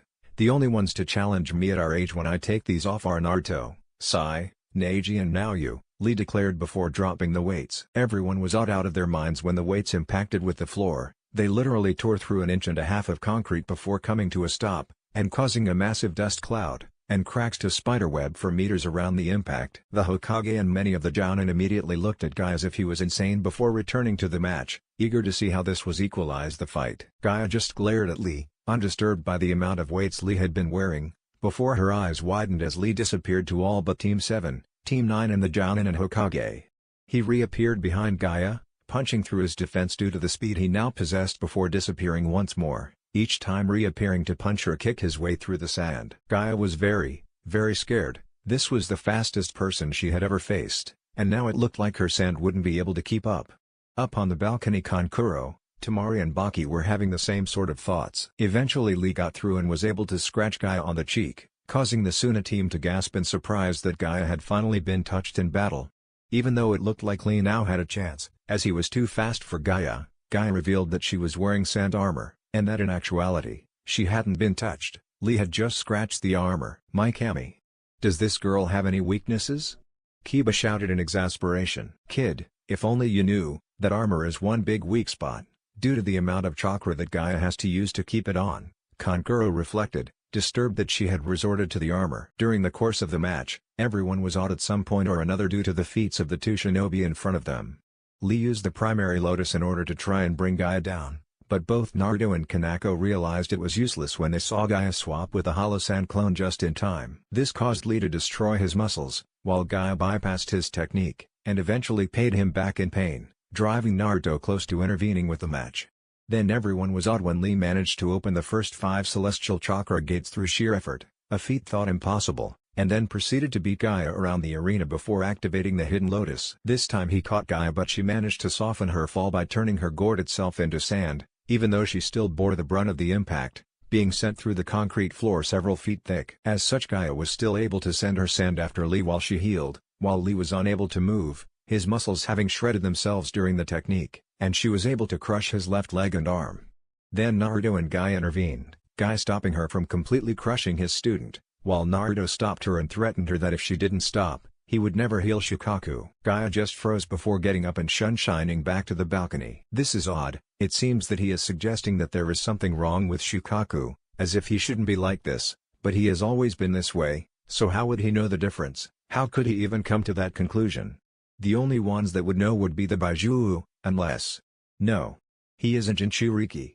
Gaia thought frantically, ignoring the remarks of her sister. She realized that if anyone would be able to help her, he would. After all, it sounded like he was on good terms with his Baijuo, and he had offered to fix her seal for her, did he not? Naruto watched as Omoi and Yugito quickly and efficiently demolished their opponents, teammates of Jagu from Taki.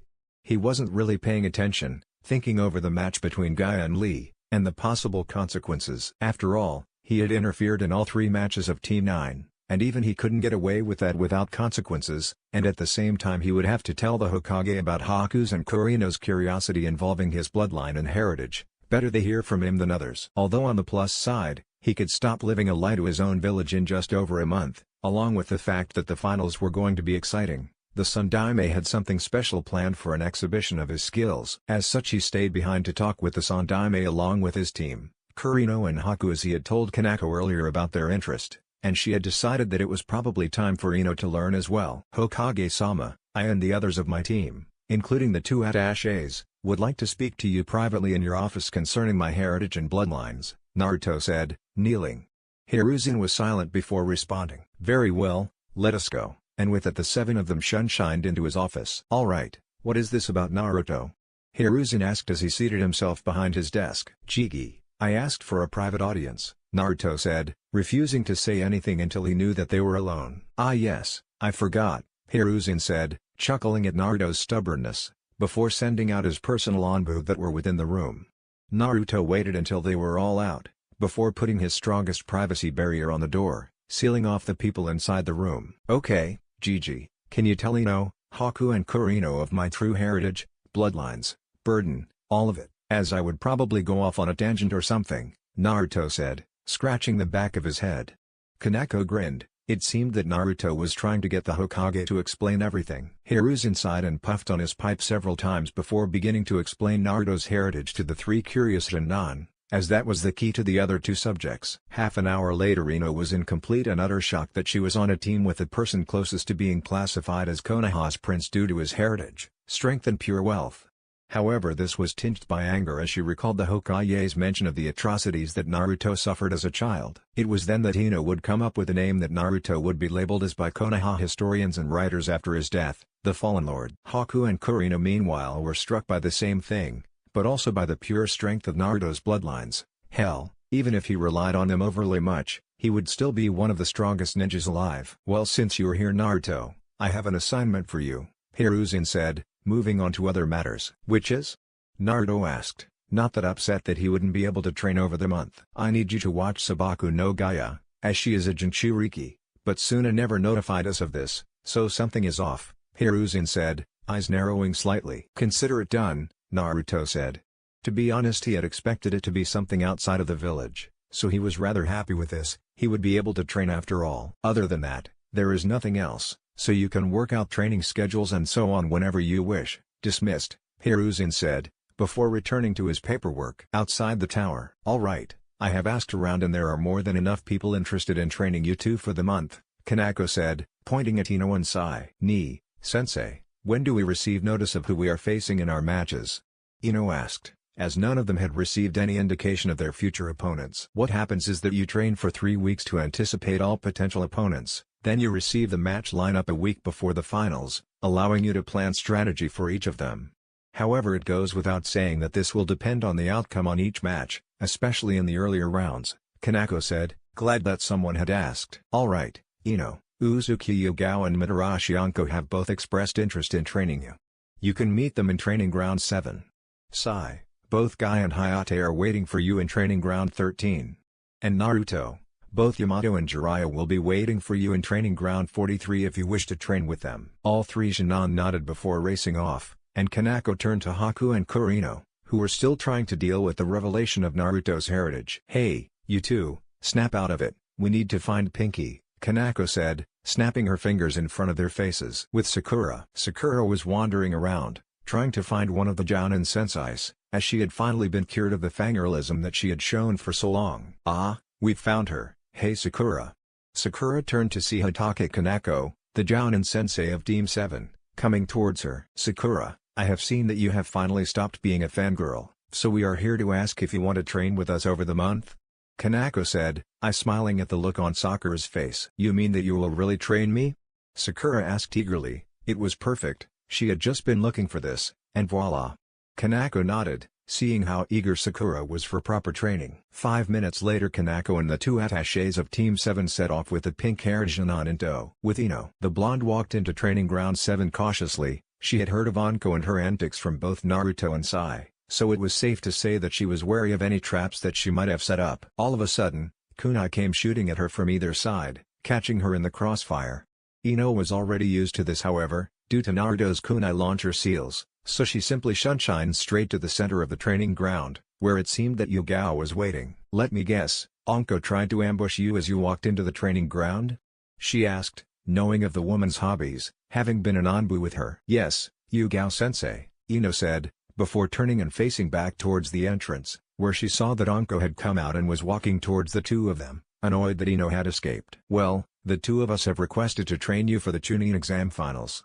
With me we shall be working on your kenjutsu, as you simply need more experience, while Anko will be training you in traps and tactical thinking, although I think she also has something special to give you," Yugao said, motioning towards Ino's chokudo at the start. "Yep, you better be ready girl, or otherwise this is going to hurt," Anko said, coming up to the two of them. "Oh, and Ino, we have something to tell you concerning the finals and Naruto. You see, the Hokage has something special planned, that will involve Naruto going up against the specialists of each field in Konoha. It will be a message to those attending. Now Hayate, Kanako, Sai and I are going to be going up against him in Kenjutsu, and we would like you to join us in that match, but the only way is if we convince Hokage-sama that you're approaching the level of a Kenjutsu master," Yugao said, cocking her head to one side as she waited for Ino's answer. With Sai sighed as he walked to training ground 13. He knew that training with Guy and Hayate would be worth it, but he wasn't sure if he could stomach Guy's attitude. Then again, if Guy was serious, then that would be creepy, but it was likely that he was. After all, he had just had his protege get the crap beaten out of him. That, and he knew that Hayate would be driving him into the ground with his kenjutsu due to the Hokage's meddling. Still, he did need to improve those along with his close combat ninjutsu, so he was reasonably happy. With Naruto, Heiro Senin, Naruto shouted cheerfully as he walked into training ground 43 to see Jiraiya sitting peacefully on a tree stump. "God damn it Gaki! Will you stop calling me that?" Jiraiya said, ruining aforementioned peace and quiet. "Not until you stop writing those perverted books," Naruto said, remembering the first time Kanako had revealed what was in the damn things, and shivered. "Anyway, as Yamato is on a mission for the first week, I shall be your instructor for this week, then he shall have you the week after to help you with your Makuten. Then the week after that you shall have a teacher that you haven't seen for some time," Jiraiya said, knowing that when Naruto learned who this teacher was, he would burst with happiness. "Someone I haven't seen for a long time, huh? No, no, no, no," Naruto thought, trying to work the identity of the mysterious teacher out. "Oh, no way. Are you telling me I can meet Itachi again?" Naruto shouted, absolutely demanding to know if the teacher was his Nissan. Jiraiya just nodded silently, knowing and awaiting Naruto's reaction. "Yes. Awesome. Nissan is coming back," Naruto shouted, jumping in glee. "Alright." Jiraiya tried to get Naruto back on topic, but was ignored, so he repeated it, and thankfully Naruto listened this time. "Okay, I know you're excited to meet him once more, but focus on the present, brat. I shall be teaching you one of your father's signature techniques, the Rasengan. I shall also be watching over you while you and Kyare train in using her chakra," Jiraiya said, ignoring Naruto's shouts at being called a brat. He then passed him a bunch of balloons, confusing Naruto. "Let's get started." 2 weeks later. Jiraiya had to say it, Naruto was a prodigy of the likes that he had never seen before. The brat had managed to get Rasengan down almost in the space of a week, and was now able to do it one-handed, and he hadn't even used Cage Bunshine until after he had formed it on his own 25 times in a row. He had moved on to training Yamato a week ago, and the two had combined notes on various jutsus they could use or invent with Makuten, and from what Hiruzen said when he had watched a training session between the two was that Naruto's skills with Makuten, although nowhere near that of the Shot-Dime, was rapidly approaching that sort of level. Since then he had been focusing on his ice release as well, and had come to the conclusion that he should be able to learn sand release, as it should be a mixture of wind and earth chakra, and had started to try and activate that as well. At the moment the two of them, accompanied by Yamato, were heading towards the meeting point that the Hokage had arranged for them to meet Itachi and Kisame, who they had learned was Itachi's partner in Akatsuki. There they were to stay with Naruto, as although they knew that Itachi could be trusted, they weren't too sure about Kisame. At the same time Orochimaru would be meeting with Jiraiya, trading information with him from his spy network. Naruto reflected on his mission while he was walking alongside Jiraiya and Yamato Nissan. There was only one occasion where he had had to step in and stop Gaia causing damage to Konoha Shinobi, as she spent most of the time in the Suna team's rooms, or simply didn't bother with killing those around her. According to the clone he had following her, that one time, she was almost forced to try and kill Lee in his hospital bed. Flashback. Clone Naruto tailed Gaia as she walked through Konoha's streets alone, heading west, towards either the academy or the hospital, for reasons that the clone was unable to identify, but due to the stiff posture of his target, he assumed it wasn't good. Naruto looked up from his hand when he felt his clone dispel, absorbing the information quickly before calling to Uro-Senin and rushing off, knowing that he would have to move quickly in order to reach Gaia before she disappeared. Shining to the center of the village, Naruto expanded his sensor range towards to the general location that his clone had been in, focusing on finding Gaia's chakra. It seems that she is moving towards the hospital. What is there for her? Perhaps she needs to take medication, then again Lee is there. Oh shit. Lee. Naruto thought, speeding straight to the hospital over the rooftops. Naruto crashed through the window as Gaia was about to take the stopper out of her gourd, stopping her motions and accidentally distracting her long enough for Shikamaru, who had just walked in the door, to catch her in his shadow possession jutsu. What are you two doing? Gaia asked, her voice full of anger. Stopping you from killing an unarmed and injured shinobi, Shikamaru said from behind her. But he is a failure, why would you protect him? Gaia asked, having been brought up told that only the best deserve to live. If you try and cause injury or harm to any Konoha shinobi, then I will detain you or, if necessary, kill you, Naruto said, eyes promising that he would hold himself to that statement. Gaia just cocked her head curiously before casually breaking out of Shikamaru's jutsu and walking out of the room. Naruto just sighed before creating a cage bunshine to trail her once more, and shining back to training ground 43. End flashback. Naruto was thankful that Gaia had not pressed the issue and forced him to fight, as it would have caused destruction and injuries to many that were in the building. Ida-ni-san.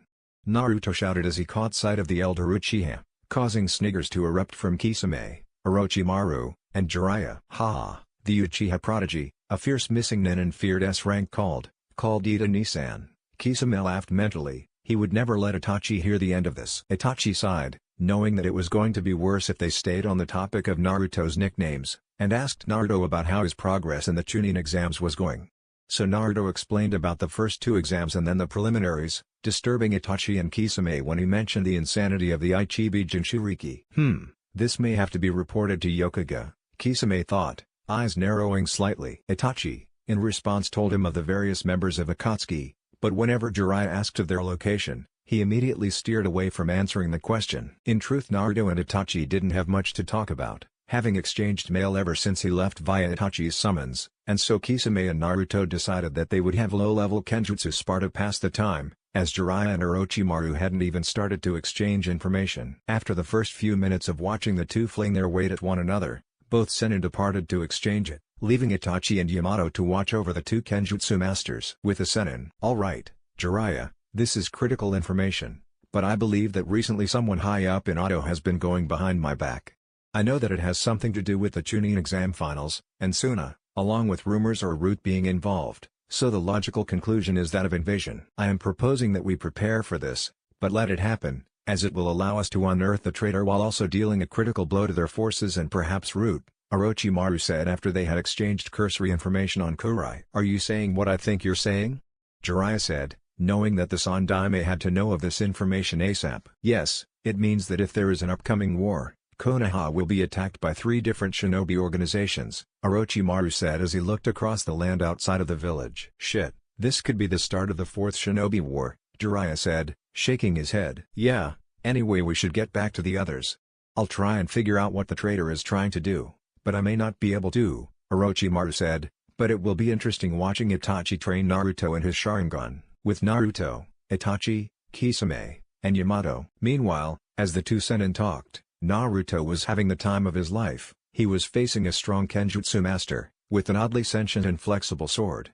It was a very interesting challenge, and he immediately brought out his ninjatos, knowing that Kisame was often regarded as the strongest of the former 7 swordsmen of the mist. And although he had the advantage in speed, running circles around Kisame, the fact that Saimata could bend and react in time was pissing him off, and so he was stuck constantly attacking. He couldn't get past Saimata, but he was so fast that Kisame couldn't attack him, so it became a battle of endurance, who could last longer under the pressure before they made a mistake. Itachi, seeing that the two sword masters were getting nowhere, eventually intervened, calling a stop to the spar before Naruto tired himself out too much for their training. Alright, that's enough you two, Naruto needs enough energy to spar, Itachi said, stopping the two. They stopped for a short break before Itachi and Naruto began training, during which the two Sennin returned. They relaxed for a while before Naruto and Itachi stood and walked a few meters away. Itachi then turned to Naruto and activated his Mangekyo Sharingan, Tsukunomi. The next thing Naruto knew, he was in what seemed to be a different reality, a red sky, and red moon, and the colors of the surroundings seemed to be inverted from what they normally should be. And then there was the small matter that he was chained to a cross, unable to move his legs or arms. Before he could say anything, Itachi appeared in front of him. Naruto. I am sorry, was all he said before he faded from Naruto's vision. Before Naruto could say anything, he faded from the world of Tsukunomi himself. He began screaming as his mind was assaulted by images of himself killing those he cared about, killing Ino, Sai, Tsunade, Jiraiya, Hiruzen, Anko, Yugito, and all the other friends he had made throughout his life. His sanity lasted through him killing his friends, so Itachi, who was watching him from outside in the Tsukunomi, was forced to make him go through it once more, this time each killing more grotesque than the last. It was when he was going through killing Kanako for the third time that he finally snapped, and Itachi saw that he had activated his Mangekyo Sharingan. Itachi immediately stopped the Genjutsu torture, bringing Naruto back out of the nightmares, and hugged him as he began weeping. Naruto, feeling Itachi hugging him, immediately backed off. "What? You're not dead? Is this another way for the nightmares to trick me?" Naruto asked, muttering the last part. "No, this is the real me, and I apologize for what I just put you through, but it was necessary to activate your Mangekyo Sharingan. I beg for your forgiveness for forcing this upon you," Itachi said, knowing how hurt Naruto must be. He had put images in his mind of him killing what he considered as his family, and although it was necessary, his sanity might never fully recover. It was why he never forced Sasuke through the same thing to make him stronger. There was no telling how he might react, and the fact that he was treated as if he was a prince didn't help either. Itachi just held Naruto as he cried. No one apart from his siblings and Sai knew, but his greatest fear was not being able to save members of his surrogate family, or accidentally doing something to cause their deaths. Naruto eventually came to the conclusion that it wasn't real, locking away the memories of the Genjutsu into a tightly sealed corner of his mind, where he vowed to never again visit. "You said that it was necessary to unlock the Mangekyo Sharingan, right?" Naruto asked tentatively after he had finished crying. "Yes, which means that you have now accomplished something which very few Uchihas have ever achieved," Itachi said. "So does it look like yours, or is it something different?"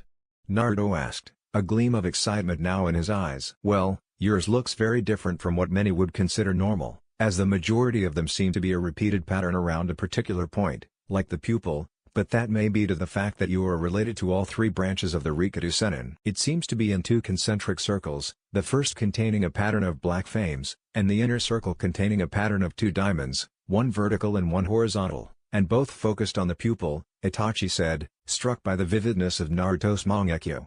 Naruto gained a rather accurate description from Itachi's words and had reached a conclusion. "That sounds so cool." "Yes, it seems that with each ring, as it were, the background color and primary color changes. With the outer ring of flames, that background is red, and the flames black, but in the inner circle, you have a black background with red diamonds," Itachi said, unsure of what to make of the unusualness of Naruto's Mangekyo Sharingan. "Oh well, I shall only bring it up if someone asks or it has unique abilities, or stops Naruto from using certain abilities," Itachi thought, thinking of Shisui's Mangekyo, and how it allowed him to sway people to his will. "Well, as we still have around 71.5 hours in here, what do you think about training with it?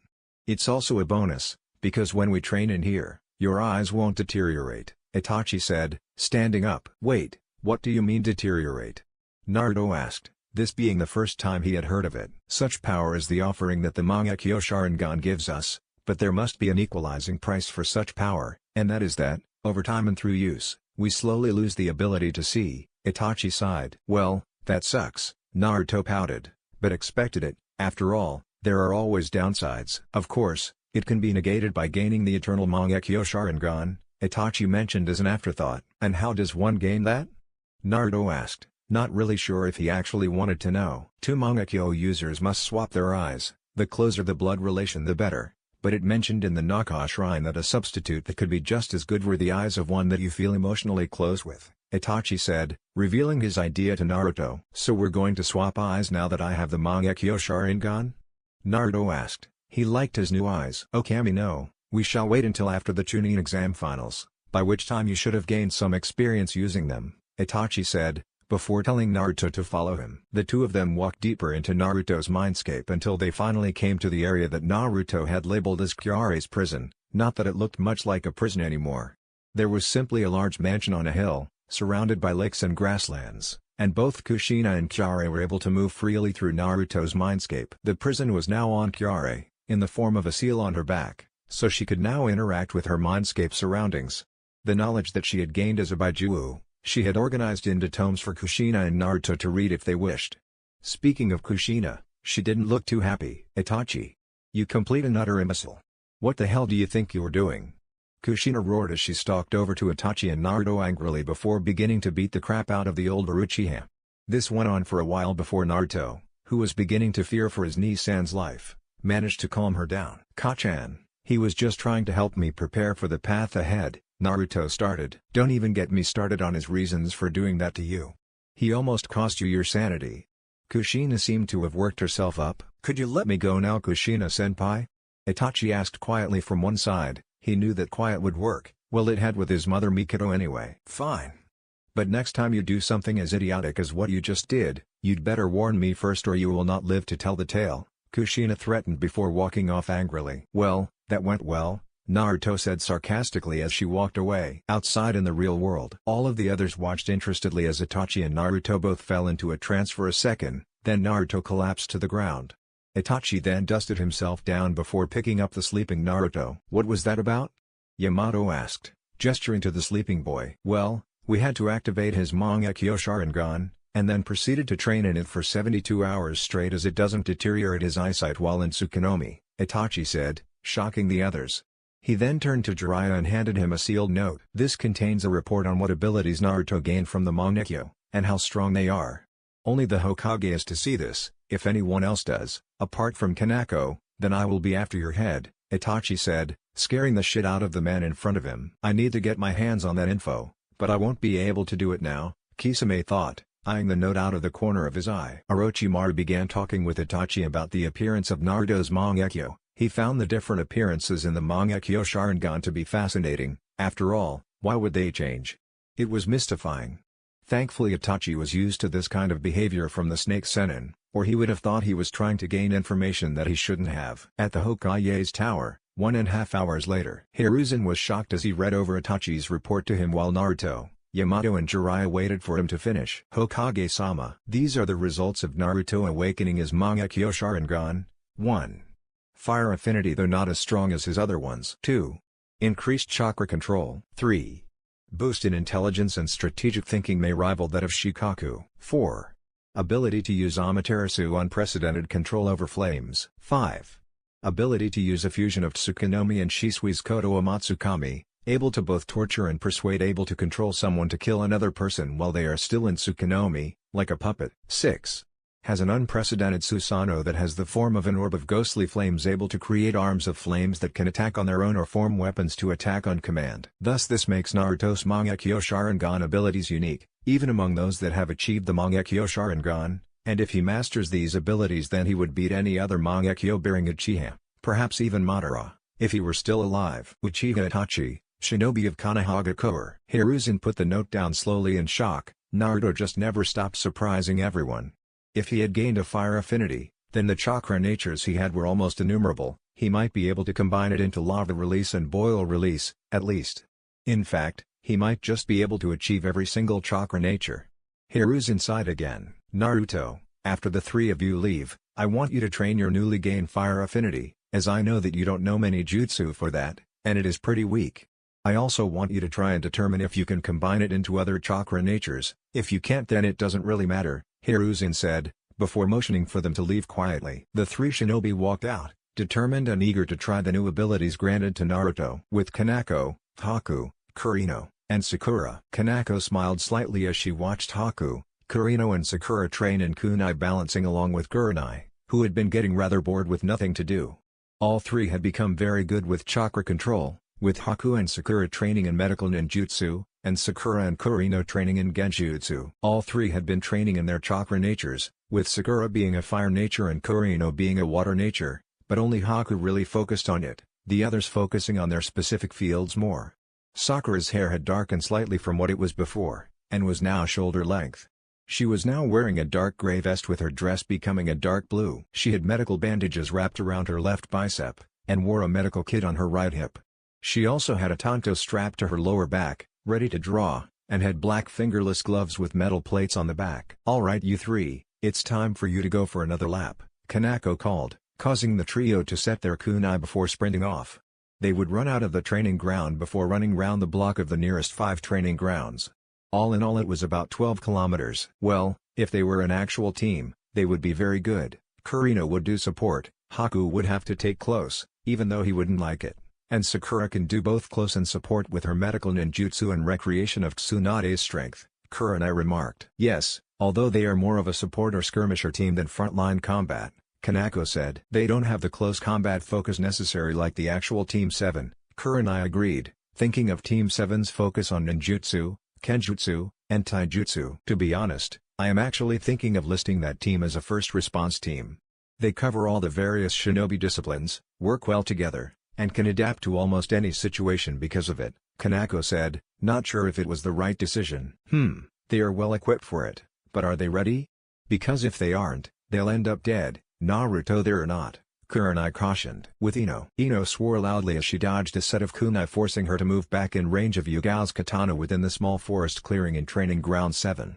If she didn't manage to put some range in between her and Yugao, then she was going to lose this spar. Again, Yugao definitely held the upper hand in their clashes due to her experience and the greater reach offered by her sword compared to Ino's Chokudo. Add to that the fact that Anko was out there somewhere herding her back to the aforementioned Kenjutsu master, and it was almost impossible for her to escape from the two of them in order to complete her current exercise, and she only had half an hour left on the clock. Ino deflected Yugao's downward strike before kicking her away and shining out of the clearing, feeling a bit apprehensive. That opening to Yugao-sensei's attack was a little too obvious. Am I walking into a trap? Ino quickly and silently approached the area where her package should be, assessing the situation, before realizing that no matter which way she approached the damn thing, she would have to deal with a whole load of traps that she didn't have time for.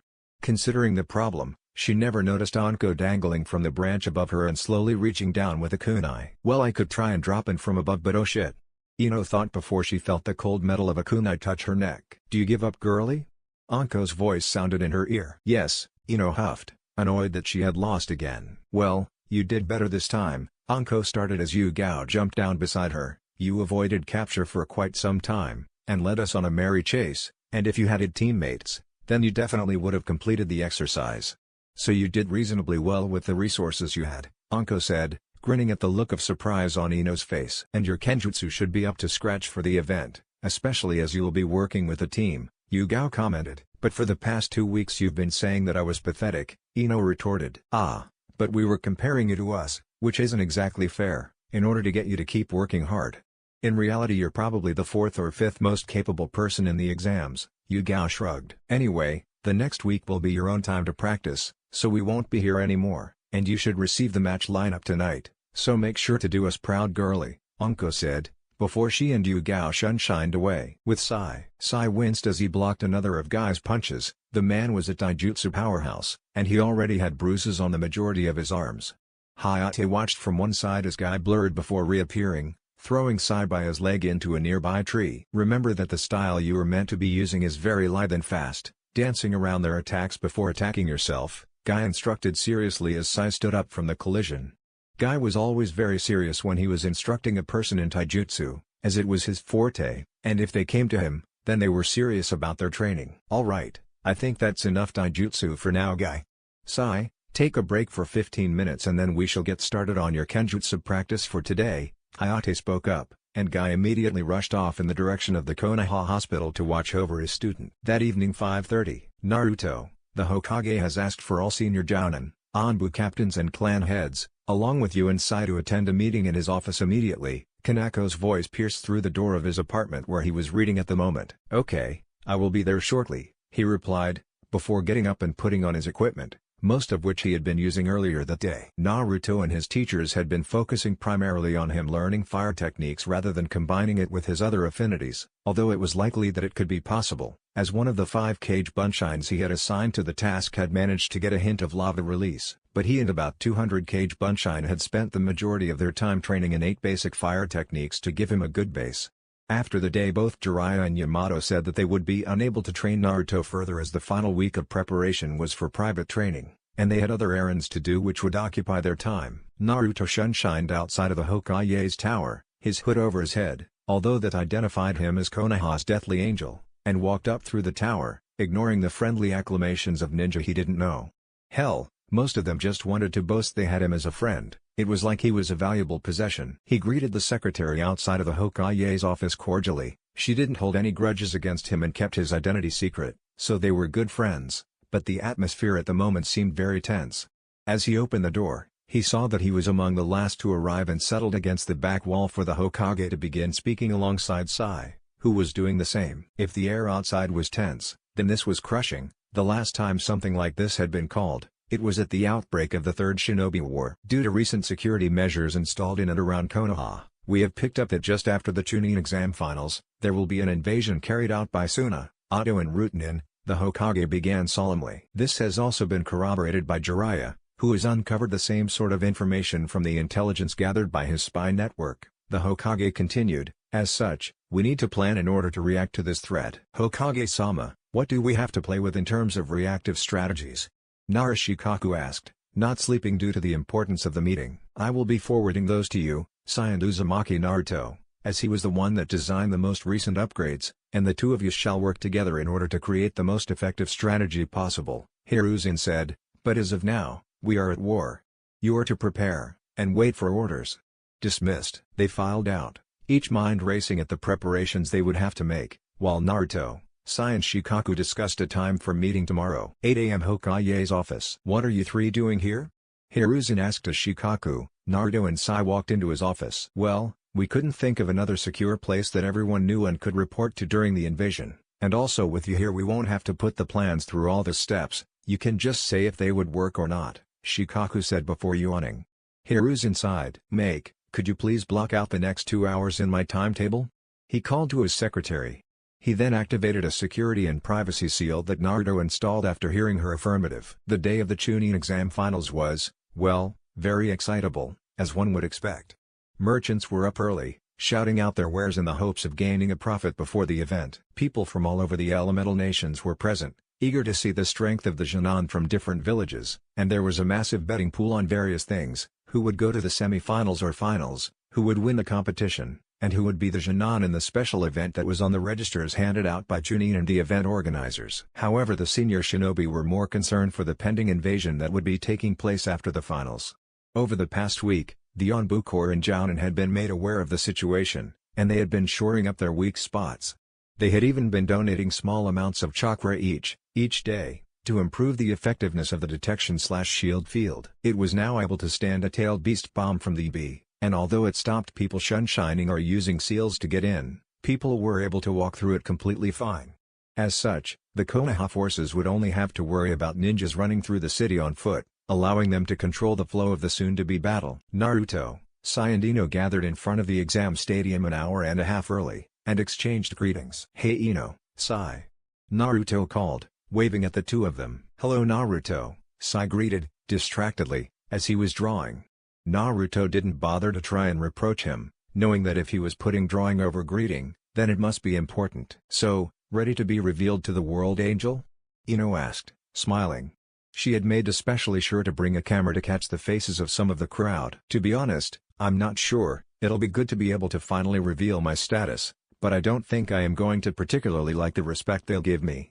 I am also not looking forward to trying and explain all of it to the team, Naruto grimaced. The two of them looked over at what Sai was drawing, wondering if they could figure out why it was so important, but what they saw left them shocked. 3 angels bearing shinobi weapons? Ino asked, getting an inkling of where Sai was going. Yeah, I thought that we should have a jutsu that combines this team together.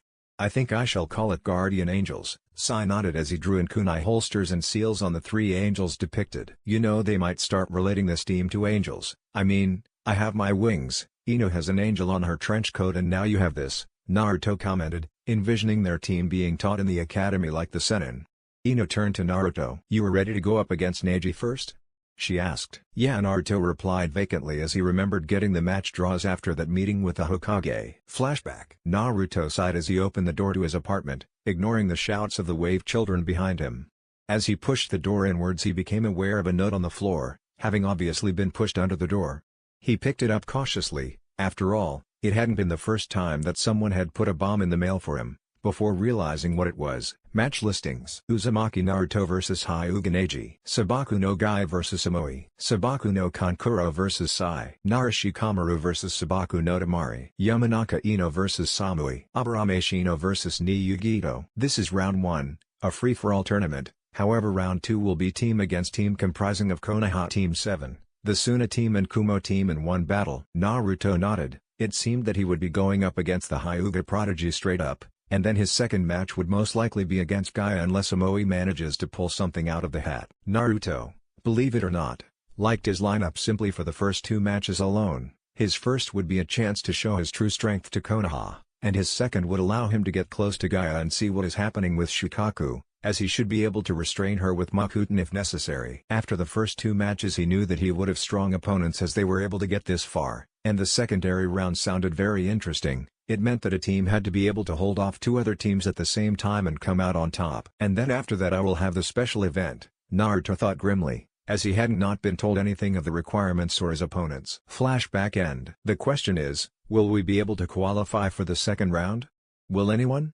Naruto asked quietly as the three of them moved into the competitors' box and picking their seats, being the first to arrive. Well, due to my lineup, I have no reason not to, but it is you two that have the tough jobs, Sai commented, not looking up from his drawing. Yes, I have tough opponents in the form of Samui and Yugito, and then you and Naruto, if I make it that far, while Naruto's problem is going to be maintaining his chakra amount, as Gaia has the same sort of stubbornness that he does, Ino said. Hey, Naruto couldn't help but whine. And we have the invasion afterwards as well, Sai said, stopping his brush as the other competitors began to file into the box. In the cage box. Ah, Reikage Dono, Kaze Kage Dono, I'm glad that you could make it, Hiruzen said as he stood and shook hands with the leaders of two others of the 5 great shinobi nations. Well, I couldn't not attend, especially since all 3 of my Genin are in the final, and they were trained by my brother. Perhaps he should spend his time training Genin when he's in Kumo rather than coming up with stupid raps, the Reikage, A, said, causing B, who was his bodyguard along with Daru, to start shouting about not dissing on raps. Indeed, it shall be interesting to see how my Genin are against those of other villages, although I have heard that you have Konoha's deathly angel in the exams, the Kazekage said from behind his face mask. He was very interested to see if Gaia had become an effective weapon, but even if she hadn't then she would still wreak havoc upon Konoha, allowing Suna to regain its funding. Yes, well, he is actually still a Genin. He did those missions while in the academy due to certain circumstances, and I suspect that he shall have several surprises in store for us. It shall be a very exciting tournament, Hiruzen said, almost laughing at the thought of the faces of the other 2 cage. Most of the spectators had taken their seats, among them the injured Lia and Sasuke, who had recently began his rehabilitation after several months under the care of Tsunade. As he took his seat with the other rookies who didn't make it to the finals, he was deeply surprised when Sakura did not start to fawn over him. He didn't know what had changed, and frankly he didn't really care either, they were finally off his back. But he glared down at the competitors' box when he saw 3 of his should-be team members down there, although it did take a while for him to identify Ino, who seemed to have finally gotten over him. Why does the Dobi have so much power?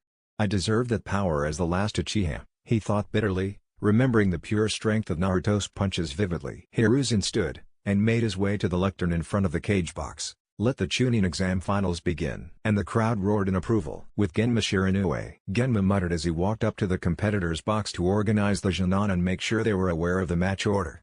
He walked through the door. All right, you should be aware that the first round is the free-for-all tournament, there is no exceptions to fighting teammates unless you forfeit.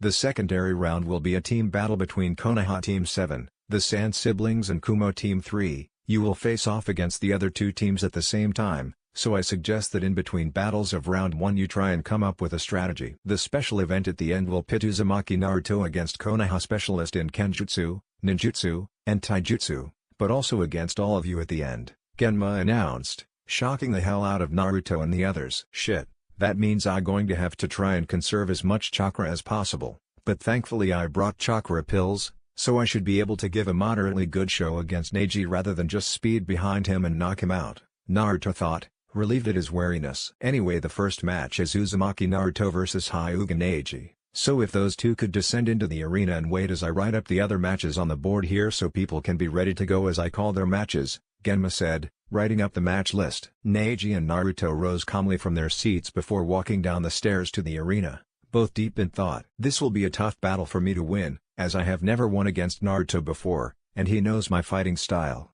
In fact, I may have to pull out my trump cards early to just get through, but even if I do, then I would have to face Gaia, who is just as dangerous, Neji thought, aware that it was unlikely he would win.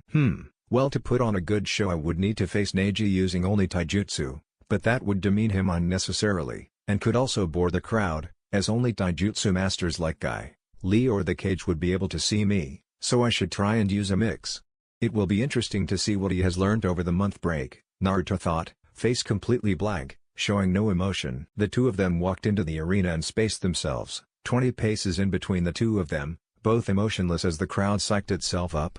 All of the Genin watching felt as if there was a sort of peace in the arena that, with the slightest movement, would shatter, as the two down in the arena made no movement. They just watched each other, everything else fading out of concentration as neither showed the slightest hint of doubt or backing down. Man, I like the look of these two already. It takes a lot to stare unblinkingly towards the certain pain that is to come, said as he leaned forward in his seat, eager to see the match. I get the feeling that this will primarily be a taijutsu battle between the two, and I'm not certain who will take the most hits, but I suspect that it will be the Hyuga, Hiruzen commented as he watched the two. But it is almost suicidal to face a Hyuga in taijutsu, they are almost built for it with their Byakugan and gentle fist combination, the Kazekage refuted. Genma looked on anxiously from his position in between the two prodigies, before bringing his arm up. Hajime! He shouted before jumping out of the arena in case the start of the match was explosive. The crowd quieted as they didn't move, and the tension began to rack up slowly. Neji activated his Byakugan, knowing that he needed it now more than ever. He was going up against someone who could match his sensei Guy, a taijutsu master, in speed and strength, if not surpass him. Indeed, Guy spoke often of Naruto, and Neji and his team had witnessed a spar between the two once. Flashback. Neji, Tenten and Lee watched quietly as Guy and Naruto took off their weights and leapt back into their spar. Neji had activated his Byakugan back at the very start of the fight to just keep track of the two, but now they were just after images and blurs, and all they could see was the dust being flung into the air and craters and trees collapsing from the strikes of the two. End flashback. Naruto ever so slowly set himself into the opening stance of his personal taijutsu style, Fists of the Hurricane, never taking his eyes off Neji as he did so. They stayed like that for a few more minutes, the crowd growing ever more restless, before Naruto, in a flash, brought his fist up and smashed into the ground, causing a massive crater to develop and a huge cloud of dust to be thrown up. The crowd, especially the civilians, were shocked at the feat reminiscent of Tsunade's strength, but when the dust settled, not many of the shinobi were surprised to see that Naruto was nowhere in sight. Man, Naruto is going fast, Kanako spoke as she watched the battle with her Sharingan. Where is he, Kanako? Anko asked, turning to the non-Uchiha Sharingan bearer. He is using pure speed to maintain his position on the wall. He is literally running on the wall of the arena without using chakra, just speed, Kanako answered, causing those nearby to start muttering. Only Naruto would be able to do that, Anko replied, smiling at Naruto's ever-growing abilities. Naruto ran, and after he had gained enough speed, jumped off the wall and launched himself at Neji at such speeds that his eyes couldn't follow. He kicked Neji in the back, launching him into the wall opposite the two of them.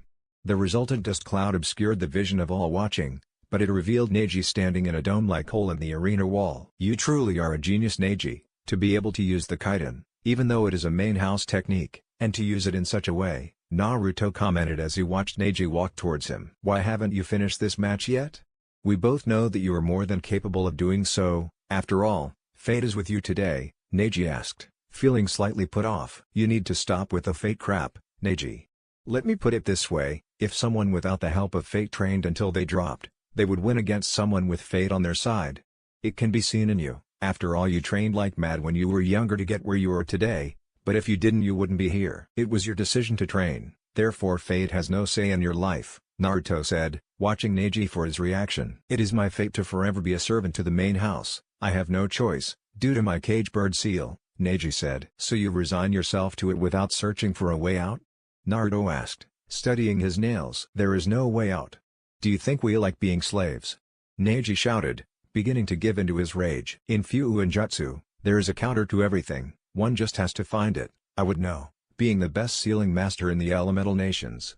Fuuinjutsu is like a language, one has to find the proper combination, Naruto said, looking at Neji once more. Neji didn't respond, just glared at Naruto, who sighed before setting himself into his stance once more. Neji charged, despite knowing that he would lose if he did so. It was better than losing with attacking at least once. You are in range of my field of divination, 8 trigrams 64 palms. Neji spoke, shocking the members of the Hyuga clan. To think that he would be able to perform both Kaiden and 8 trigrams 64 palms, he has unrivaled potential in the clan. Such a genius is wasted in the branch family, Hiyashi, Hinata's father and Hyuga clan had thought, thinking of how proud his brother would be. Behind him the Hyuga council was conferring, wondering if Neji had stolen such techniques from the main house. Down in the arena Naruto was dodging the first of Neji's strikes, but as he went higher in terms of number of strikes, he started to speed up, hitting a scattering of Naruto's Denkatsu, causing Naruto to collapse. The sheer pain he was feeling at having several of his Denkatsu forcibly closed was immense, but he had felt a lot worse in his childhood, so he had very few impairments caused by the pain. Neji's eyes widened as he turned when he heard Naruto getting back up, having turned away and told the proctor that the match was over after Naruto had fallen. "How? The pain alone should render you almost unconscious," Neji asked as Naruto stood up. "I have been hurt a lot worse before, believe me, along with the fact that you sealing my chakra points does almost nothing, as my muscles can operate fully without chakra, and I can just reopen them." Naruto shrugged. "What do you mean reopen them? That's not possible." Neji was getting more confused by the second, but he knew that if Naruto could do what he said, then he had no way to win this match. "Like this," was all Naruto said before red chakra covered his body and reopened his closed Tenkatsu. To those who could sense chakra or had the Byakugan or Sharingan, it seemed as if Naruto's chakra exploded to well above what seemed possible, and it was already above cage level before. There was a mix of blue, black and red flames of chakra coming off him, which intrigued most shinobi. Blue chakra was normal, the red they were confused by, as red chakra was Kyuubi's chakra, but they felt no malice from it, and only Hiruzen, Jiraiya, Yamato and Kanako knew what the correlation to the black flames were. Naruto grinned before the chakra died down to its normal level once more before he disappeared, reappearing behind the Hyuga, who was temporarily blinded due to the chakra and knocking him out. "Shuza Uzumaki Naruto!" Genma shouted, leaving the audience stunned into quiet before several people, many of them jounins, started to clap and cheer for Naruto, having heard of his abilities and betted on him to win. Needless to say, many civilians lost a lot of money due to Naruto winning, so they weren't in the mood to congratulate him right now. Naruto grabbed the unconscious Hyuga before he shunshined in front Hyuga Hiyashi, and set Neji on a seat next to Hinata before turning and whispering into Hiyashi's ear, "It might be time that you told him the truth of that night, Hiyashi-sama.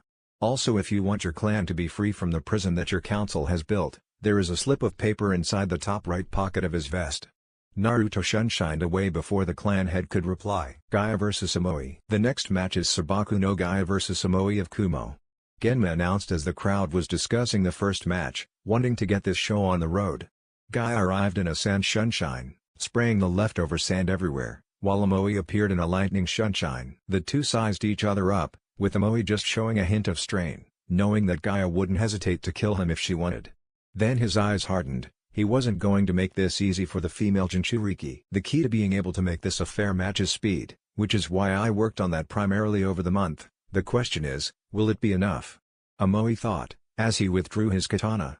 Everyone looked on as he channeled lightning chakra into the blade, causing a field of lightning to appear around it. Hajime. Gaia immediately went on the offensive, as waves of sand sped towards the Kumo Jindan, who was forced to cut his way through the sand with his katana in order to not be captured by the sand and crushed. Amoi, as soon as he could, withdrew and began an ninjutsu combination. Lightning style, lightning surge. A wave of lightning issued forth from Amoi along the ground, splintering and cracking it, and crashing into the wave of Gaia's sand, immobilizing it and continuing on towards Gaia, but dissipated before it could reach her. But Amoi had channeled lightning into his recently redrawn katana and gone after the wave of lightning, reaching Gaia without having to dodge her sand defenses. He brought the katana down on her sand defenses, and broke through her sand shield, surprising Gaia, who managed to move just in time before shunshining away from Amoi, wary now of his lightning techniques which seemed to break through her defenses with ease. She attacked with the sand that was behind him, catching him off guard and smashing his left leg. With her opponent unable to escape, she sent a wave of sand to crush Amoi, but as the wave came down on top of him she didn't see Naruto zoom underneath with his hood up. The sand crashed down, and tried to crush the Jinan but failed, so she drew it back for a second go, revealing a shield of blue chakra that surrounded Amoi and another shinobi like a bubble, extending from two wings of chakra that sprouted from the unknown shinobi's back. "That was unnecessary," the shinobi commented before picking up Amoi and carrying him over to the medics that had rushed onto the field. "Shuza Sabaku no Gaia." The announcement didn't surprise too many people, but they admired Amoi's determination to fight even though he knew he was outmatched. "Sabaku no Kankuro vs Sai, Proctor. I forfeit." Kankuro shouted from the competitor's box, unwilling to fight before the invasion, although he would have to fight in the second round and special event. What, afraid of having the crap beaten out of you? Ino asked Kankuro while Sai sat back down with a huff, bored out of his mind. Take that back, girly. Kankuro shouted, face red with anger. I will once you fight Sai, Ino said, smirking. Ah. Fine. Proctor, I withdraw my forfeit. Kankuro shouted before he turned back to the Jinning Ino and Sai. Well, I suppose I can ignore the fact that to forfeit is irrevocable, as he revoked his forfeiture around 30 seconds after he made the initial decision, Genma muttered, thankful that he had hesitated in calling the next match. Up in the stands, Kankuro got the feeling that he was not going to enjoy this match, as he glanced at Sai and saw an icy cold smile on his face. The two of them stood across from one another, although Kankuro had revealed his puppet crow, causing a stir amongst the spectators. It had been a long time since they had seen a Suna puppet user fight in a Chunin exam finals. As this seems to be a battle of puppets, I request permission to unseal my own equivalent, Sai said, shocking the Suna shinobi watching. That's a bluff. Only Suna knows the puppet techniques and construction, Kankuro shouted. That's why I said my equivalent, it's not a true puppet in the technical sense, Sai replied in a bored tone. Can you bring it out in the middle of battle? Genma asked, interrupting their argument. Yes, Sai replied, having already learned the answer from his question. Well, then you can do it then, Genma ordered, before bringing his arm up. Hajime. Kankuro immediately sent his puppet after Sai, remembering the Lightning Panther from the preliminaries, and concluded that this puppet equivalent he was speaking of was probably even more annoying to deal with. Sai flipped end over end, dodging the scene bonds launched by Crow neatly before backing off and hurriedly adding chakra to several of his drawings to buy him time. A pair of wolves burst forth, forcing Kankuro to withdraw his puppet in order to defend himself of risk losing the match or his life. Sai quickly drew back as well, knowing that the faster he did this the more he could avoid having to dodge the attacks of Kankuro's puppet. Sai hurriedly drew a few additions to his drawing that would allow it to better combat the machination of wood and metal, before calling out his technique. Ink style, Guardian Angel. Everyone leaned forward, none having seen it before, to see an angel of ink that was 2 times the size of a man and bearing a huge zanbatu in his right hand. His wings fluttered slightly before his head moved smoothly towards Sai and queried, "Orders?" The bland dull tone caused Kankuro to shiver as he beheld the huge monstrosity before him. "Force him to surrender, if necessary destroy the puppet," Sai said as he indicated towards Kankuro, who was busy trying to come up with a plan. The Colossus nodded in assent before he started to thunder towards the puppet and its master. "Holy shit!" Kankuro cursed as he barely managed to dodge out of the way in time to avoid being struck with the flat of the massive Zanbatu. Up in the stands many of the shinobi were talking of Sai's replication of puppets through different techniques. Now that Sai has brought out such a monstrosity, Kankuro will be forced on the defensive, and will be more focused on that ink construct than Sai himself, Naruto said to the other competitors as they watched the match. Yes, well, the kid is an A-rank shinobi, so Kankuro knew it was unlikely he would win, Tamari said outwardly, but was inwardly very worried as Kankuro was forced to duck under the massive ink blade. "What the hell have you been teaching your Jinan Kanako?" Asuma asked in surprise as the Jounin watched the match. "Ah, well, Sai has always been able to manipulate ink like so, but this is actually less complicated to do than the Lightning Ink Panther he set loose in the prelims. It just takes more time to draw is all, along with a lot more chakra, but none of it is elemental chakra, so it's pretty easy, relatively speaking," Kanako said, not turning to face the Sarutobi. "Wait, you said he was always able to do this?" Asuma asked, eyes widening in shock and curiosity. "Yeah, most of our training was focused on Ino, which is why she's almost low down in level in some areas," Kanako said, surprising the man further. Kankuro sighed as he finally got a breather from constantly dodging, having finally managed to connect his chakra strings to Kuro and Good now managed to have it annoy the monstrosity across from him. Scanning for Sai hurriedly, his thoughts froze when he realized that he couldn't see him. All of a sudden there was a flash of metal in front of him, and Kankuro felt his chakra strings be cut, stopping his connection with Crow, before he saw Sai in front of him with his Taindo held at his throat. "When? How?"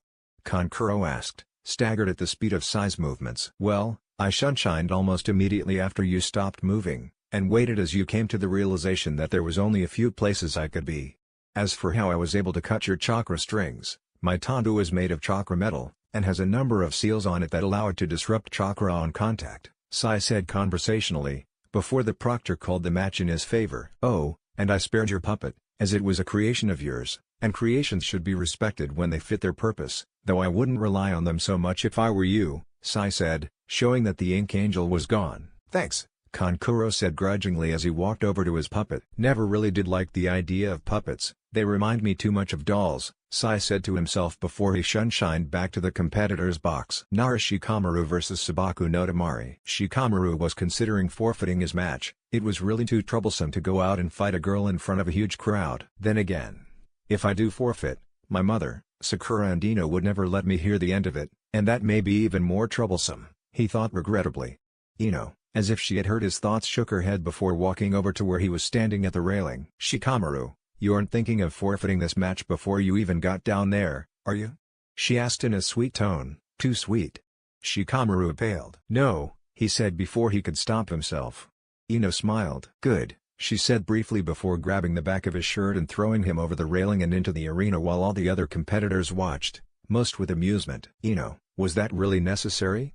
Naruto asked as he walked over to the railing and looked down, seeing that Shikamaru had stabbed a pair of kunai into the wall to slow his descent. Yes, Ino replied unabashedly, causing Naruto to facepalm. Temari watched in annoyance as the Konoha refused to come down when their match was called, although this transformed into amusement when she witnessed Ino throwing him over the edge. Shikamaru walked over to the center of the arena, head down in sheer laziness. Why do I have to fight a girl? It's so troublesome, Shikamaru moaned quietly, but it still managed to reach the ears of Temari. What the hell was that? Temari asked rhetorically, already determined to give this guy a beating. Hajime. Genma couldn't stop the sweat drop as he leapt away from the two. All Nars seem to have inherent laziness. Temari immediately brought out her fan and began throwing ninjutsus at Shikamaru, full of feminine fury, forcing Shikamaru to try and dodge. Shikamaru, knowing that he had to retreat, distracted the Sunakunoichi by throwing several kunai and paper bombs at her, before fleeing to the shelter of the nearby group of trees. Get out here, you coward! Temari roared angrily as she sent more ninjutsus after him, buffeting the trees this way and that. Shikamaru didn't reply, sighing at Temari's ferocity. Why are women so damn troublesome? In fact, why am I even bothering with this fight at all? Oh yeah, that's right, Ino, he thought before going into what Asuma liked to call his thinking position. Oh, finally, he's actually getting serious, Asuma said, leaning back and rolling his eyes while the other Jounin looked at him curiously. What do you mean, Asuma? Kurenai asked. Kurenai was the one amongst the three ice queens of Konoha that was most able to deal with the Sarutobi, as Kanako and Anko were frosty towards him at best. That position he's in shows that he is actually focusing on the match rather than whining about it, Asuma said, bringing a lighter up to the new cigarette that he had just placed between his teeth. All of the others, excepting Guy, who was watching the match intently and didn't notice, moved back hurriedly as he breathed in deeply before the smoke came out of his mouth. Well, he is an Ara, so it should prove interesting to see how he adapts, Kanako said, turning back to the match after she and the other nearby females had given Asuma a death stare. Shikamaru meanwhile was rapidly going through different strategies, knocking them off if they had a small likelihood of success or were plain stupid. This left him with a list of around 40 different paths that the current situation could take.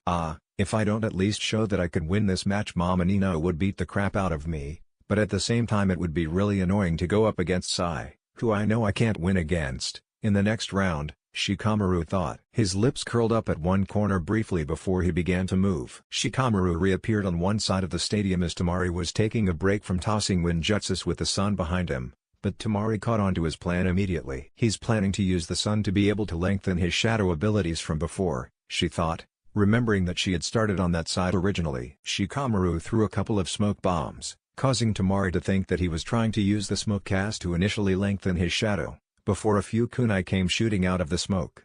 Not bothering to use a wind jutsu to deflect them, she merely dodged the knife-like objects before casting a wind jutsu to disperse the smoke. However, as she was about to launch said jutsu, she felt her body unable to move and was forced to drop her fan and walk closer to the smoke.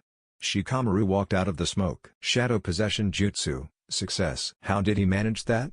Kuro asked from her spot next to Omoi and Samui, having accompanied the Raikage and his entourage to the finals.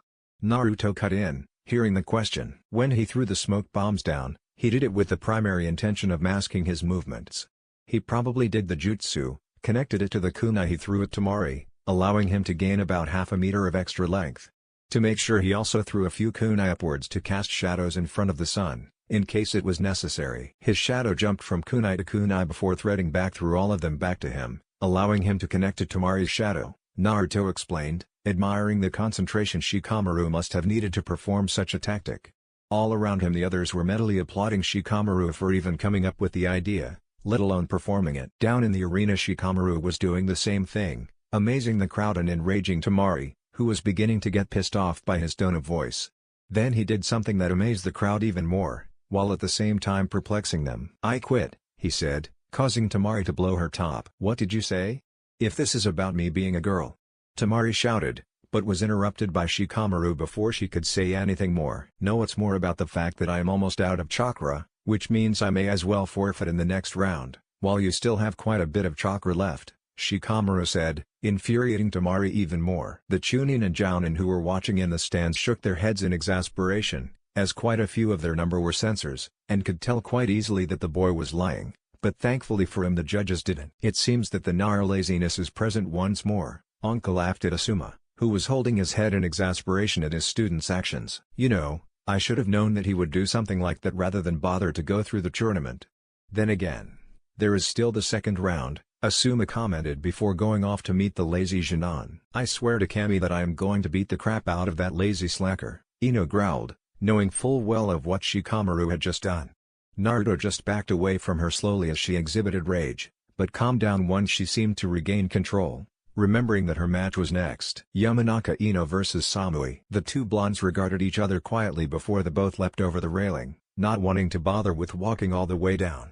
The crowd murmured softly. Many of them had heard mentions of both kunoichi from various shinobi, and both were said to be very skilled for Jinan. Apparently the young Yamanaka had been personally trained by the legendary Deathly Angel and Panther duo, while Samui was known to be the strongest Jinan in Kumo by far. "Well, this should be an interesting match," Tenten commented to Kuji and Sakura, unaware that Sasuke was listening in from the row behind, who was wondering what all the fuss was about. "Well, if I remember that Ino girl was nothing more than a fangirl, so logically that Samui girl should win, and rather easily too.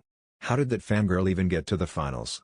Sasuke thought, unknowing of Ino's rapid growth in skill and ability. "Hajime," Genma called before jumping out of the way of the two potential Chunin. At the call neither girl moved, assessing each other, letting the initial roar of the crowd fade into utter silence, before Ino drew her chokudo from her scabbard slowly, the sound clear to all. In response Samui drew her tanto, before deciding that if Ino were to go on the offensive with Kenjutsu she wouldn't have much of a chance, and thus leapt forward, speeding through hand signs at a fast rate as she did so. Ino watched as two lightning bunshines sprang up on either side of Samui, breaking off to try and flank her. Ino grinned, before creating a cage bunshine behind her to guard her back, and charged forward, the sound of her chokudo colliding with Samui's tanto reverberating throughout the arena, causing the crowd to roar. The two fought back and forth, swapping from offensive to defensive, while Ino's cage bunshine faced off against the two lightning bunshines, slipping between their attacks, but not allowing them to go after its creator. Ino, glancing behind her quickly at the three bunshines while Samui was struggling to hold her chokudo away from her, maintained her pressure on the Kumo Jinan with one hand while drawing kunai with explosive seals on them with the other. She flicked them hurriedly while spinning away from Samui, the kunai thudding into the ground at the feet of the two lightning bunshines, who didn't notice, being preoccupied with her cage bunshine, who did.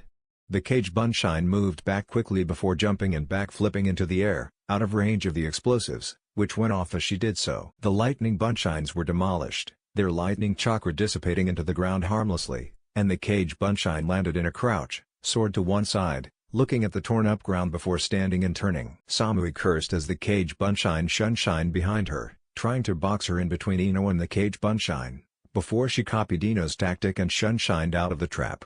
The two just looked at her, waiting to see her next tactic, but their eyes widened as they felt a massive surge of chakra suddenly rise from Samui, the chakra visibly emanating from all over her body. Through the Jounin senseis and the Jinan there were many similar thoughts as their brains raced through possible theories as to the chakra containment method that Samui had used. "Well, I know that Samui isn't a Jinchuriki, as Akatsuki keeps tags on all of them, and I already know the two from Kumo, being Yugito and B, so the most likely method for her having that much chakra is she had some form of containment, like a chakra storage seal.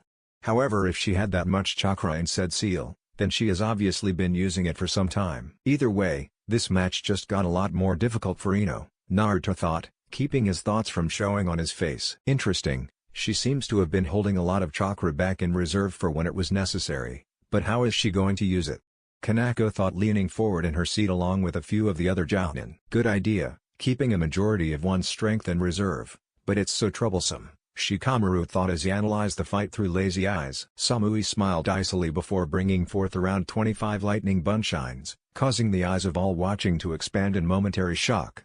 Ino grinned suddenly, before creating 4 other cage bunshines. She and the bunshines then proceeded to charge at the larger force, causing many in the crowd to wonder if she was mad, but even as they were charging they were throwing kunai with explosive tags, effectively having the number of lightning bunshines. Ino herself ran straight through the explosions to reach Samui and engage her once more before she could slip away and plan a strategy, while her cage bunshine split the enemy force amongst themselves, each facing 3 using pure kenjutsu. Samui cursed as Ino came straight for her once more. Does this girl ever stop hunting you?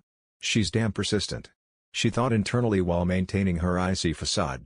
She then began to flash through hand seals. Lightning style. Lightning spears. Yellow spears of lightning chakra formed, around 5, before launching at the oncoming Yamanaka.